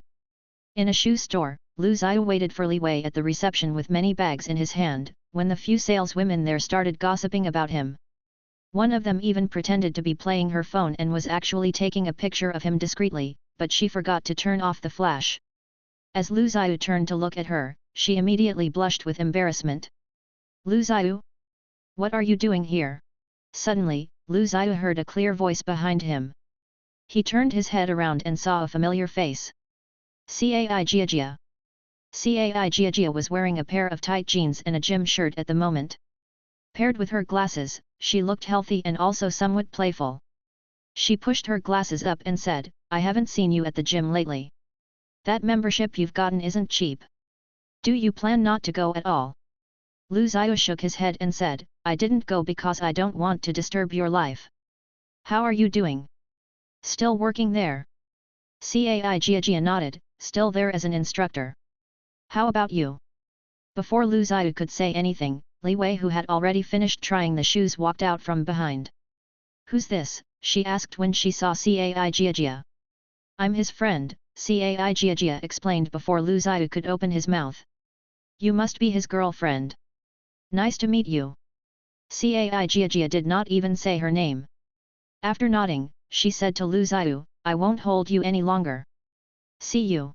Lu Zhiyu also nodded and Cai Jiajia turned around, leaving. However, Li Wei suddenly frowned. Who is she? She asked. She's not just your friend, is she? She is, Lu Zhiyu said at once. We didn't even talk much. How can you tell that we're not just normal friends? Li Wei immediately said, I can tell from the way she looked at you. Also, she looked at me with some hostility. Is she your ex? Lu Zhiyu wanted to deny it, but when he looked at Li Wei's eyes, he sighed. Fine, I don't want to lie to you. But we've never contacted each other since we broke up. Just now we only met by coincidence.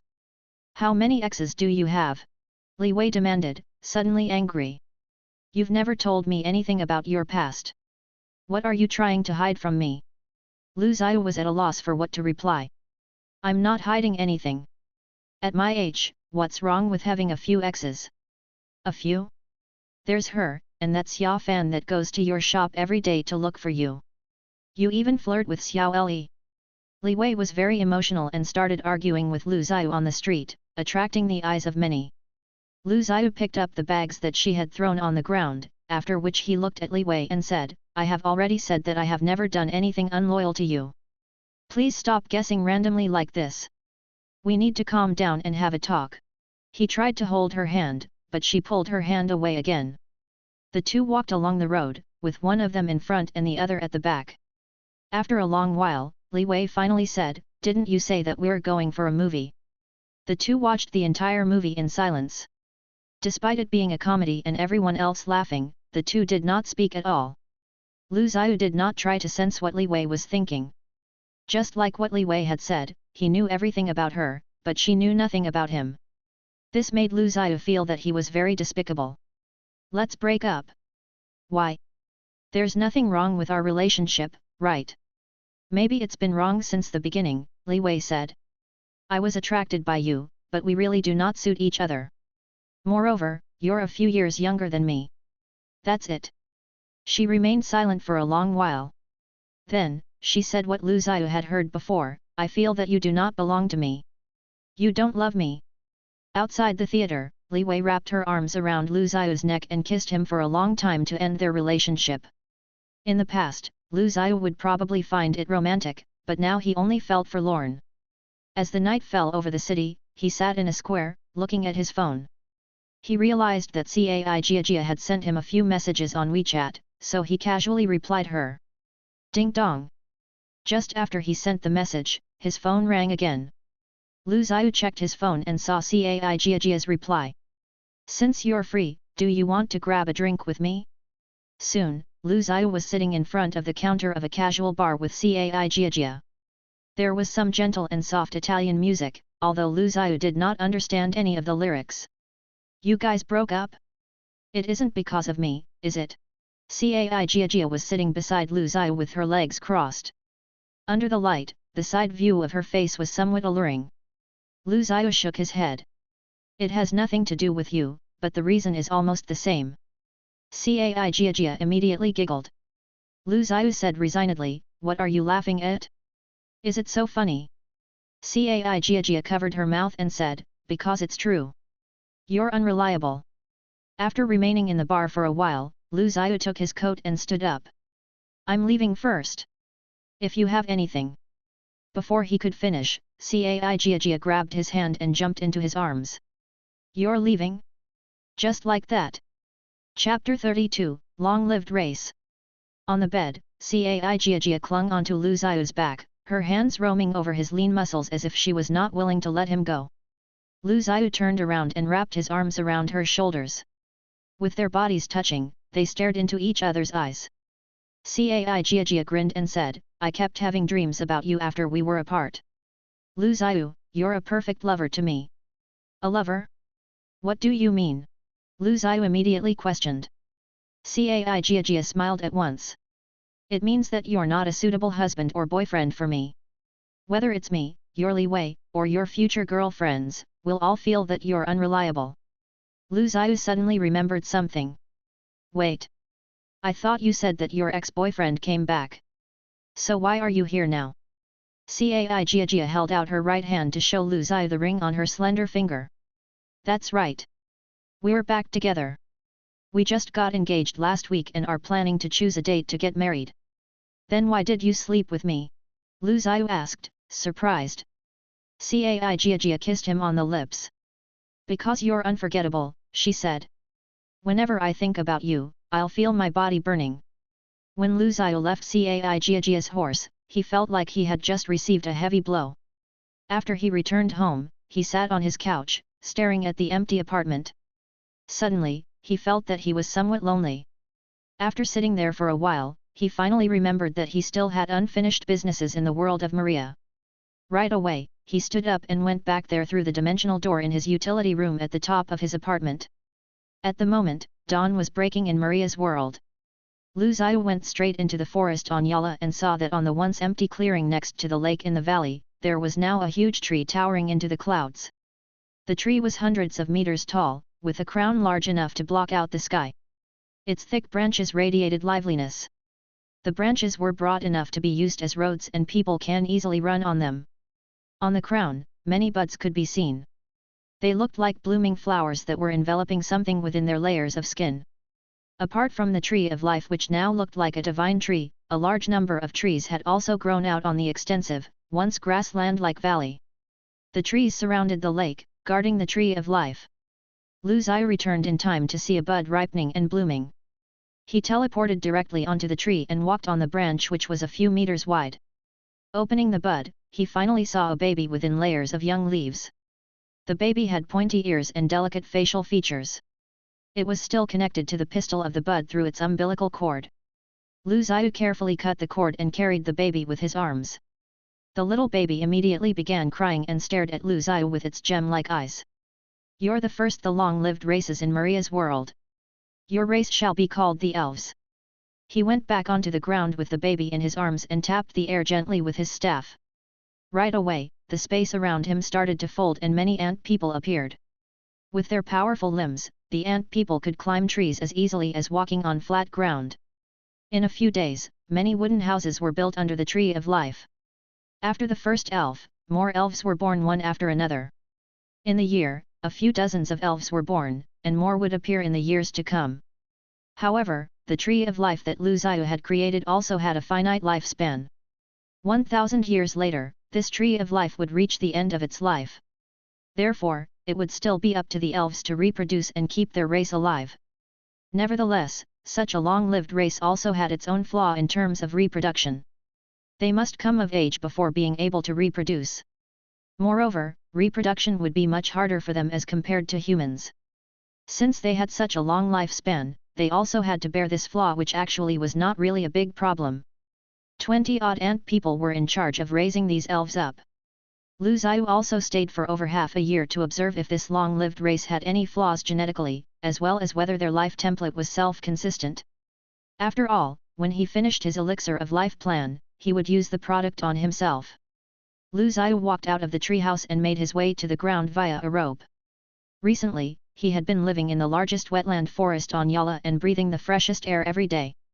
Feeling the wind which was filled with the aroma of grass and flowers, and listening to the chirps of birds and the sounds of insects, Lu Zhiyu felt as if he was living a perfect life at some countryside. Lu Zhiyu turned around and left, while the ant people stayed behind. They would stay here to raise the elves up until their death. This was the mission Lu Zhiyu had given them. On the other hand, the faraway continent Alan was in turmoil and experiencing great changes. With the divine sword and powers bestowed by gods, Ahenitan had led his men and conquered all the tribes around. Then, he built the first human city on the Red River Plains, his hometown. He named it the City of Gold. Ahenitan claimed that the gods had chosen him to be the king and created the first human dynasty, calling himself the Golden King. He created a system for the human language and taught humans how to farm and domesticate wild animals, bringing them into the agrarian age. Ahenitan created a hierarchy system. Those with the powers of gods were referred to as the descendants of gods. He said that they were noble and would form the ruling class. These people were superior, while ordinary people were deemed as peasants. Below the peasants were those he had conquered and enslaved, whose statuses were the lowest. Ahenitan created a commerce system and used gold and silver as standardized currencies. He brought the human race out of its primitive tribal age, creating civilization and order. Nevertheless, Ahenitan was not a kind king, or perhaps even a brutal ruler. He created the hierarchy and on the other hand, he enjoyed everyone's worship as the king which had golden blood in his veins. He commanded hundreds of slaves to build him a palace and wore lavish clothing. He even used gold to cover the floor of his palace. However, the human race was unified under him and rapid developments took place. In a few dozens of years, the human population quickly multiplied and there were already hundreds of thousands of them at the moment. In the 13th year of the Golden Dynasty, the tension between the humans and the orcs escalated. The City of Gold and Sarga City saw their first real conflict. Both sides sent out tens of thousands of soldiers, starting the first large-scale war between the two races. The humans were far inferior to the orcs in terms of military strength and weapons, and were therefore easily crushed. At the most critical moment, Ahenitan put together a small cavalry that he led personally. They assaulted the base of the orcs and slew the 12th orc king, the Wolf King Costa. The human race won the war, but only barely. However, due to the death of the Wolf King Costa, a greater chaos erupted between the various orc tribes. The ensuing fight for control of the throne led to another round of civil war between them. On the other hand, humans retreated down south to recover from the war. Ahenitan was also severely injured during the war and lost his will to fight. He spent his days expanding his palace and enjoying a life of comfort. Chapter 33, Fear of Death. As he grew older and closer to death, Ahenitan became increasingly fearful. He feared the feeling of growing weak and knew that death was creeping closer and closer. Recalling his glorious life, he did not want it to end just yet. Ahenitan remembered the burly man he had encountered when he was young, the Archangel Pharos that had held his hand and told him he would one day become a king of mankind. He was the messenger of the gods that had given him his divine sword and godly powers, and the man who had bestowed him knowledge of the gods. Ahenitan wanted to meet the angel again. Even if he had to die, he wanted to go to the divine kingdom and become an immortal being like that angel. He began commissioning many temples dedicated to the goddess of light Maria. He became a pious believer, spending a large amount of time praying in front of the statue of Maria every day. During the last 2 years of his life, he took all the gold he had accumulated and ordered the best sculptors in his kingdom to make a large statue of the goddess of light out of pure gold. He ordered his entire kingdom to begin building a temple more beautiful than his own palace. In addition, he announced the state religion as the Church of Light and became the most devoted believer. Behind every statue of the goddess of light was a statue of a messenger with a mask on his face and a staff in his hand. He was the Archangel Pharos under the goddess of light who had given Ahenitan the prophecy and his powers many years ago. Each temple was populated by many priests and priestesses in white robes, all serving the goddess.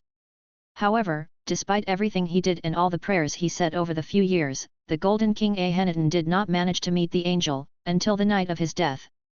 Inside the huge palace, a great fire roared in the fireplace. A rug of rare white bear pelt lay on the ground. Ahenitan sat in his great chair with a glittering, gem-filled golden crown on his head. His hair was all white, and his face full of wrinkles. Moreover, his eyes were murky with cataracts. At the moment, he was gently cleaning the divine sword the angel had given him. However, the man who had once heroically challenged the world no longer had the strength to wield that sword. Ahenitan sighed. In the shadows, he saw a figure approaching him. Immediately, he looked up sharply. Part of him, despite his age, was still a king. Why do you want to see me, Ahenitan? Ahenitan saw the figure who was in a white robe and a white mask decorated with the sigil of the sun in front of him. Ahenitan's eyes widened when he saw the familiar person. It's you. Are you really here? Or am I dreaming? His voice was hoarse, but he sounded very excited. Lu Zhiyu stood in front of Ahenitan and stared at him, sighing in his heart. The young boy that time was already so old at the moment. Time waited for no one, even great kings were at its mercy. Ahenitan, you've done well, he told him. You are the first king of mankind. Your name will forever go down in history. That's not what I want. Ahenitan protested loudly. That's not what you said back then, Lu Zhiyu said, puzzled. You chose this path yourself, and you are a king now. You have everything you could have ever wanted, power, status, reputation, women, wealth. Why are you not satisfied? Ahenitan looked at Lu Zhiyu and pushed himself out of the chair shakily. With his eyes burning with enthusiasm, he stared at the young man before him, at his lean figure and strong hands. Time did not seem to have left any trace on Lu Zhiyu's body. But I will still die, he said. I finally understand, now that I am old myself, that this is all only as transient as a fleeting cloud. Only you, and the gods, are eternal. I want to be like you as well, I want to live forever. Lu Zhiyu could not help laughing and said the exact same thing he did many years ago, you're too greedy. Ahenitan took a step forward and roared angrily, no. I did what you asked of me. It's time for you to reward me. But we never asked you for anything, Lu Zhiyu shook his head and said. You can determine your own fate, and you chose this path yourself. I once told you, the gods gave you life and land. They gave you wisdom, powerful abilities, and abundant food.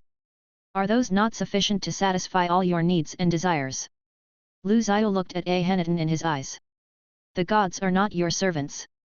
We gave you the ability to change your destiny. If you're not satisfied with it, you must do something to change it. You cannot blame the gods for it. Lu Zhiyu sighed. You never did anything for us, you did everything only for yourself. But greed has blinded you. Only the things that you cannot obtain are the best. I can trade anything with you. Ahenitan shouted at once. He danced around wildly and insanity filled his eyes. Power, money, women, everything. I just want my youth back. We gave you your everything, Lu Zhiyu said, smiling. Are trying to trade with me using something that I gave you. Seeing no point in talking with the old king anymore, Lu Zhiyu turned and his figure rippled and disappeared. Seeing this, Ahenitan lunged forward. You cannot leave, he roared wildly in his palace. I finished the mission you gave me. You cannot do this. You owe me this much. You liars. He thrashed around in rage, grabbing and smashing everything around him. In the end, he fell onto the ground like a child. Don't leave me. Don't leave. Hearing the loud noises inside, the guard posted outside the room hurried in to check on the king.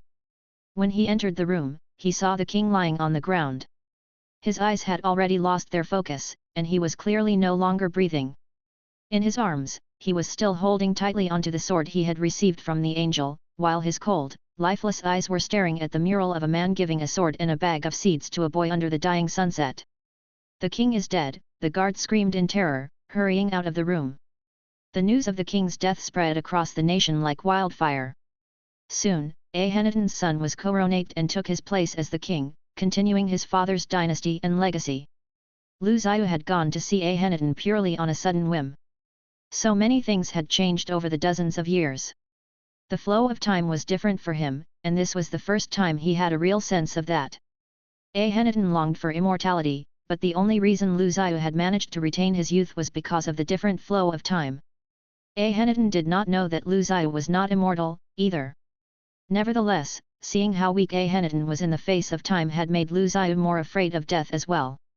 Can I really achieve immortality? He questioned himself. Chapter 34, Elixir of Life. This was the second time Lu Zhiyu was trying to alter his body, and he was getting more practiced at it. The biggest difficulty when it came to creating the elixir of life was solved when the elves were created. The only thing left to do was experimenting with the elixir and trying to get the success rate as high as possible. Lu Zhiyu injected the elixir into his body and immediately felt his body changing. He was experiencing an immense change straight from within his genes.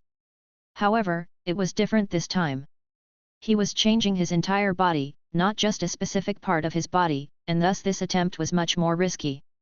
The elixir was not directed at altering a specific organ in his body. Instead, the elixir was made to change the very genetic components of his body, turning his genetic makeup into something akin to the elves. This transformation was much more difficult than the ones he tried out before. In the past, he could never even dream of attempting something like this. However, after experiencing many alterations to his body, Lu Zhiyu now had a greater understanding about the mysteries of the genes as well as what the building blocks of life entail. The skill that went into creating the elixir of life was the peak of Lu Zhiyu's abilities. He felt pain coursing through his body, his nervous system then shut down. Lu Zhiyu quickly laid down in the pool of nutrition liquid and almost stopped breathing. The liquid in the nutrition pool would make sure that his body would receive proper nutrition during his transformation. Lu Zhiyu noticed that he had become thinner when he came out of the nutrition pool. His entire body felt much lighter, and his senses were heightened. His eyesight became much sharper. He took one sniff of the air and seemed to be able to distinguish various different scents that were present in the room. He felt as though he had shed a layer of skin, and was now more closely connected to the world. He knew that this ability was due to the plant genes. Lu Zhiyu stood up, then felt as though he could not stand stably by himself. He was still not used to the changes made to his body, and his movements were restricted. He stumbled out of the tub and sat down on a nearby wheelchair. He used his mind power and got one of the ant people push him out of the lab. Lu Zhiyu only saw how he looked like in front of a mirror in the corner of the room. He had become skinnier and his skin was soft as silk. His features had become more defined. He had undergone a huge transformation. If he was described as handsome before, he might be able to topple nations with his appearance now. Sure, those words should be used to describe beautiful women, but Lu Zhiyu was so beautiful that he might be called a demon. Lu Zhiyu had not wanted to turn himself into an elf, this was only an unintended side effect of the elixir. Lu Zhiyu stood up, feeling the vigor of youth. He cut himself on the arm with his nails purposefully. Even the bright red blood on his pale skin looked beautiful. But within a few seconds, the wound pulled itself together and healed. I really have such powerful regenerative ability, and have inherited the powerful life force of plants. More importantly, my circulatory system and metabolism have become more comprehensive and harmonized. My heartbeats are stronger, the energy in my blood increased and became more pure. This blood can provide my brain with a better environment and energy, making my thoughts faster and more nimble. Lu Zhiyu felt for his body's vital signs.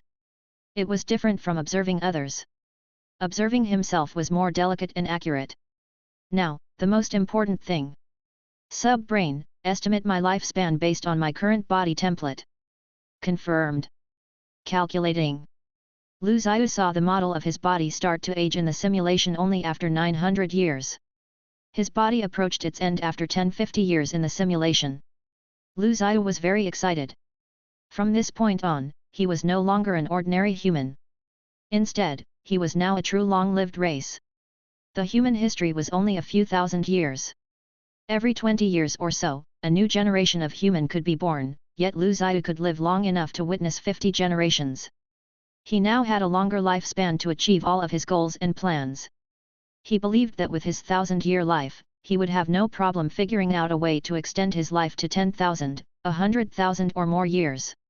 In the end, even if the universe would be destroyed, Lu Zhiyu would still arrive at the eventual eternity. Even though Lu Zhiyu knew that it would not be that easy, but at this point, he knew he could continue to live on, at least until he was bored of living. Lu Zhiyu sat on his wheelchair and went through his library. He recorded and organized all the information he had used for this experiment. After that, he checked on Yala again. The elves were still in their infancy, and were still under the ant people's care. After a few days, Lu Zhiyu gradually got more used to his body. He opened the dimensional door and returned to his home world. The light in his storage room was still on. It was still dark outside, and he could see the lights of other buildings near him. It had not been long on Earth, however, it had been more than a year that he spent in Maria's world. Every time he came back, he felt strange, as if he was a stranger in his own world.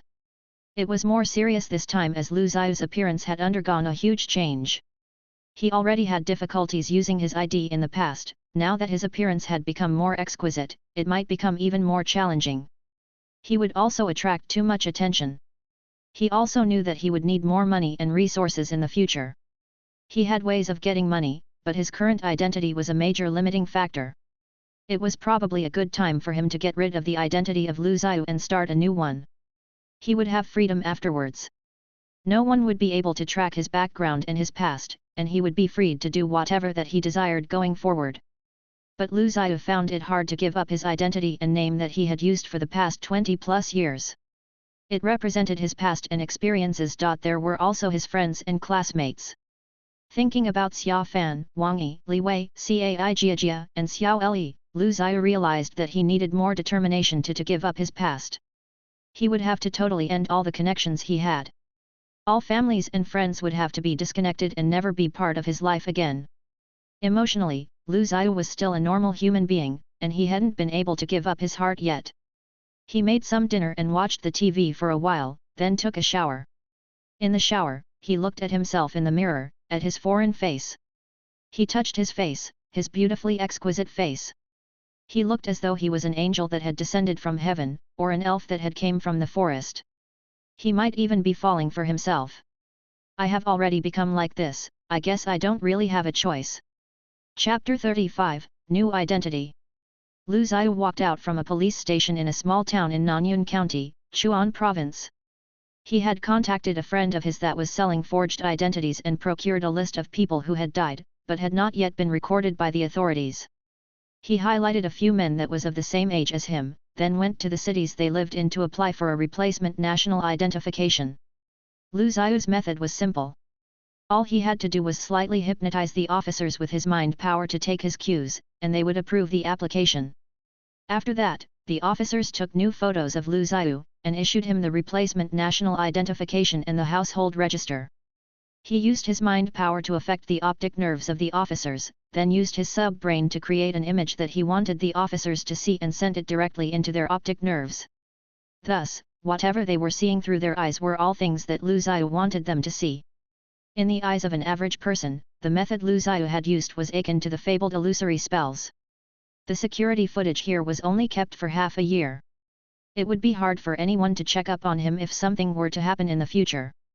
However, since he was on Earth, he did not have the power of traveling through space like he did in the Scroll of the World, unless he left a channeling array to summon a dimensional door in that place. He would have to travel like any other normal person. He created 4 new identities. Even though the identities would not hold up if anyone wanted to investigate them, they would be enough for now. After that, he went to the bank and closed all of his old bank accounts. He then created bank cards under his new identities. Now Lu Ziyu had 4 different identities, as well as a bank card under each of the identity. After he got the new bank accounts, he entered a gold exchange store with a wooden crate. There were quite a few places one could exchange their gold for cash. Some jewelers would also provide such a service. Even some banks would buy gold from customers.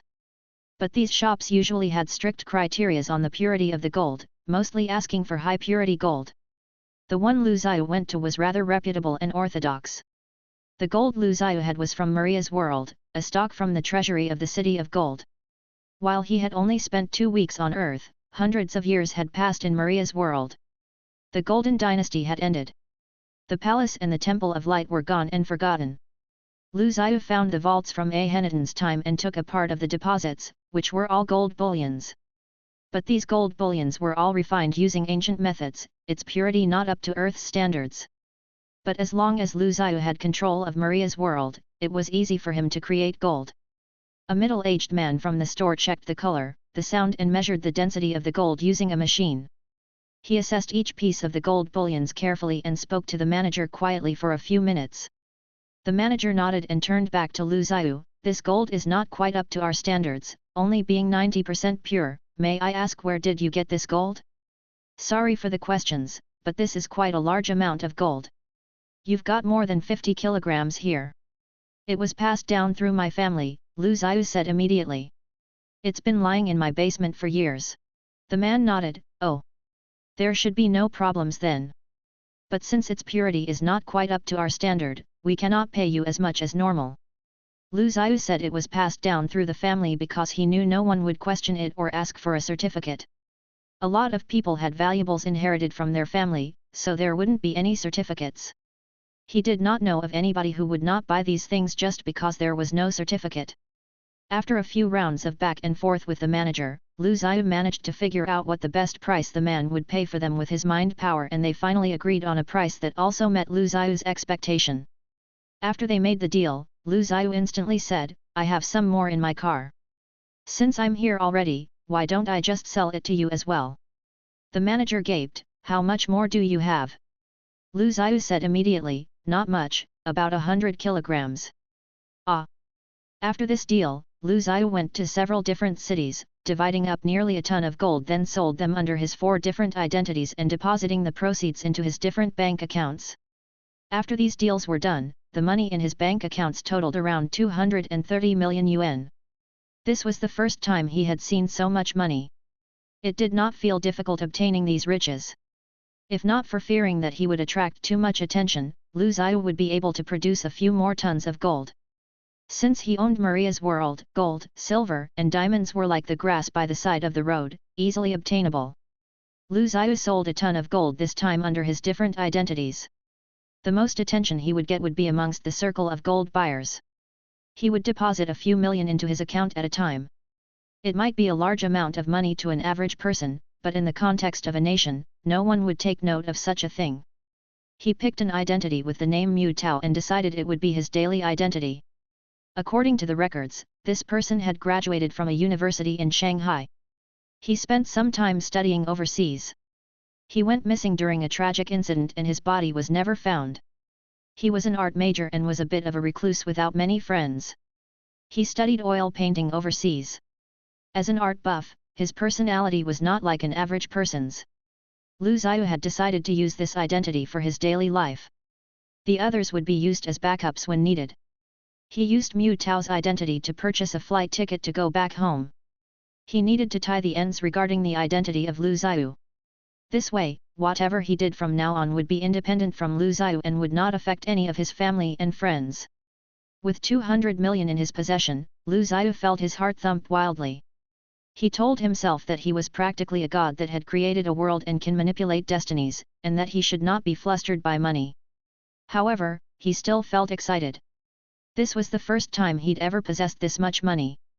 He had also created for himself 4 new identities, ready to erase his past. He felt like he was in a Hollywood movie. In the scroll of the world, he could pretend he was only playing a video game, but here on Earth, in the real world, Lu Zhiyu's sense of belonging and feelings were on a completely different level. On the plane, Lu Zhiyu felt anxious and excited at the same time. It was as though he had finally taken a true first step forward in long journey of his new life. Once he got home, he saw that he had several calls from Xiao Li. He hadn't been showing up at the pet store lately, and Xiao Li had been very busy. As soon as he picked up, he heard Xiao Li's angry voice, "Boss, where have you been?" Lu Zhiyu thought for a moment, then said, "Xiao Li, something came up. I might not be able to come to the store anytime soon."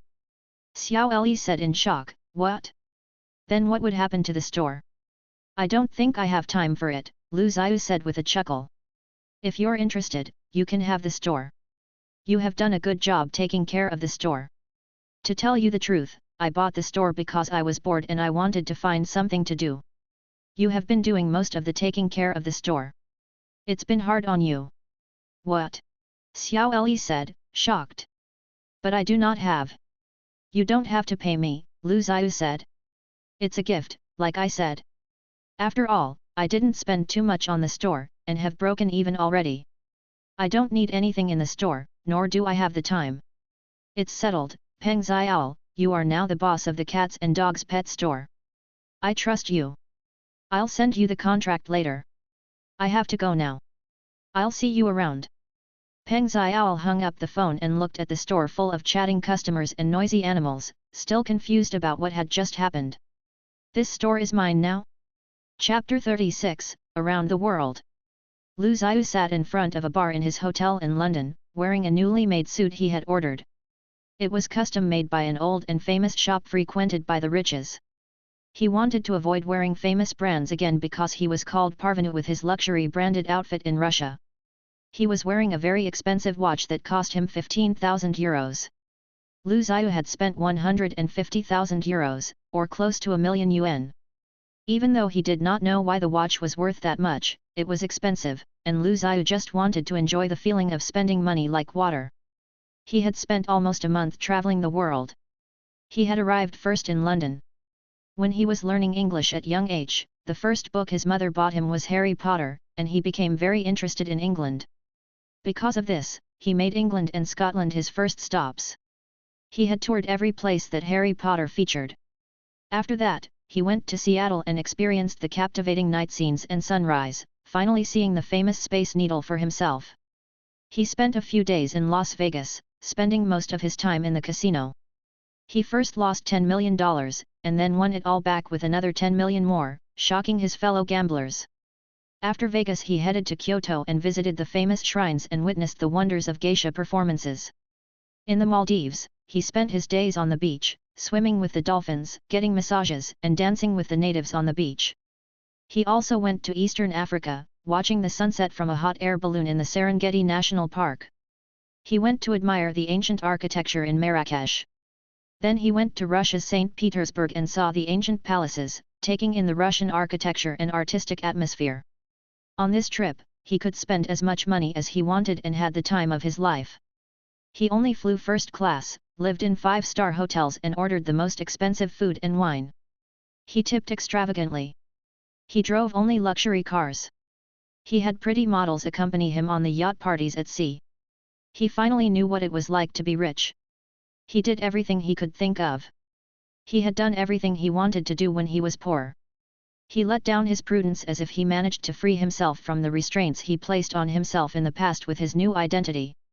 Because of his long hair, coupled with his appearance, it was hard for someone to tell if he was male or female. Lu Zhiyu opted for a very energetic crew cut, but would often still be mistaken as a woman. For example, in the bar Lu Zhiyu was at now, there were still a good amount of men looking at him, making Lu Zhiyu rather unhappy. "Anthony! You're back!" Someone tapped Lu Zhiyu on the shoulder and called. Lu Zhiyu instantly turned and saw a foreign woman with dark hair sitting down next to him. She waved at the middle-aged bartender, a glass of whiskey." The bartender shrugged his shoulders, coming right up. Lu Zhiyu turned to look at the beauty. "Zoe, you found me as soon as I got back. Also my name is not Anthony, you gave me the name, but I haven't accepted it yet. Play this game for 1 minute and see why everyone is addicted. Play this game for 1 minute and see why everyone is addicted. Play for free. No installation. Navy.quest." The woman was called Zoe Sharp, the manager of the hotel. Judging from her last name, she was likely much more than just a small hotel manager. Lu Zhiyu didn't want to get tangled up with someone like her. But she'd been constantly hovering around him ever since he moved into this hotel. She smiled at Lu Zhiyu and said, "Why won't you accept it? Your Chinese name is too hard to pronounce. What is it again?" "Something like Moao." Lu Zhiyu lifted a brow. "It's Mu Tao." "Alright, you can just call me Anthony. Even though I think it makes me sound like a wizard or something." Zoe looked at Lu Zhiyu. "How long are you going to stay this time?" Lu Zhiyu thought for a moment. "I'm thinking about buying a house in London and staying here for the time being. Do you have any suggestions?" "I want a quieter, bigger house." Zoe said in surprise. "You're staying in London? That's great. I've told you, this is the best city in the world." Lu Zhiyu smiled. "Well, I think that this is a good place for a wizard to live in." The two talked for a while, then Lu Zhiyu returned to his room. Lately, he felt his mind power had been quite unsettled, as though he was approaching a breakthrough. He had only come to that point once before, when his mind power reached 7 source form units, SFU. That breakthrough had allowed him to start using his mind power on people and objects outside of himself. Counting his time in the dimensional castle, he had spent several years practicing his mind power. Because of this, his mind power was much stronger now, reaching 127 SFU. When he used his mind power before this, he could only pick up very light objects, like plastic water cups. As he worked more on strengthening his power, he began to be able to move heavier things like books and water bottles. Now, he could easily use his mind to pick up bigger objects such as the wooden chairs and table in his hotel room. When he released his mind power, it could cover a larger area instead of being restricted to just a few feet around him. He sat on his bed and closed his eyes with his mind power enveloping his body. He saw himself floating a few inches above the bed, suspended in the air. Lu Zhiyu opened his eyes and looked at himself. I guess I can fly now. He took a few laps around the room and shook his head. This won't do, flying is too slow. I would rather run. Lu Zhiyu landed on his bed. Over the days, Lu Zhiyu had felt as though his mind power had reached a bottleneck. He felt his mind power and his brain sinking. This weird phenomenon had attracted Lu Zhiyu's attention. He felt that something special would happen when he finally reached that stage.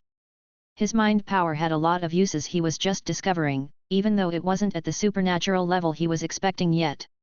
He was excited to see what this breakthrough held for him. He closed his eyes, and with his mind power, immediately opened the door to the different dimensional spaces using the time glass in his mind. He quickly entered the zero-dimension space and started meditating. He had already developed a system of how he liked to meditate. He had a set of experienced and very mature method. He could stabilize his mental structures within the zero-dimension space, and extract source form to strengthen his mind power to the largest extent. This was why it only took him a few years to reach the level he was currently at. Chapter 37, Deified Cells. The source form flowed into Lu Zhiyu's mind structure, and he felt his mind power growing again.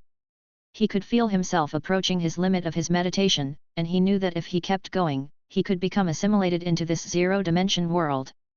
At this moment, Lu Zhiyu realized that he could not pull back his mind power. His mind power had an intense transformation in this unique space. All of his mind power clamored like water approaching the boiling point. He felt his mind power and his consciousness melding together. As the two began fusing, every shred of his consciousness became imprinted with his mind power. It seemed like his mind power was enough to hold his mind. Before, even though he had his mind power, his mind, thoughts, and memories were still dependent on his brain. After breaking through into this stage, it seemed as though his mind power could store all of Lu Zhiyu's consciousness. I didn't expect that my consciousness and mind power are starting to fuse together. The current strength of my mind power is strong enough to carry my consciousness. Before this, even though Lu Zhiyu possessed mind power, his will, thoughts, memories, and feelings were all stored within his brain. His mind power was merely a sensory ability that was an extension of the brain. It did not represent Lu Zhiyu. However, from now on, Lu Zhiyu could place his consciousness on his mind power, allowing his mind power to carry his thoughts and will. This was an idea in Lu Zhiyu's mind. It was just a possibility, but Lu Zhiyu had not begun his experiments. Once the change of his mind power was completed, he immediately retracted his mind power from the zero-dimension world and recovered to his original state. Lu Zhiyu stood up. When he felt the change, he thought of a lot of things, especially the more important ramifications. If he could really store his will, personality, and memories onto his mind power, then Lu Zhiyu would truly have stepped into a supernatural state and possess true supernatural power. Normally, there was a limit to how much information a brain of a human being could hold. An average human's brain could only hold around 500 million books worth of content. However, this also included everyday memories like images, sounds, the subconscious or the like. These things took up a large portion of a person's memory capacity. The brain was not infinite, and it couldn't hold infinite knowledge. There was also a 0.1 second lag between the brain firing a neuron and the information that was perceived. Human intelligence and the speed of the brain in processing information is also limited by this 0.1 second lag. There would be a 0.1 second wait every time one deliberated a question.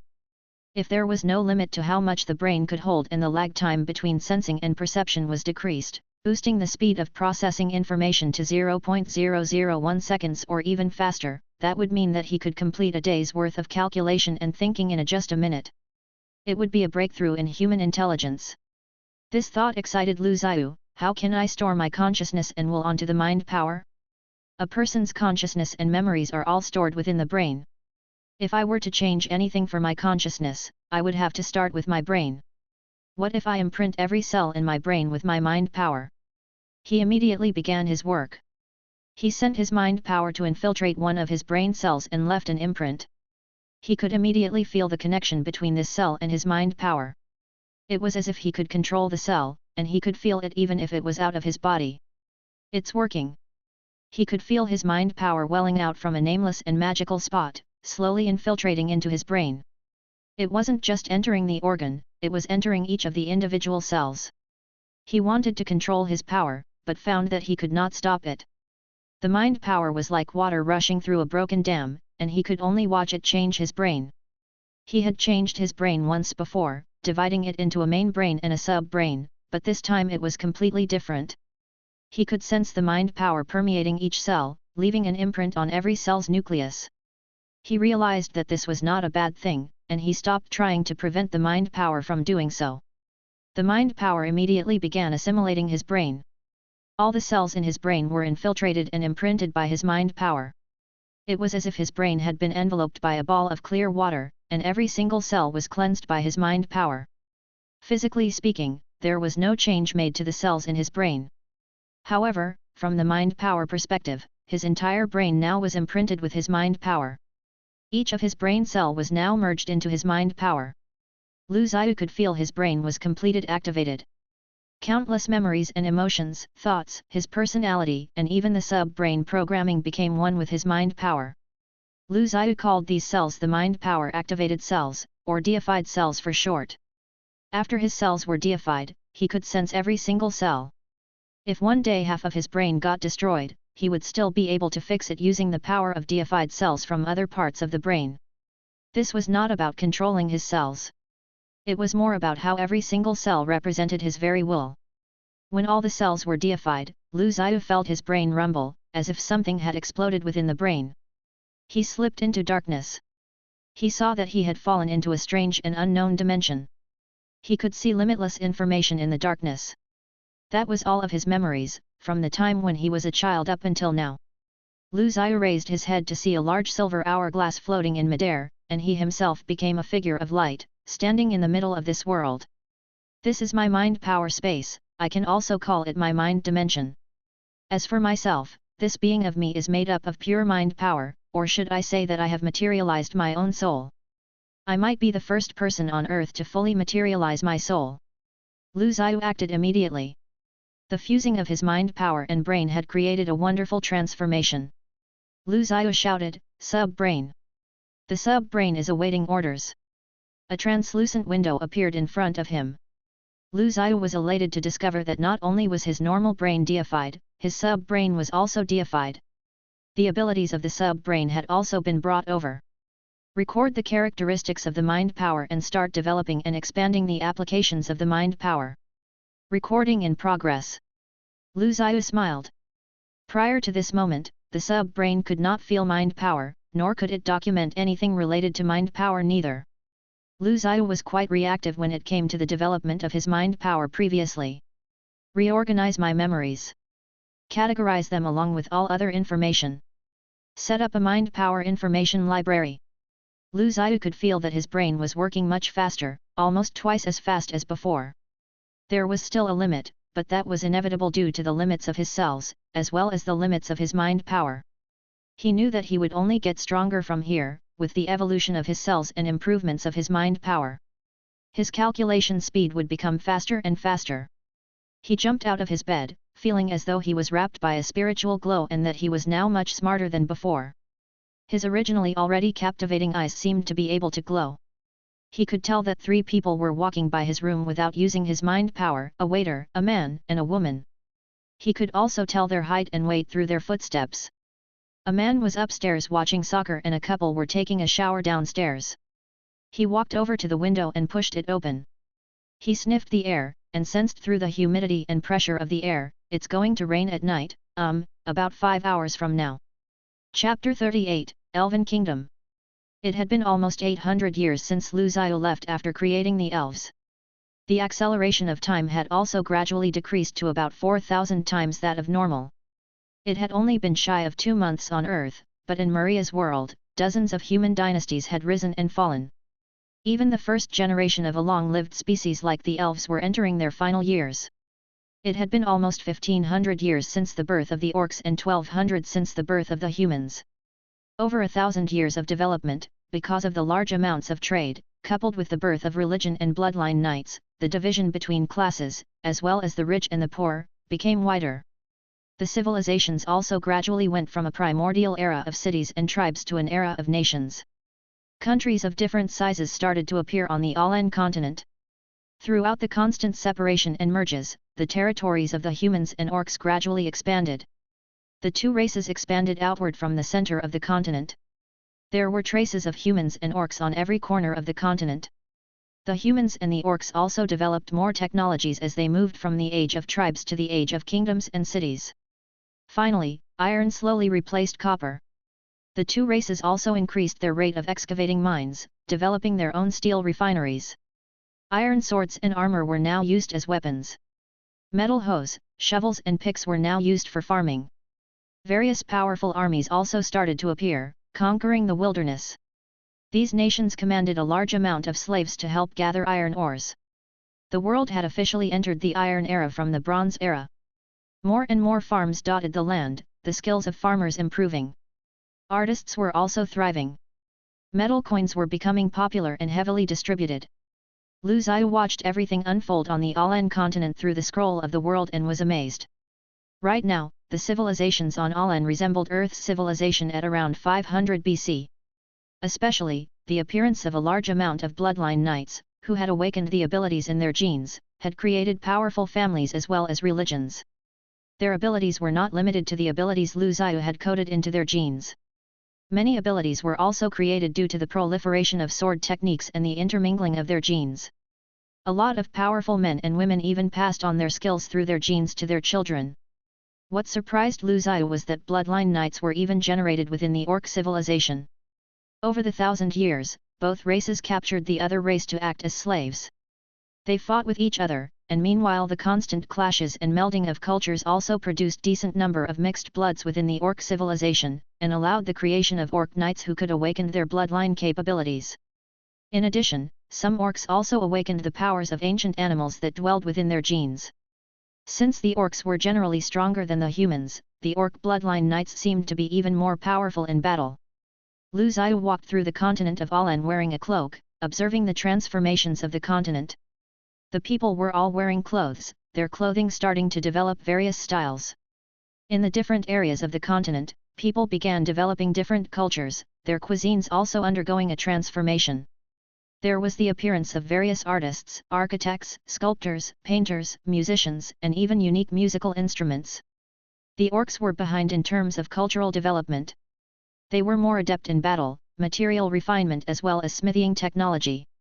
Lu Zhiyu finally arrived at the edge of the ocean. Humans and orcs had settled near the ocean as well. They started to make simple boats and fish in the shallow parts of the sea, which was populated by the descendants of the fish Lu Zhiyu initially brought over. There were many different kinds of fish in the ocean now, including other creatures like coral, starfish and jellyfish. The only regret was that there were no large creatures in the ocean. The ocean was boundless, but without any large-sized creatures, Lu Zhiyu felt ocean did not live up to its name. How would it be called a fantasy world if there was no giant creatures or sea monsters? Lu Zhiyu walked on the beach and watched the fishermen on the coast. The humans and orcs are beginning to come into contact with the ocean. Perhaps in a few hundred, or 1,000 years, they would start on their journey to conquer the sea. Lu Zhiyu looked at the ocean and creased his brows. The ocean feels too boring. It would not be difficult or exciting to conquer. After finishing his observations on the transformation of Aulan, Lu Zhiyu immediately went to Yala via a dimensional door. The once nameless Rhine forests now had its own name, the Forest of Life. Elf was the lucky species that Lu Zhiyu had given most of his attention to. Compared to humans and orcs, elves were blessed with more advantages. They were born with naturally long lives, beautiful appearances, and exceptional intelligence. Lu Zhiyu even gave them the feature of heredity through genes, a trait unique to humans. From all perspectives, other than the fact that it was harder for the elves to have children, they were a perfect species. Nearly 100,000 elves resided in the Forest of Life. All of the elves lived in this forest without a worry in the world. Their exceptional intelligence and peaceful environment allowed them to develop a culture which was different from that of humans and orcs. They created an elegant language. They created a harp unique to the elves. Music became popular throughout the kingdom of elves. They had master sculptors and master painters, and they could create intricate elven longswords and arrows. One could see that the elves were a race that worshipped and loved art from all aspects of their lives. Lately, however, the elves' harmonious environment started to change. Fear was spreading throughout the world of elves. This was because their divine tree was showing signs of withering. The divine tree that had birthed countless elves, the divine tree that carried the elves' hope and faith, was entering its final years along with the first generations of elves. Ever since a few years ago, the tree of life had been unable to bear new elves.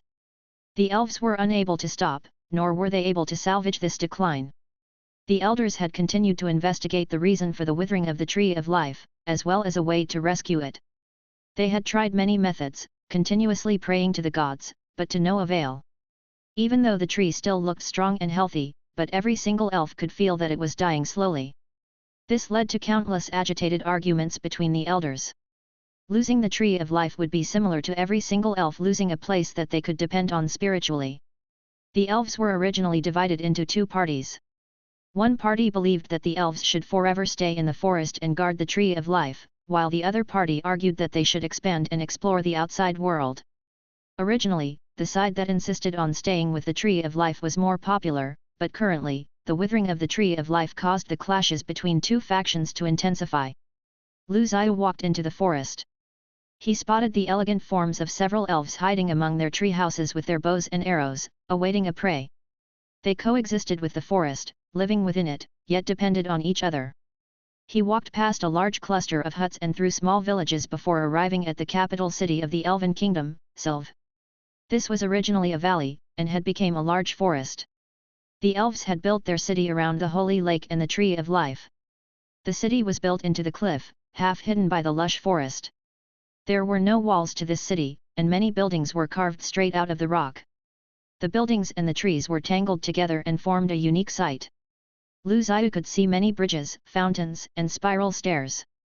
Behind the moat were unique towers and beautiful architectures, where lived lots of beautiful elves. They spent their days playing the harp, singing, and doing whatever their hearts desired. Their longevity and peaceful lives allowed them to have enough time to accomplish everything they wanted. Chapter 39, Lord of Natural Order. Zhiyu walked through Sylve, admiring the beautiful city. There were finely made statues everywhere on the street, and even the pavement had beautiful carvings on it. Every wooden building seemed to blend perfectly into nature. It was a city of forest and flowers. The most impressive thing was the enormous tree that stood in the middle of the city. Its height had doubled since Zhiyu had last seen it. The tree was like a pillar that held up the sky. The area around the tree of life and the lake was sectioned off. An altar was placed there, and it was considered a holy place by the elves. Beside the lake, Zhiyu stood under the tree of life and placed a hand on the tree trunk. Indeed, he could feel the tree starting to age slowly. What was surprising was that he could actually sense waves of consciousness in the tree, and moreover, it had a very powerful consciousness. This tree, a creature bearing both animal and plant genes, was sentient, though it had not yet gained sapience. Why can it develop consciousness without a brain? Maybe it was because of the elves' prayers, or perhaps its size had allowed it to become the entire forest's hive mind. Zhiyu was sure that if he did not seal the path to the zero-dimensional space and forbid the creatures in Maria's world from extracting source form, the tree of life would have connected with the zero-dimensional space using its powerful consciousness. It would have evolved, just like the queen insects. Unfortunately, the tree's consciousness was locked inside itself and it could not develop any mind power. Once the tree reached its maximum lifespan that Zhiyu had set when he had created it, its consciousness would die with the tree. Zhiyu felt tempted. The tree had a powerful consciousness, but no mind power or intelligence. It could be a very good specimen available. After Zhiyu had deified all of his brain cells, he had been wanting to create other deified creatures. This was one of the reasons he came back to Maria's world. Before he proceeded to do so, he wanted to check the changes in Maria's world first. However, he also knew that it would be hard for ordinary creatures in Maria's world at the moment to achieve what he had achieved. Without a sufficiently powerful consciousness, one would not be able to extract and absorb the source form, so one's mind power would not be strong enough to allow a change in its quality. In that case, the creature could not leave any imprints in its cells. In addition, according to the sub-brain's calculations, unexpected outcomes may occur if Lu Zhiyu tried to forcefully deify any cells. Deification was not something that an ordinary person could experience.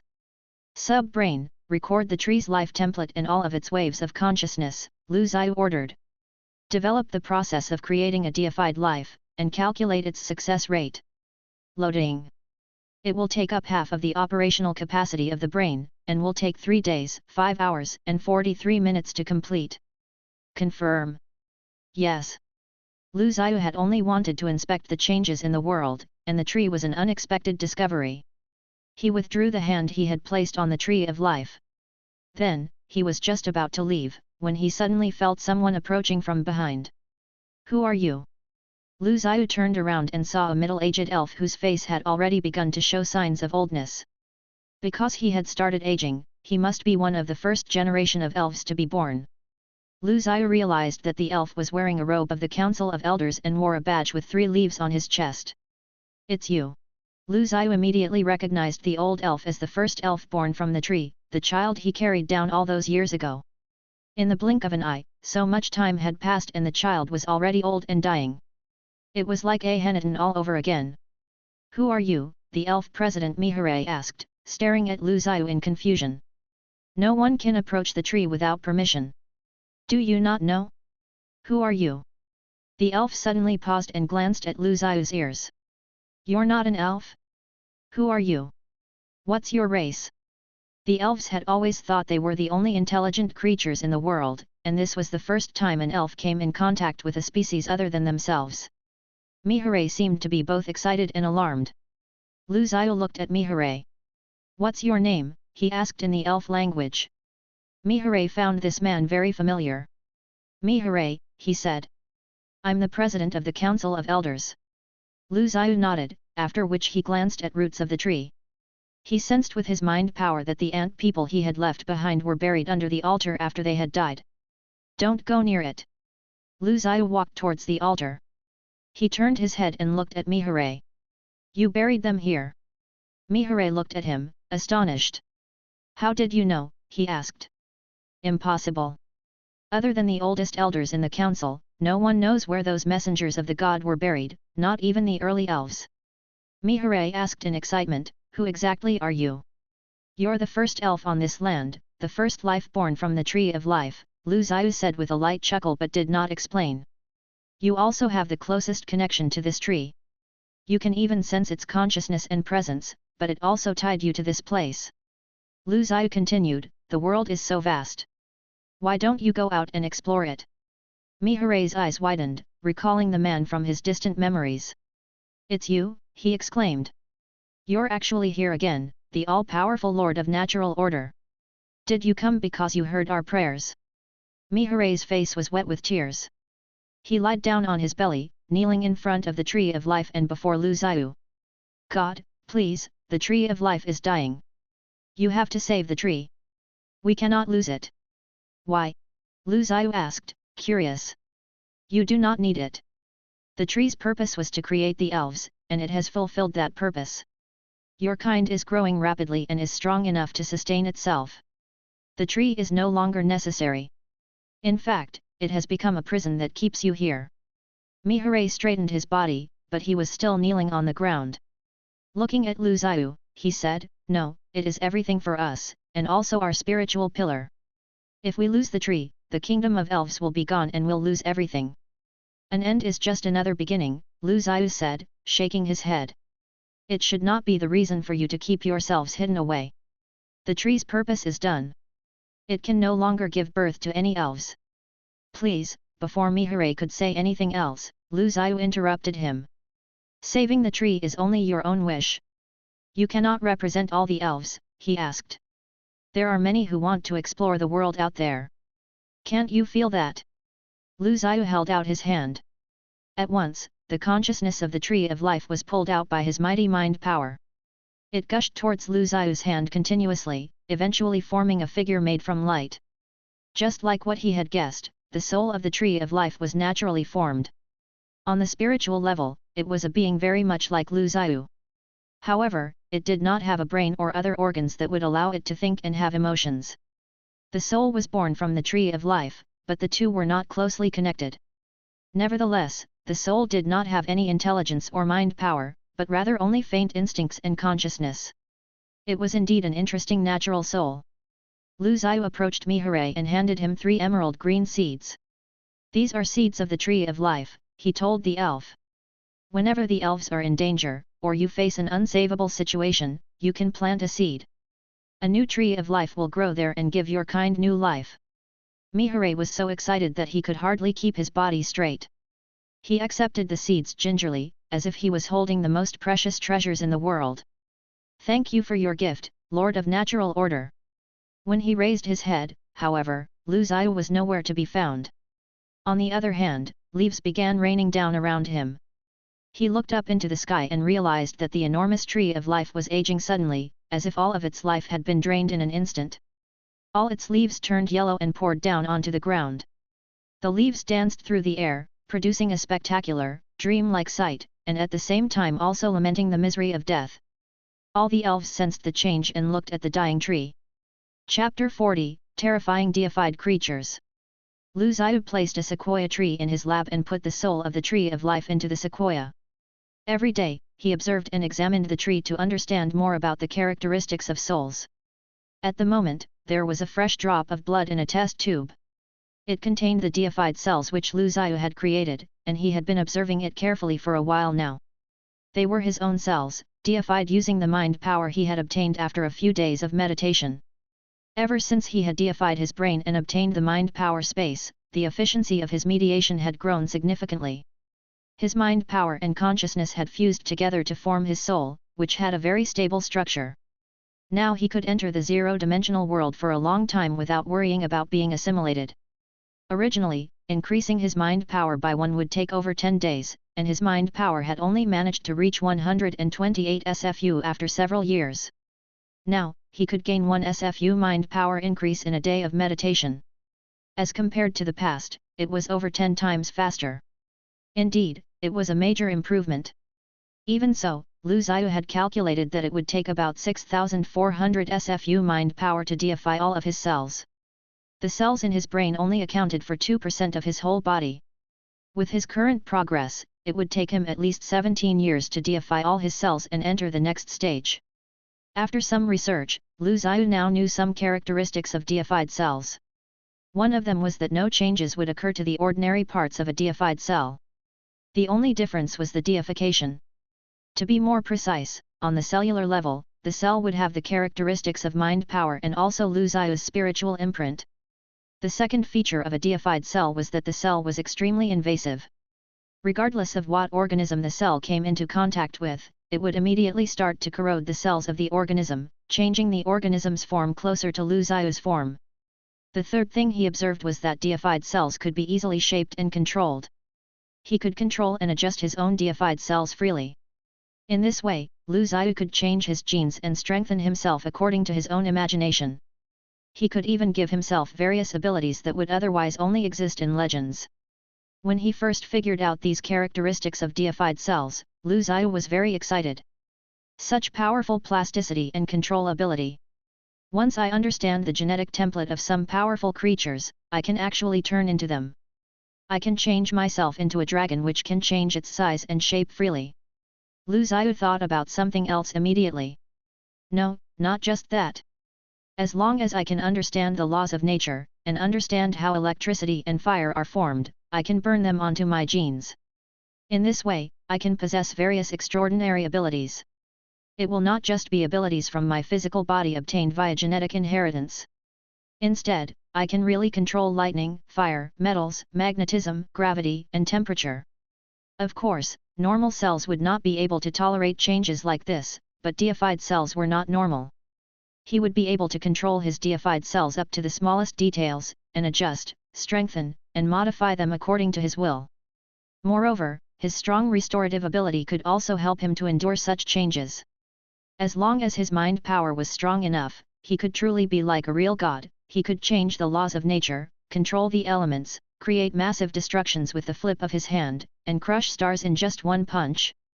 He also knew that if he deified his entire body and became a totally deified creature, his body would no longer have any weaknesses. Even if most of his body was destroyed, as long as some of his cells managed to escape, he could revive.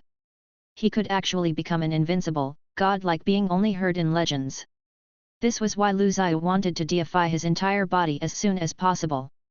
Looking at the deified cells that he had created, Lu Zhiyu felt like he had just opened a Pandora's box. Of course, he was still very far away from becoming a deified creature, and he would not be able to complete it anytime soon. Nevertheless, Lu Zhiyu could also start to try other things at the moment, or begin collecting information so that he would know what to do after getting deified.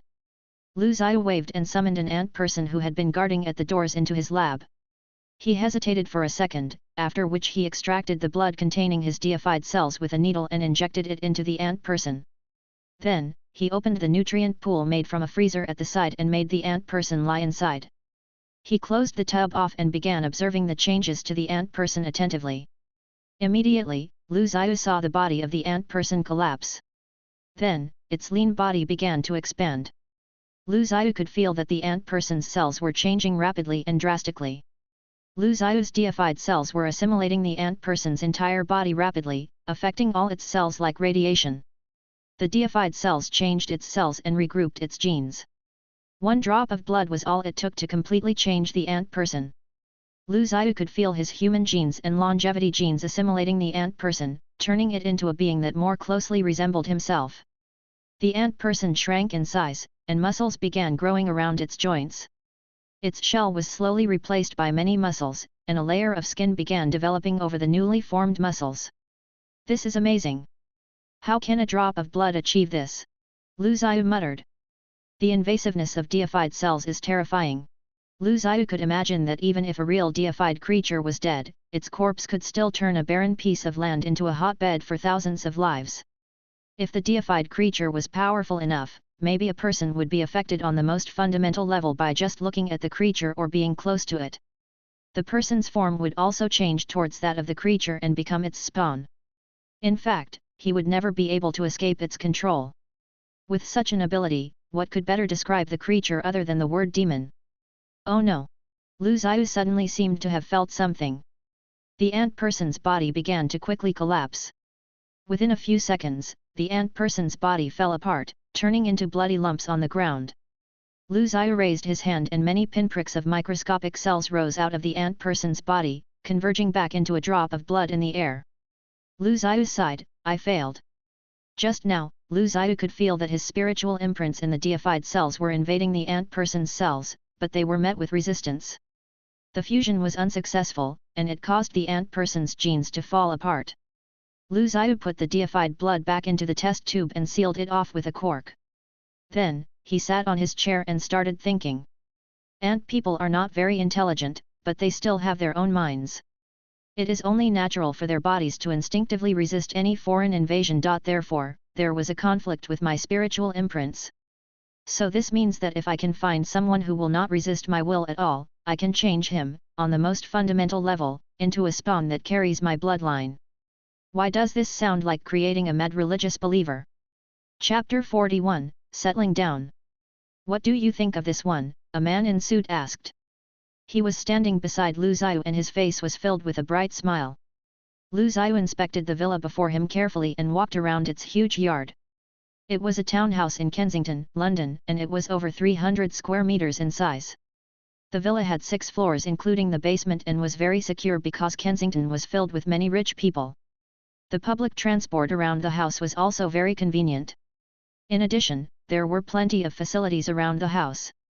After inspecting, Lu Zhiyu found out that most parts of the house were painted white with great attention to details. It had the elegance of European designs, and the furnishings inside were also very modernized. Moreover, the yard was huge and one could sunbathe or play in it to relax.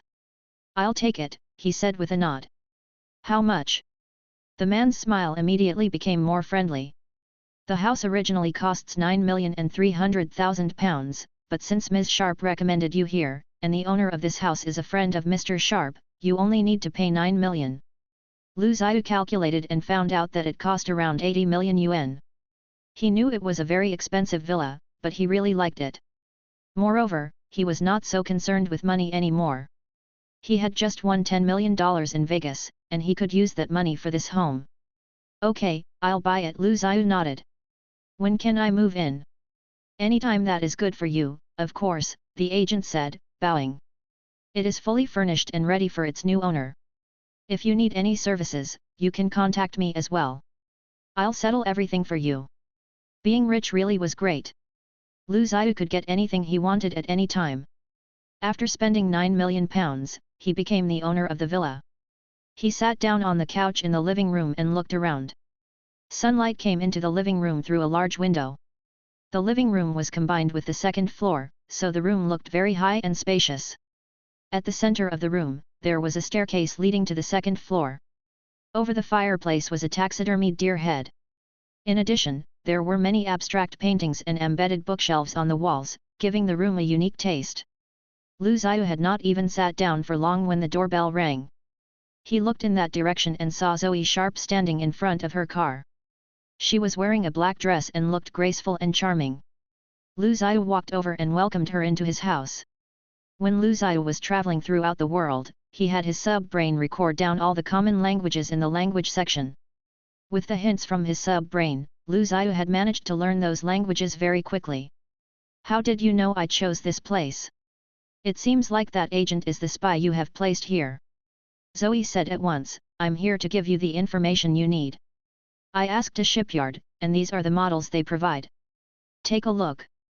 Lu Zhiyu thanked her and took the folder. He did not have many friends here, so without her, it would be very hard for him to get everything he needed. Even though Zoe was interested in Lu Zhiyu, she was not the passionate type of woman. Furthermore, she had some background and was probably a troublemaker. Lu Zhiyu did not want to be tangled up with someone like her. Therefore, he kept his distance with her all the time. He quickly showed her the rooms, and the two only had a brief conversation before Zoe left. This one is too small. Not this one. This one looks decent enough. Because the mind power and deified blood Lu Zhiyu could use at the moment were too little, he had decided to go in another direction to find out the characteristics of deified creatures. First, he wanted to see if he could do something to change the soul of the tree of life into a deified creature. Because such creatures were too dangerous, and the space inside the dimensional castle was too small, Lu Zhiyu decided to do his experiments on the seas in Maria's world.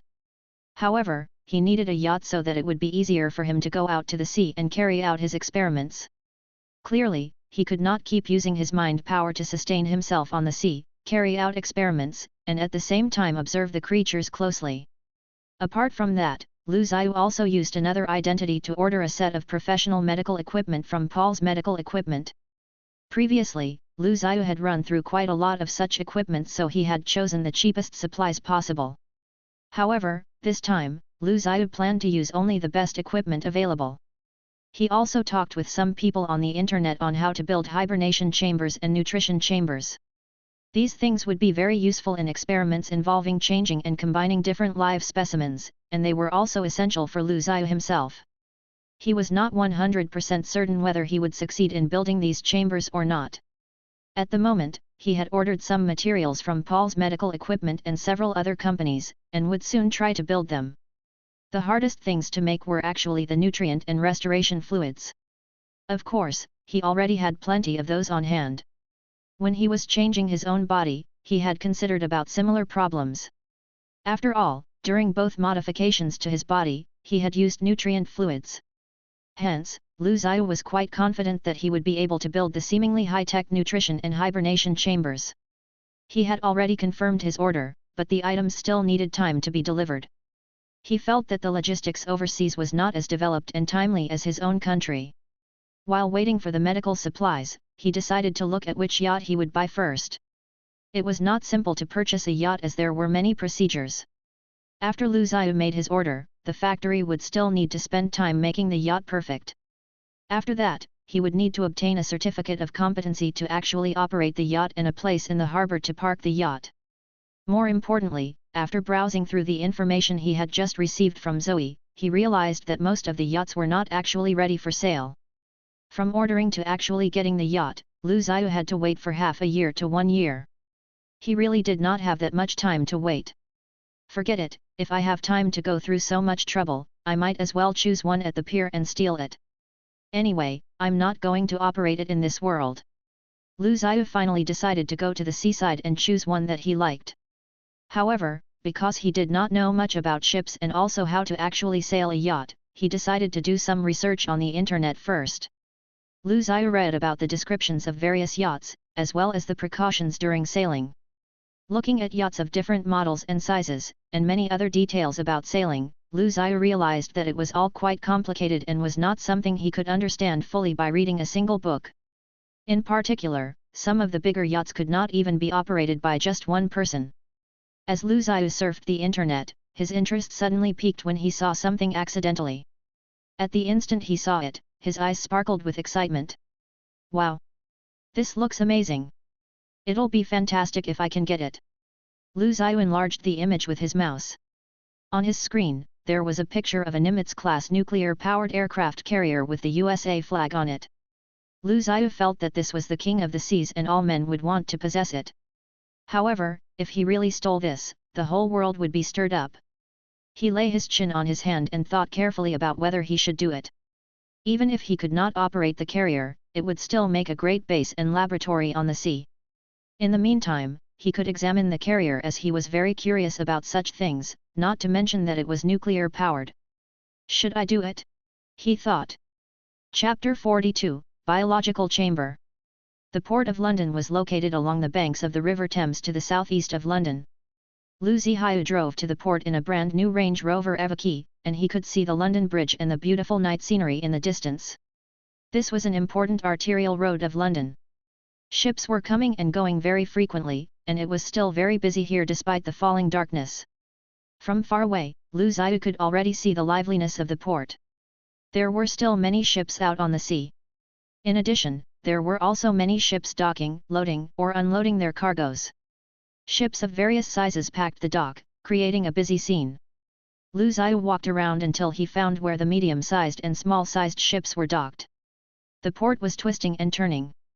Lu Zhiyu walked down a straight path and saw dozens of ships docked around.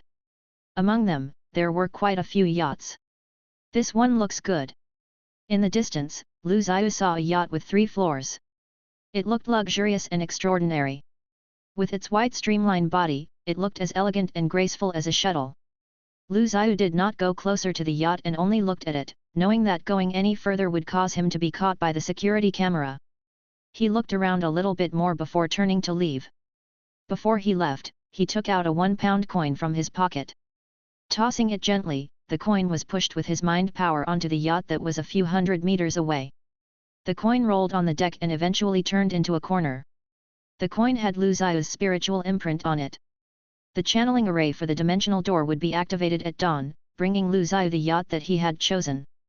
Lu Zhiyu walked back to his car and left the harbor. He thought about stealing the aircraft carrier. Moreover, he even checked online for the harbors where the Nimitz-class carriers were docked and almost bought the ticket to go there. However, after thinking about it, he still felt that this would be too crazy and there was also no point in stealing that kind of ship. He did not know how to operate it anyway, and it would very likely bring him unnecessary trouble he would not be able to deal with. After Lu Zhiyu left, the night deepened. Suddenly, somewhere in the depths of the Port of London, air blurred and space folded. A yacht immediately vanished with it. The next morning, a group of people were standing on the harbor, arguing.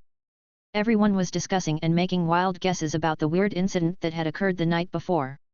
A furious white, fat guy was standing there, cursing all the workers of the port. "Where's my white shark?" he roared.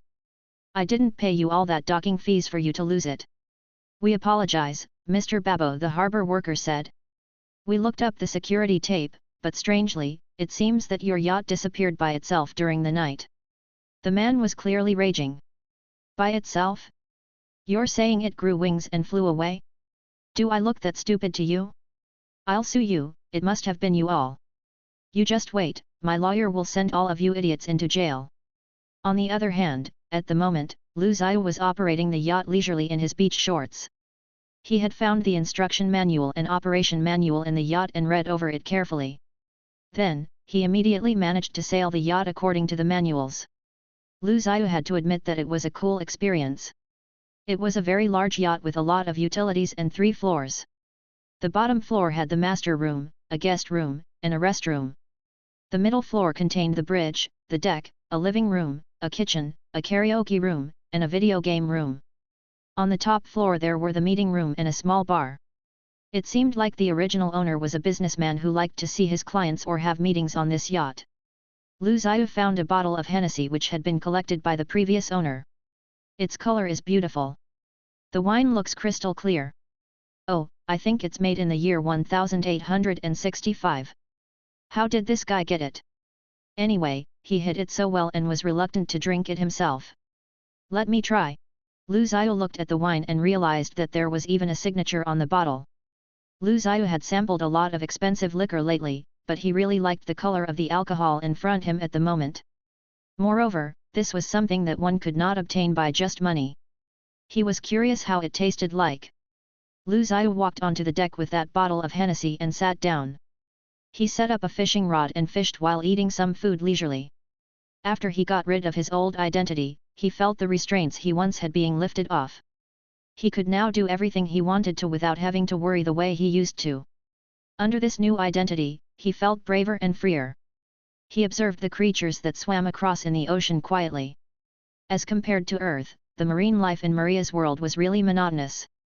Without any major predators, some fish could reproduce unchecked, and it felt like they were going to occupy the world soon. With this many fish around him, fishing was easy. Soon, Lu Zhiyu had an entire bucket of fish. He went through the bucket, looking for ones that would be fit for him to fuse with the soul he had and create a deified creature. The medical supplies he had ordered, as well as the components needed to make the nutrition chamber, had arrived as well. Lu Zhiyu planned to assemble the nutrition chamber while looking for the life template he wanted. In the following period of time, Lu Zhiyu would be completing his deified creature creation plan.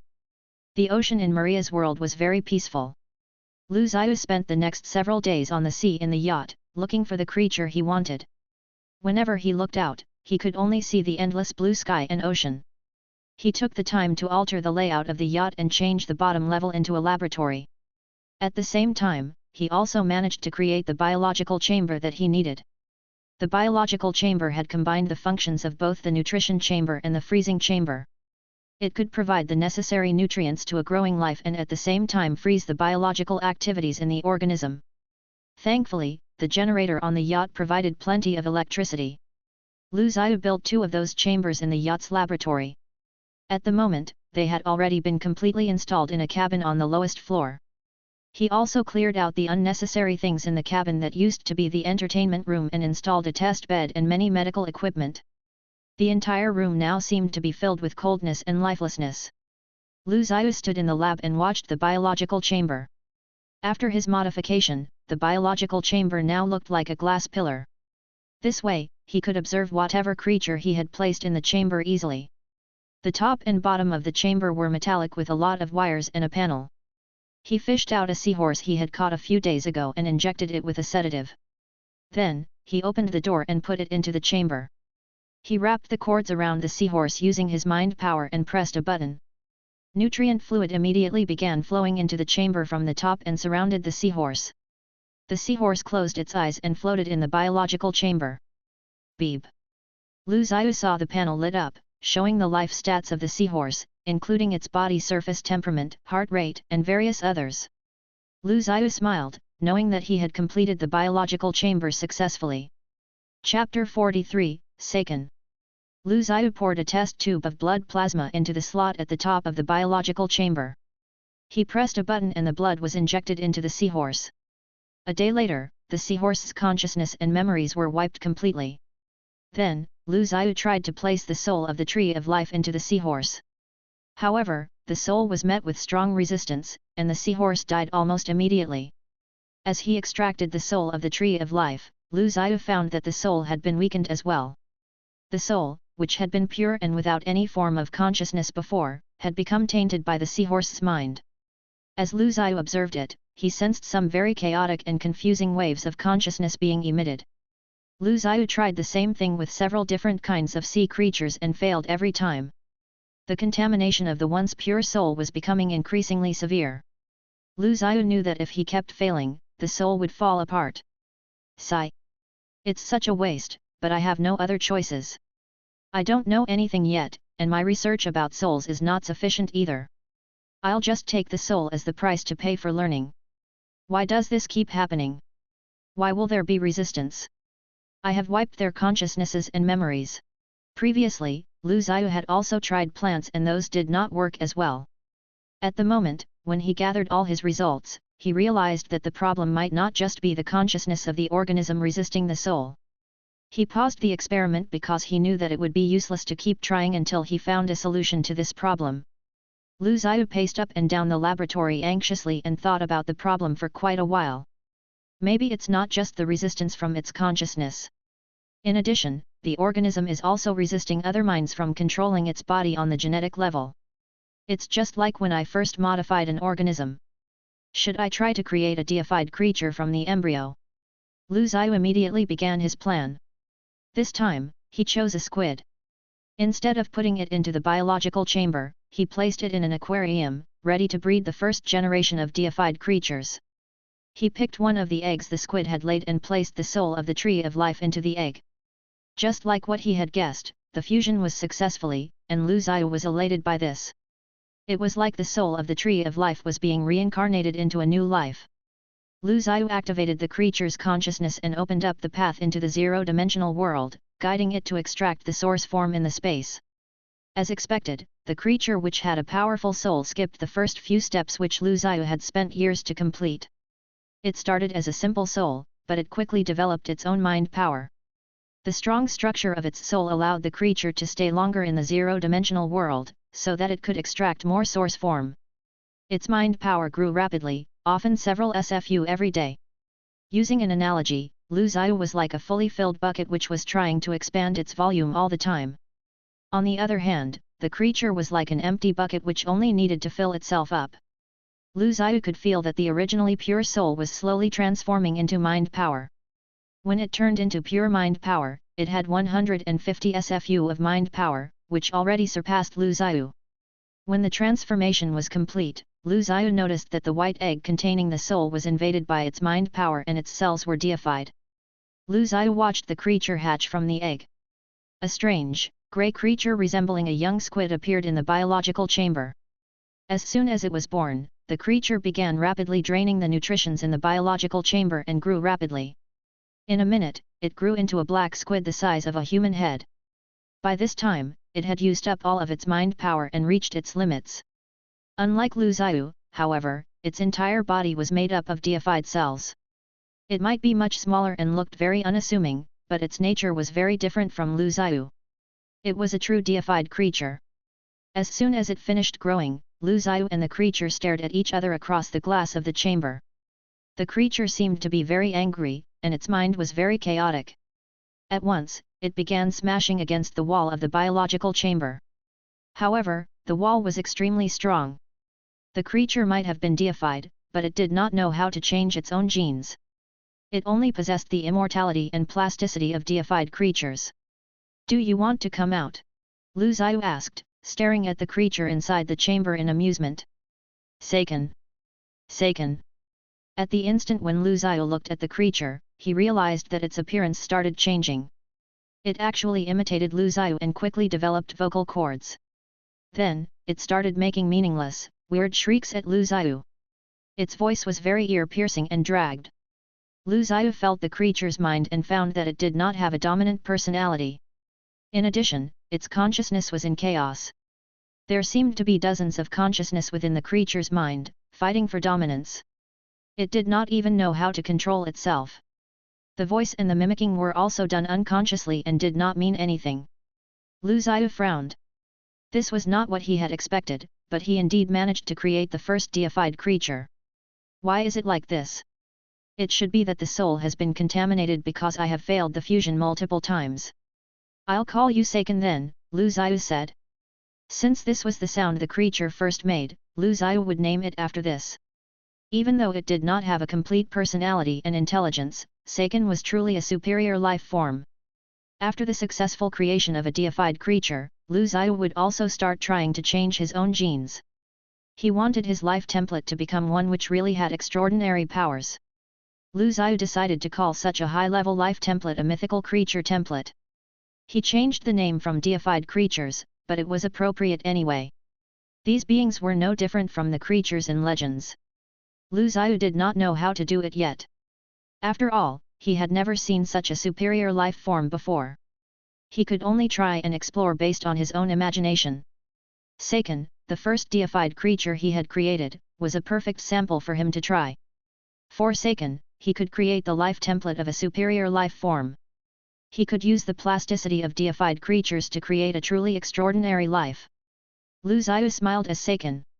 It looked small and frail, but its nature was so different from ordinary organisms.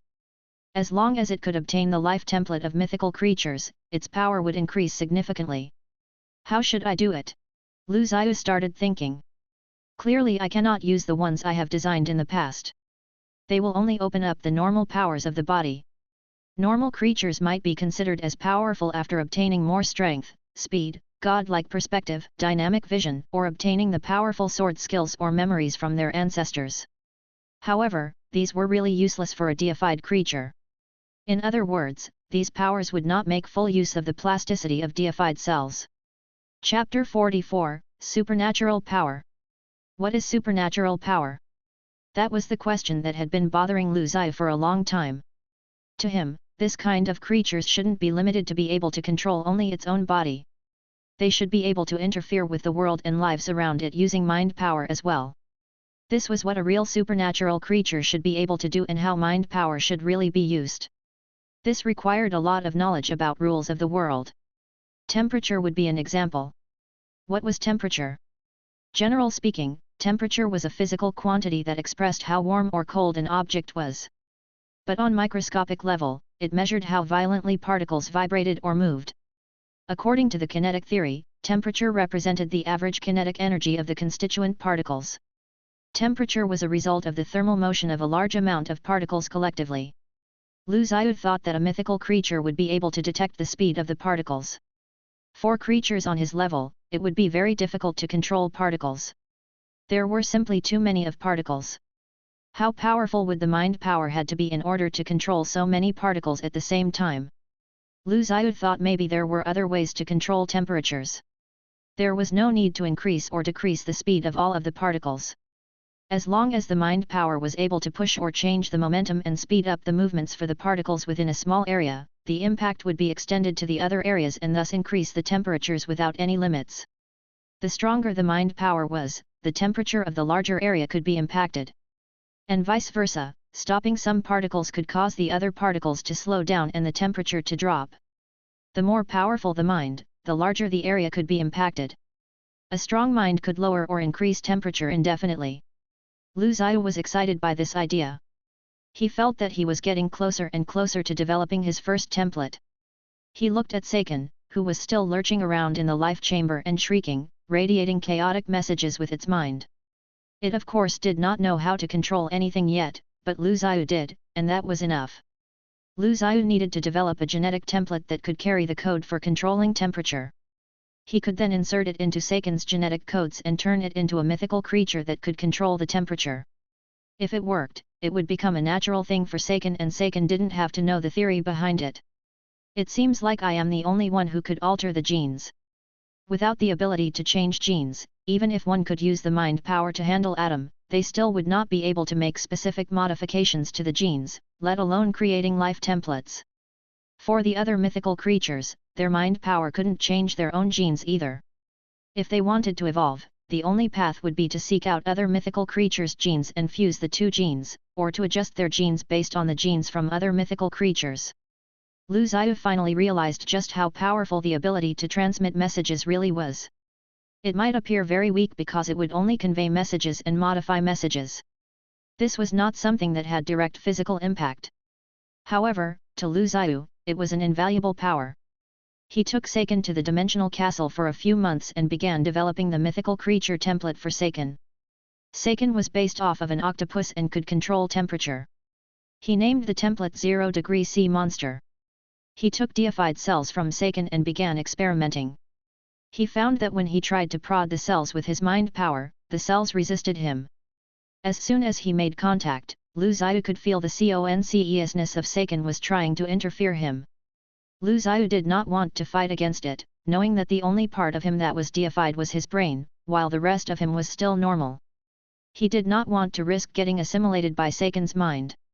If he came into contact with Seiken's cells, the cells may invade his own. He remembered that he had some of Seiken's undeified cells, but he immediately pushed the thought away. Those normal cells couldn't handle a mythical creature's template and would be crashed instantly. Seeing no other way, Lu Zhiyu used the mind power to convey his friendly intentions to Seiken, asking it to let down its guards. He built a large pool in the castle so Seiken could have a place to swim and play. He also tried to show his friendliness by feeding Seiken every day. Maybe Seiken could feel his friendliness, or maybe the conflicting minds drove Seiken to madness. Slowly, Seiken's mind stopped resisting him. Once that happened, with his mind power, Lu Zhiyu reached into Seiken and found its genes. Like Lu Zhiyu, after becoming a mythical creature, most of genes from Seiken's ancestors were eliminated, and only the necessary genes were left behind. Lu Zhiyu took the advantage of this time, and imprinted the 0-degree sea monster template into Seiken's life template. Then he immediately withdrew. Lu Zhiyu extracted one drop of blood from himself. He could see that the blood he placed on the template began to change drastically. He injected the blood into Seiken's body and saw that its body changed drastically as well. Its head became narrower, and its tentacles grew longer. Its skin and organs were all changing as the cells realigned themselves, and formed its special organs and hardened shell. It became the dark, beautiful sea monster Lu Zhiyu wanted. It worked. The monster looked exactly like what Lu Zhiyu had designed. Dark, hardened skin and a fluid body structure. It looked beautiful, and its body was even harder. Seiken swam around in the pool, smashing into the wall of the pool, leaving large holes on the stone wall. However, these hits did not harm the body at all. The shell on Seiken's body was almost as hard as titanium. Lu Zhiyu was very satisfied with Seiken's appearance, but he still hadn't seen the most important part. Suddenly, Seiken jumped out of the pool and shrieked at him. Lu Zhiyu felt a strong wave of mind power slamming into him. He knew that Seiken had used its power. He summoned his own mind power to protect himself from being affected. The temperature in the room rose significantly as the water in the pool reached a temperature so high it caused a small explosion in the room. The temperature was high enough to heat the rocks. The temperature in the entire floor was raised a few hundred degrees and ordinary human would not be able to survive. However, Lu Zhiyu walked out from the steam. The power he gave to Seiken, he himself of course would also use. Although Lu Zhiyu didn't imprint the power into his deified cells, and it was troublesome for him to use such power, he had only needed to balance the temperature around himself, so it was not a problem. After all, Seiken would not be able to harm Lu Zhiyu. Seiken waved its tentacles around, and the ground its tentacles touched froze over. In the blink of an eye, the boiling room was turned into Iceland. Lu Zhiyu smiled, satisfied with Seiken's power. Not bad, not bad. This is what a mythical creature should be.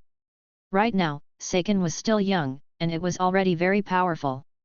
It would only grow more powerful as it matured mentally and grew physically. One day, it would be able to do things that were only heard of in legends, such as boiling the ocean or freezing an entire continent. Of course, that day was still tens, hundreds, or even thousands years away. Chapter 45, Changes in the Sea. Seiken. Seiken. Boom. Rumble. Seiken was ramming into the stone wall, continuously launching attacks while controlling its power, manically trying to escape from its underground water dungeon. As it used its power, the water in the dungeon evaporated again and again, but fresh water kept flowing into the cell. Lu Zhiyu observed Seiken in its prison from a fist-sized small window above. It had been a while since he sent Seiken into the water dungeon using a dimensional door. Lu Zhiyu had been trying to find out the limits of Seiken's power. Right now, the highest temperature Seiken could control was 783 degrees Celsius. The lowest was -70 degrees Celsius. Seiken discovered where Lu Zhiyu was and began launching its attacks toward Lu Zhiyu furiously. However, Lu Zhiyu was the one that gave Seiken his power. All he needed to do was control the particles in his surrounding area with his own mind power. Seiken controlled its body using its mind power and charged continuously around the water dungeon, as if it did not know what fatigue was. Lu Zhiyu was slightly disappointed, indeed, the life template was too simple, the power too simplistic. There are too many restraints.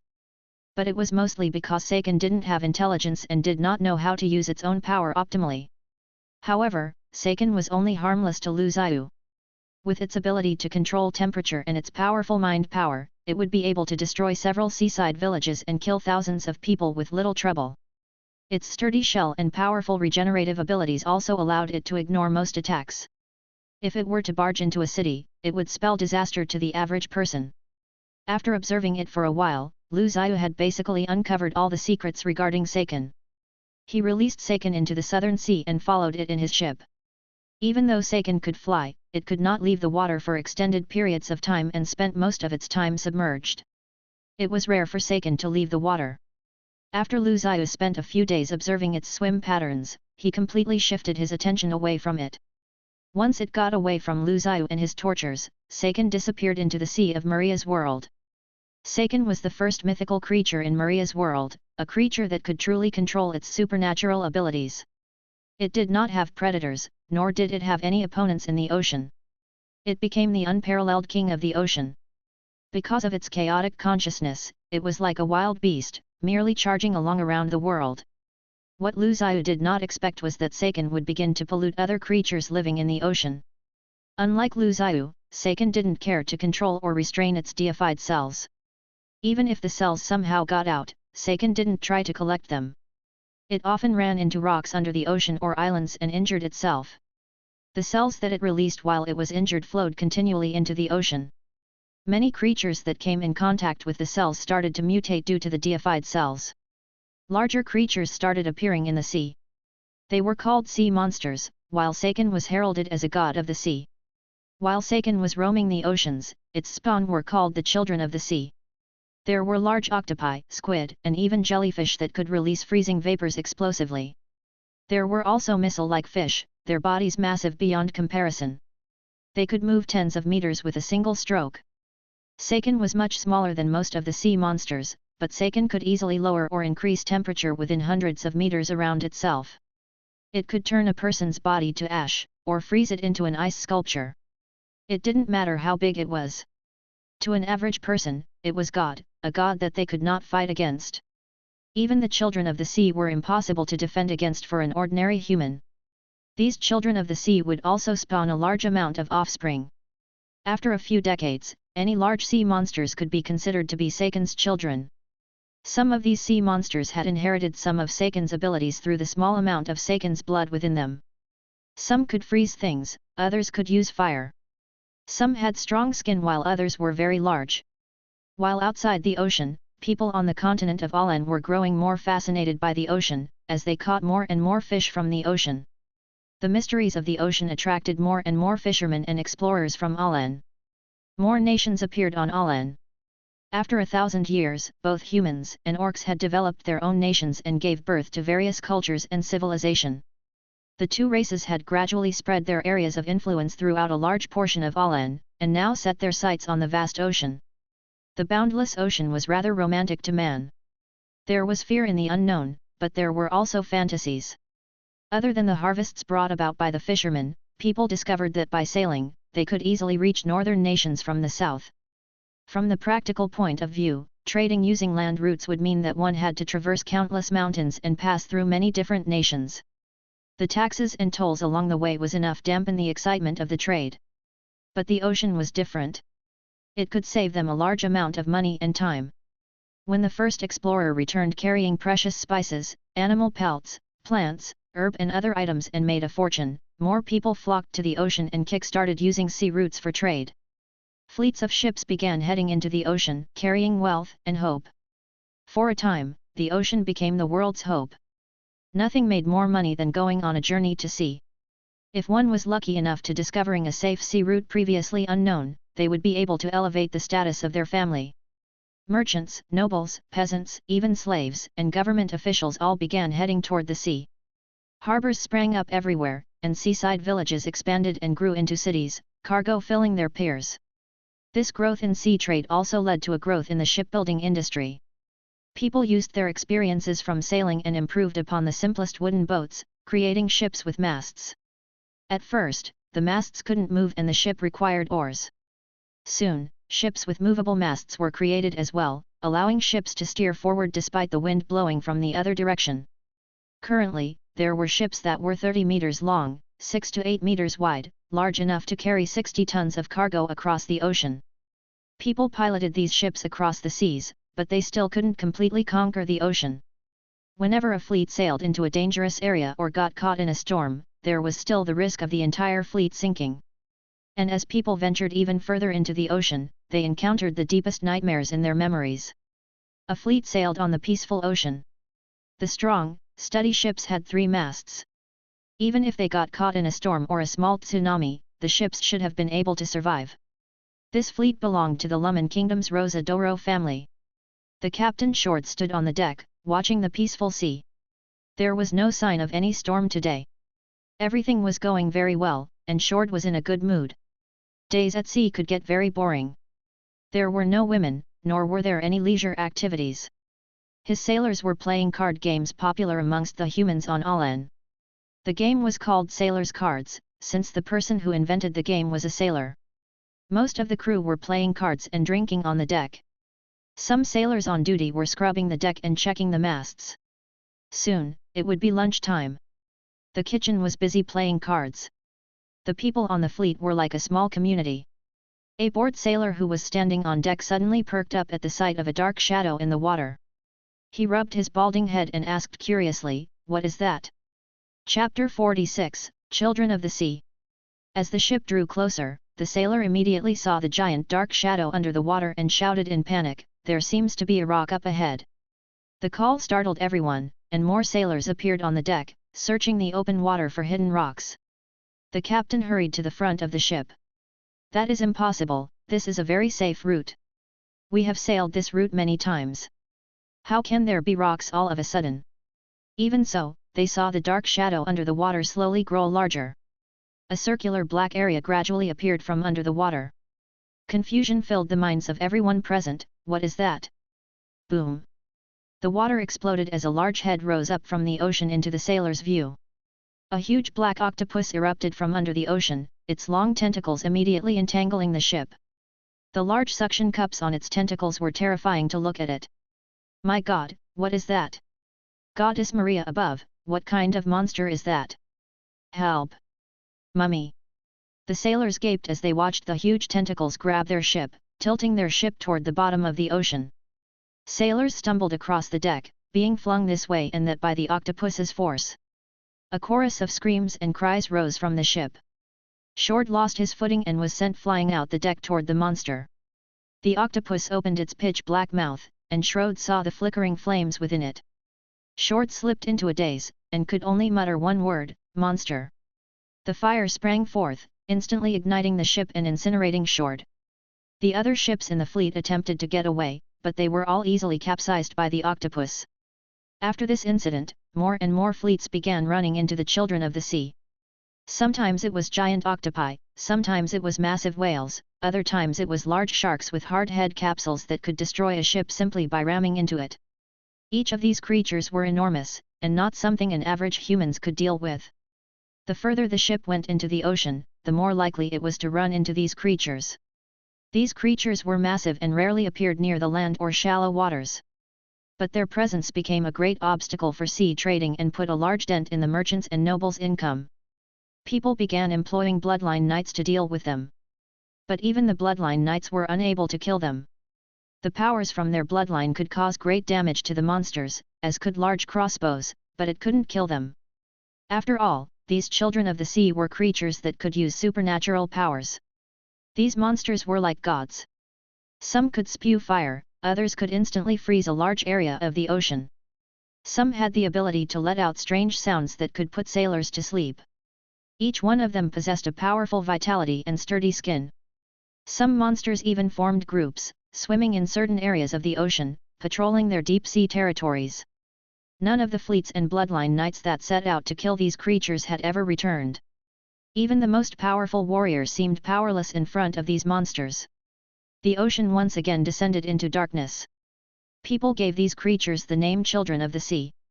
Other than the various natural disasters, seafarers were now faced with an unavoidable obstacle. The deep sea became something humans couldn't, nor dare, venture into. After creating Seiken, Lu Zhiyu began thinking about working on himself again. However, he wasn't planning on making a mythical creature template for himself. He could only try adding some special power to his own genes. In that respect, he was more like the creatures who were affected by Seiken's blood. Without deifying his entire body, he wasn't a deified creature and was full of weakness. But he could not rush things. Forcefully trying to use a mythical creature template on himself would cause a large amount of his cells and genes to crumble. Lu Zhiyu did not want to just exist as a brain. Deifying his entire body would only take 17 years. It had already been a year, and he could afford to wait. Plus, he could use this time to consider what kind of mythical creature template he wanted. The first thing he considered were weaknesses of a mythical creature and ways to kill one. So far, it looked like mythical creatures were highly modifiable and immortal. They could continue becoming more powerful indefinitely and their potential was limitless. But were they really that perfect, that invincible? As long as I cannot kill all of a mythical creature's deified cells in one attack, then it would not die. It would then have a chance to be reborn. Lu Zhiyu shook his head. This was easier said than done. It was very likely that the mythical creature would have a clan of other creatures it had affected, intentional or not. There would definitely have been other life forms that were assimilated unintentionally by the mythical creature, or fused with its deified cells. These creatures were all spawns of the mythical creature. Even if the main body were to be killed, the mythical creatures would be able to be reborn from the body of their spawns. In order to kill completely the mythical creature, one would have to kill not only the mythical creature itself, but also all of its spawns in order to prevent it from being reborn. Otherwise, given enough time, they would be able to return once again. They sure lived up to their name as mythical creatures. He spent a long time thinking of a weakness and couldn't think of any. It sure was congruent with Lu Zhiyu's expectations of a higher order being. So what is the most important thing to a mythical creature? What is the core of their existence? Lu Zhiyu had decided to approach the question from another angle. The time he spent experimenting on Seiken had increased his understanding about souls, mind power, and the existence of deified cells. The soul was the purest form of consciousness and thought. It could be fused with the source form to become mind power. Mind power, in some sense, was the product of the fusion of the soul and source form. Deified cells were then the product of fusing mind power and cells. The most important thing to a mythical creature should be its consciousness and thought. Lu Zhiyu immediately wondered if there was a way to skip past the mind power and deified cells and directly attack a mythical creature's consciousness and thought. Thought in itself is a form of power. Would I be able to develop this kind of power for my mythical creature template and become a mythical creature that could control thought and consciousness? Thought and consciousness, in some sense, was a collection of information. It was the carrier of the soul and mind. Lu Zhiyu immediately formed a connection with how he created the mind dimension after he deified the cells in his brain. That was the palace that stored his will and collection of information. Lu Zhiyu felt that he could change his deified cells and strengthen his mind dimension through that, transforming it into a more powerful space of consciousness. This way, no matter how powerful a mythical creature was, he would be able to disregard its powerful mind power, deified cells, and genetic ability and drag its consciousness and thoughts into his own consciousness space. In his realm, Lu Zhiyu would have various ways of erasing their consciousness. As long as their consciousness was completely erased, the mythical creature would not be able to resurrect itself no matter how powerful its mind power and deified cells were. It would, in essence, be dead, similar to how a human could become brain dead. Their bodies would not have died, but existentially speaking, it would have died. Of course, a method like this was very dangerous. Lu Zhiyu had only considered one angle and still needed a few experiments to figure out what exactly he had to do. However, he knew that if he succeeded, even mythical creatures could be completely killed. This was also beneficial because it alerted him of his own weakness, in case someone else tried to do the same thing to him in the future. Lu Zhiyu got to work immediately. I should make use of my mental talent, the ability to transmit thought. This would have a great effect on the creation and guidance of a mind dimension. In Lu Zhiyu's eyes, a person's consciousness and thoughts were all information. The dream world he wanted to construct was a world made up completely of information. But this space would exist within him. It would be a mind world that was rooted within his deified cells. If Lu Zhiyu wanted to construct a world like this, his deified cells must have the ability to control and alter information. He would then be able to control and guide the consciousness space through his cells. I'll call it the dream world, a space made up completely of consciousness and information. Lu Zhiyu had made the decision. Chapter 47, Dream Space. Assimilate. Copy the genes. Lu Zhiyu could sense that after he set up the templates in the first cell, the rest of his deified brain cells were loading the power for controlling information. As the deified cells finished loading, Lu Zhiyu felt a change in his mind space. His control over his power was completely different now. His cells could now handle a large amount of information at any given time, and he could change or alter his entire mind space whenever he felt like it. At this point, it no longer felt appropriate to call the space his mind space anymore. This was the dream space he had aimed to create. Lu Zhiyu stood in his dream space. This space was pitch black and directionless. There was nothing around him, not even time existed in this realm. A thought flashed through his mind, and he immediately saw the space changing with the passing of the thought. He could see land starting to form under his feet.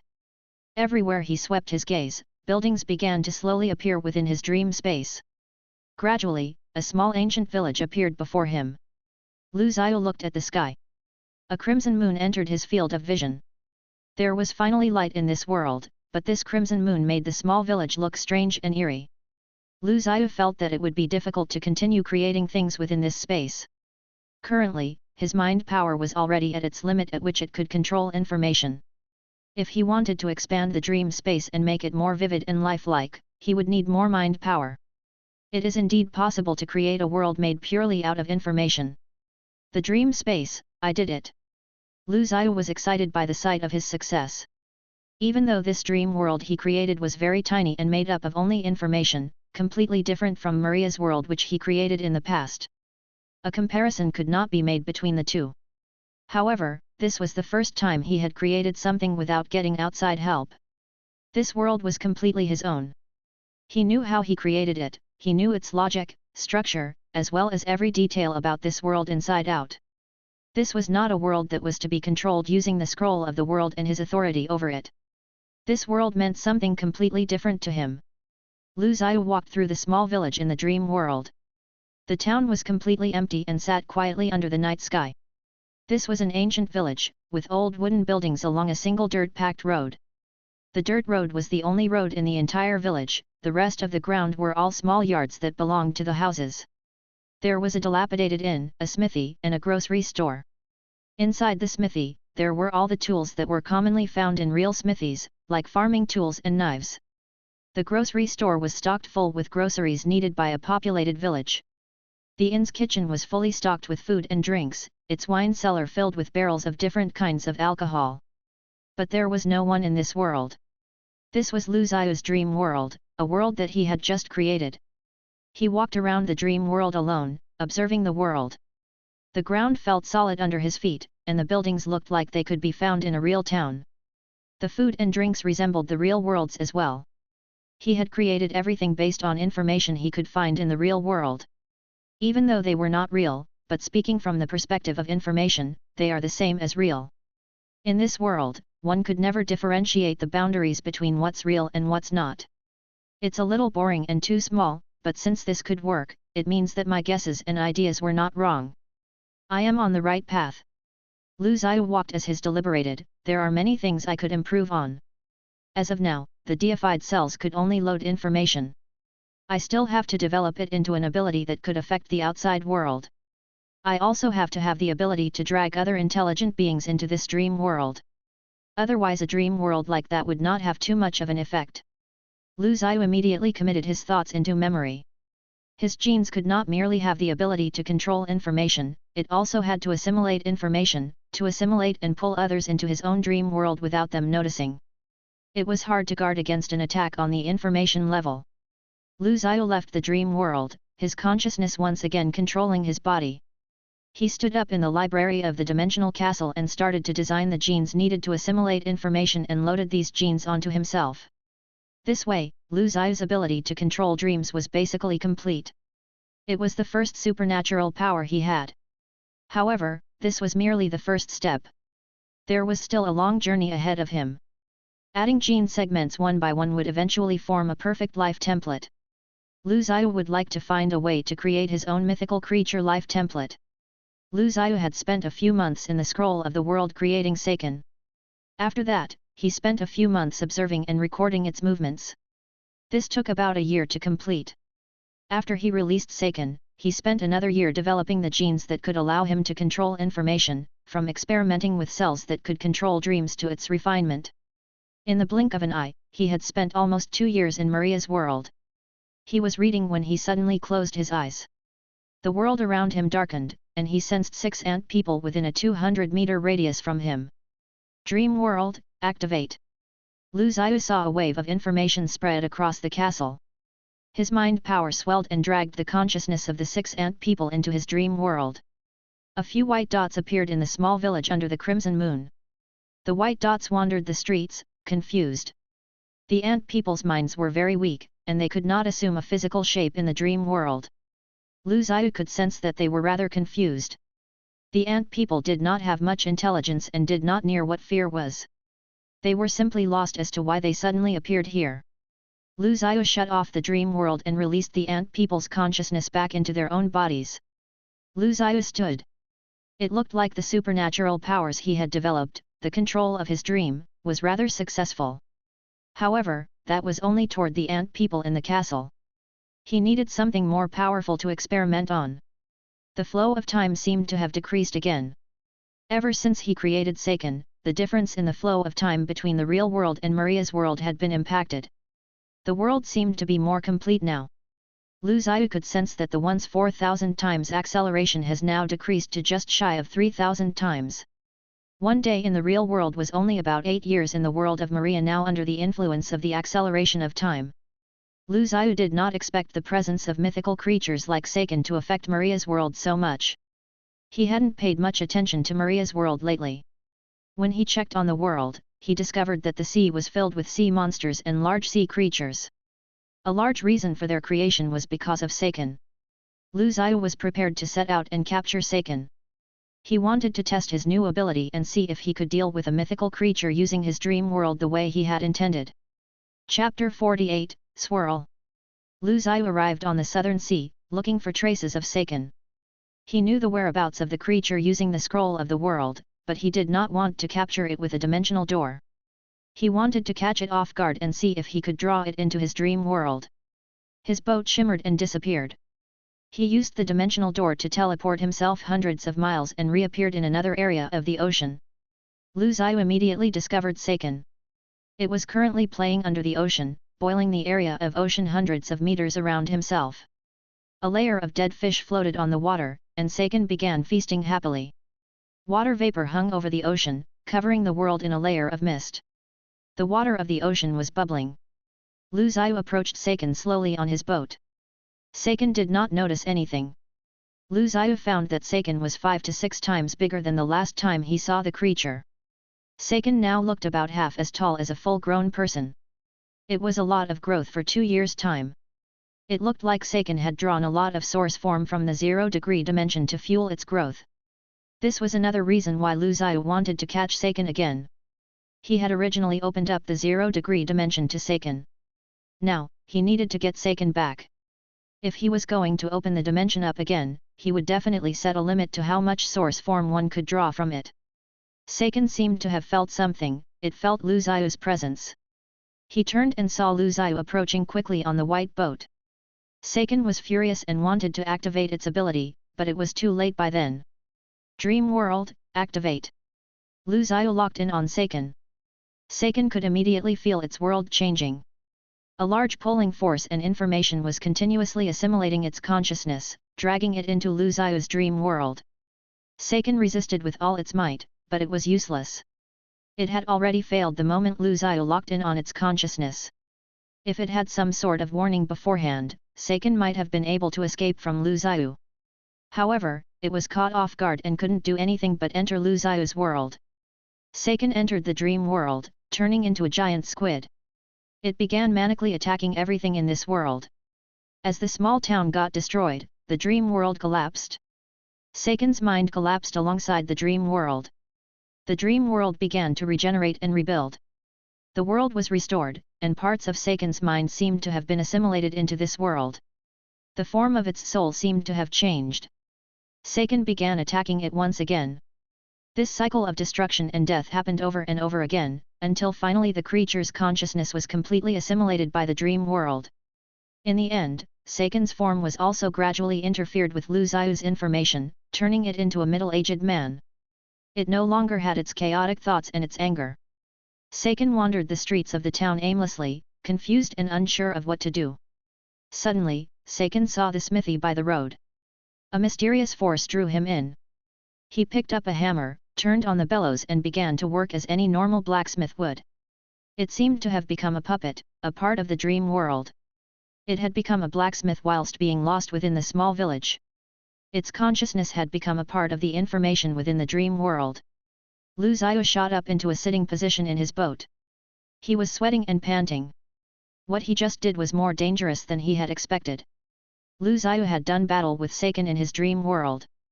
He had almost failed, and Seiken had almost successfully escaped the dream world. If Seiken really had successfully escaped, the dream world would truly have shattered and Lu Ziyu's mind would have taken a great hit. But in the end, Seiken was not able to continue to fight, its consciousness assimilated into the dream world. Lu Ziyu also realized that his own soul had grown more powerful after he had assimilated Seiken's consciousness. However, it would take several years to completely assimilate Seiken's consciousness. The dream world would slowly wear away Seiken's consciousness imprint. Even though it looked like a dangerous and laborious process, but once done, Lu Ziyu's mind power would instantly be boosted by at least 700 to 800 SFU, equivalent to 2 years of meditation. Meanwhile, all of the children of Si all sensed the loss of Seiken. They felt it through Seiken's blood in their bodies. They lifted their heads, letting out a chorus of shrieks, as if they had lost something important.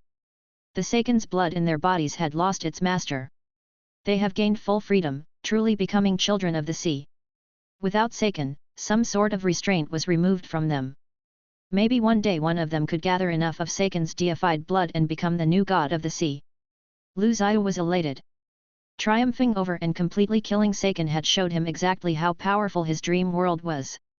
Seiken was relatively weak, basically a simplified version of a mythical creature that Lu Ziyu had created. It was a mythical creature born by shrinking its body size and reducing the number of deified cells needed. In terms of mind power, it was only about equal to Lu Ziyu's. However, fundamentally, it was still a mythical creature. Even another mythical creature of the same level would have a hard time trying to completely kill it. But Lu Ziyu had managed to do it despite not being a mythical creature himself. It looks like the consciousness and the soul are indeed the only weaknesses of a mythical creature. I'm lucky that I have noticed this early and have become aware of this weakness. Otherwise, I would not be able to survive in the future when someone uses this against me. He walked onto the deck and waved his hand. A meter-long black squid appeared under the ocean, the surface of its body coated with a metallic glow. This is a treasure. That was Seiken's body. Even though it had lost its consciousness, Seiken's body was still alive, the cells in its body were still alive. Seiken was technically alive. This was a full body of deified cells owned by a mythical creature. If Lu Ziyu allowed the body to dissolve into the ocean, it could affect thousands of creatures. Slowly, the mist over the sea dispersed. The water began to return to its normal temperature and the entire ocean calmed down. Through the thinning mist, Lu Ziyu saw a shadow. It was long and continuous and looked like a large land mass. Didn't realize I was so close to this place, Lu Ziyu said to himself. He approached the land with the boat. This was the first time he had approached this part of the world. This was a miraculous island called Swirl. It looked like an island, but it was big enough to be called a continent. Swirl was much smaller than Alan and Yala. It was only about a tenth the size of Alan. The island looked like a circle of land surrounding a large lake. The lake was connected directly into the ocean. It was a very interesting landscape, an uncanny workmanship by the nature. But Lu Ziyu didn't have anything to do with it, and it had formed naturally. There should be no life-sentient creatures here yet, only plants and a large amount of bugs. Even animals are a rare sight here. Lu Ziyu observed the island the moment he set foot on it. When he saw the giant saltwater lake in the middle, he felt that it was no different from the ocean. There was no end. Chapter 49, Mermaids. Because of how useful the biological chambers were, Lu Zhiyu returned to Earth to order more components. After 4 days, the materials finally arrived. He took them back to Maria's world and finished assembling them. Lu Zhiyu's laboratory changed significantly again. The room was now filled with standing biological chambers, various medical equipment, drawings of genetic templates, and a freezing chamber filled with many labeled genetic samples. It really looked like the kind of laboratory only an alien would have. Lu Zhiyu put Seiken's deified body in one of the smaller biological chambers. He had forbidden the ant people from approaching the particular biological chamber. Even though it had lost its consciousness and only the instincts of its physical body remained, it was still very dangerous. On the other hand, in another larger chamber was a more beautiful creature. It was the result of his experiments for the past few days. Inside the biological chamber, there was a beautiful woman with long, sky blue hair that fell down to her waist. From the waist down, she had a slender fishtail which was 2 meters long. She was as charming as a fairy, and her facial features were delicate and pure. Her eyelashes trembled as if she was about to open her eyes at any moment. She was a mermaid. Below her cheeks were 2 tattoo-like blue lines. They were the gills that would allow her to survive underwater. Indeed. As long as an organism doesn't resist the will of the deified creature, it would be assimilated. Seiken had dispersed its cells all over the ocean. As he wandered about, his deified cells had caused countless sea creatures to explode, until finally the children of the sea were created. After some experiments, Lu Zhiyu confirmed his hypothesis. Lu Zhiyu used a human template and added fish genes onto it, after which he mixed in some of Seiken's blood. This was the first spawn of a mythical creature that he had created. In some sense, the mermaid in the biological chamber could be considered as a deity, a descendant of a god-like creature, although from Lu Zhiyu's point of view, it was a bit low to be a deity as Seiken's descendant and not classy at all. Nevertheless, even though Seiken was not the coolest of mythical creatures, it was still a real god-like being to a normal person. In any case, the mermaid was truly an extraordinary life. It could be considered as the first extraordinary intelligent being. Lu Zhiyu walked one round around the mermaid, inspecting it carefully. Then, he nodded in satisfaction with the perfect life template that he had created. I do have some artistic cells in me. With them around, this world will finally have some taste of magic. It's so ugly to only fight with swords in close-range combats. Suddenly, the mermaid submerged in the nutrient fluid in the biological chamber opened her eyes and stared right at Lu Zhiyu, who was startled by her sudden movement. What's happening? Didn't I inject a sedative? Oh right. She has just received Seiken's blood and sedatives are clearly no longer effective. The mermaid who had just woken up still had a lot of tubes attached to her. She had opened her intelligent eyes and stared at the world around her curiously. She was like a newborn baby, observing the world outside as well as Lu Zhiyu. Wah! She started crying in the biological chamber like a baby. She pressed her hands against the glass wall and stared at Lu Zhiyu with her huge eyes. This caused Lu Zhiyu to feel somehow uncomfortable. Lu Zhiyu and the mermaid stared at each other and he actually did not know what to do. This was the first time he made eye contact with an intelligent life form in a biological chamber, and he felt very awkward. Lu Zhiyu activated his dream space and waved his hand gently. The mermaid slowly lowered her eyelids under his influence and fell back asleep. Then, he moved on to create around a dozen more mermaids. Lu Zhiyu only stopped after the process had used up about half of Seiken's deified cells. The mermaids were born and would grow up completely in the biological chambers. Lu Zhiyu only had to provide them with enough nutrient fluid for them to grow from infancy all the way to maturity. In particular, after he injected Seiken's blood into them, he used his dream space to guide them so that their instincts would not resist the invading cells. The deified cells were able to catalyze their growth, allowing these mermaids to grow from babies into adults in a few days. Soon, around a dozen sleeping mermaids with tubes attached to them floated in the cold biological chambers in the laboratory. The whole room seemed to be filled with evilness. In addition, Lu Zhiyu, who was wearing a white coat, looked like a doctor in stories who was doing some evil research. I thought I'd be a good guy, he said, amused by his own thoughts. He walked in front of every mermaid, checking their body conditions and health statuses. He paid close attention to how well the deified cells were assimilating into these mermaids, making sure that there were no signs of any resistance or backfiring. Specimen number 2, deified cell assimilation rate at 42%. Her ability should be control of fire. Specimen number 5, deified cell assimilation rate at 37%. Her ability should be charming sound waves. The mermaids had inherited Seiken's abilities, but only some of them. It depended on what abilities they had obtained when they were being fused with Seiken's blood. Some could control fire, while others could control ice. Some had power over water, or the ability Charm, which was an ability formed from the fusion of Seiken's mind power and the charming appearances and voices of the mermaids. Out of all these mermaids, specimen number 1 showed the highest rate of assimilation, which was over 70%, and was the most powerful. She had most of Seiken's abilities, especially those that could control temperature, though she was not as powerful as Seiken in terms of the ranges of the abilities. Seiken could easily evaporate all the water within hundreds of meters, or freeze it into ice. After some training, the mermaid could at most affect the region up to 20 or 30 meters away from her. After checking the conditions of the mermaids, as well as the assimilation of deified cells, Lu Zhiyu released the mermaids into the large, saltwater lake which was connected to the ocean on the Swirl continent. This was the place he had chosen for these mermaids. From now on, the Swirl continent would belong to the mermaids, the first extraordinary intelligent race to be born on Maria's world.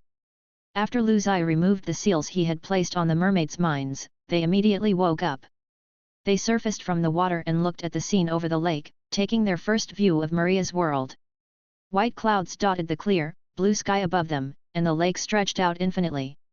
In the distance, lush forests rose in rank, and seabirds flew across the sky occasionally. The mermaids gazed at the outside world like a group of newborn babies, curious about everything. The only one who looked confused was number 1. This world was different from what she saw just now. She still remembered the strange, cold box she was in, and the weird man staring at her outside.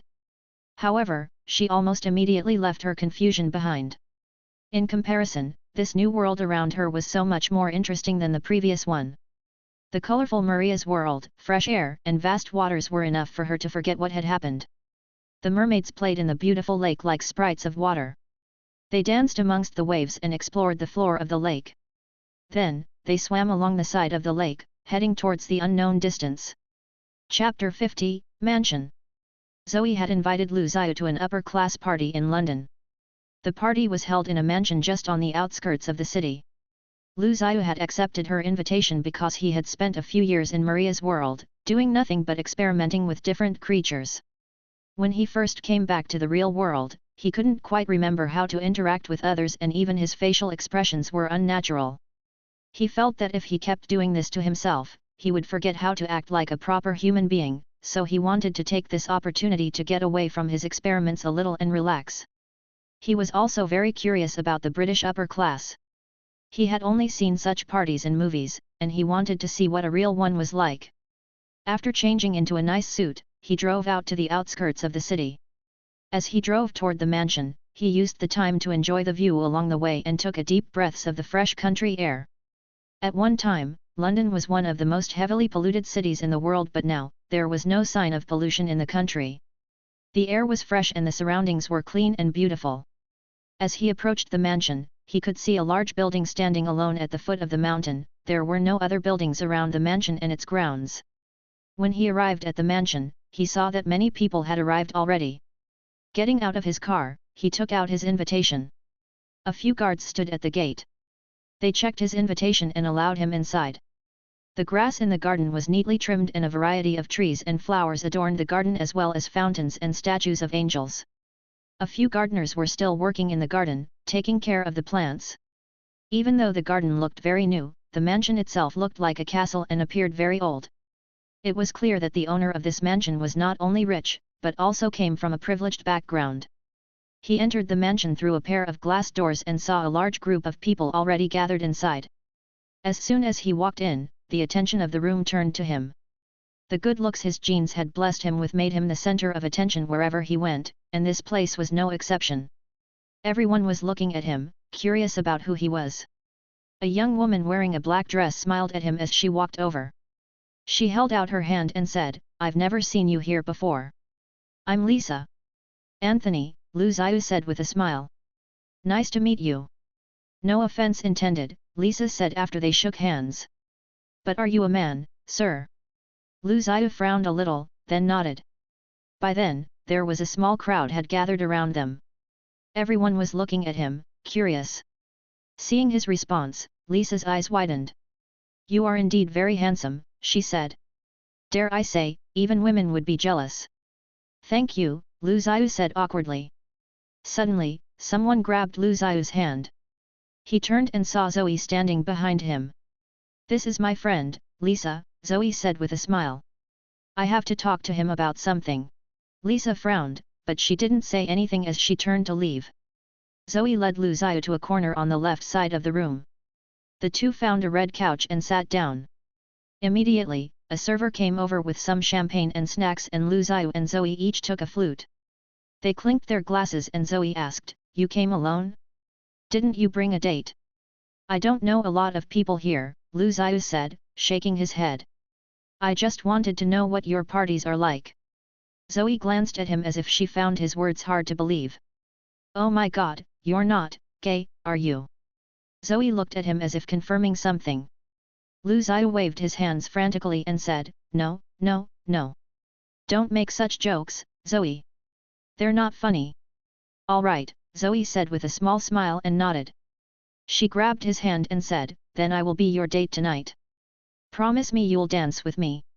"I'm not a good dancer, though," Lu Zhiyu said with a shrug. "I might step on your feet." Zoe smiled. "Don't worry," she said with a small wave. "Come on. I want to introduce you to someone." In the middle of the room was a thin man with a small beard.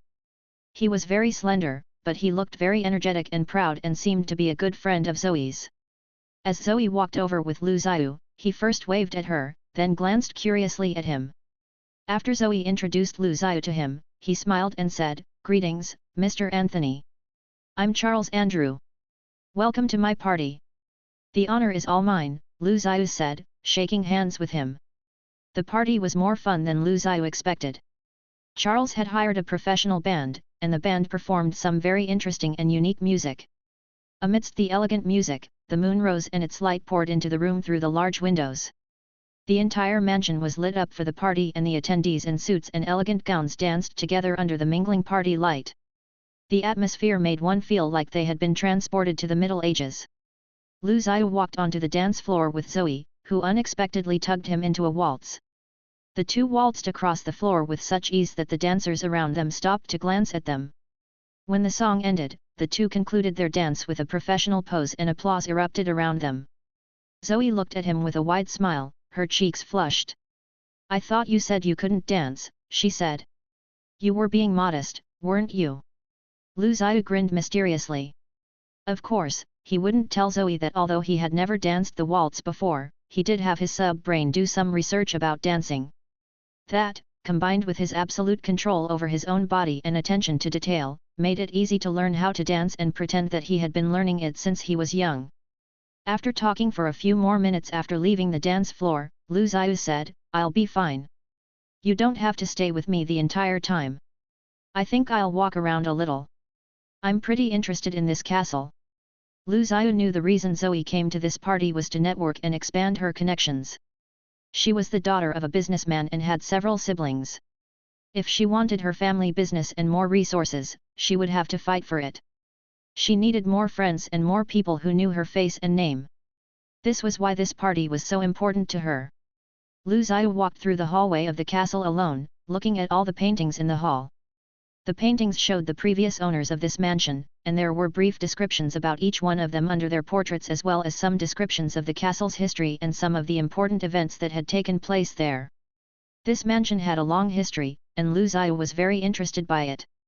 "That's my grandfather," a voice said as Lu Zhiyu stared at a painting of an old man. He turned and saw Charles standing behind him. He was a devoted Christian, Charles said. "Do you believe in God, Mr. Andrew?" Lu Zhiyu asked, curious.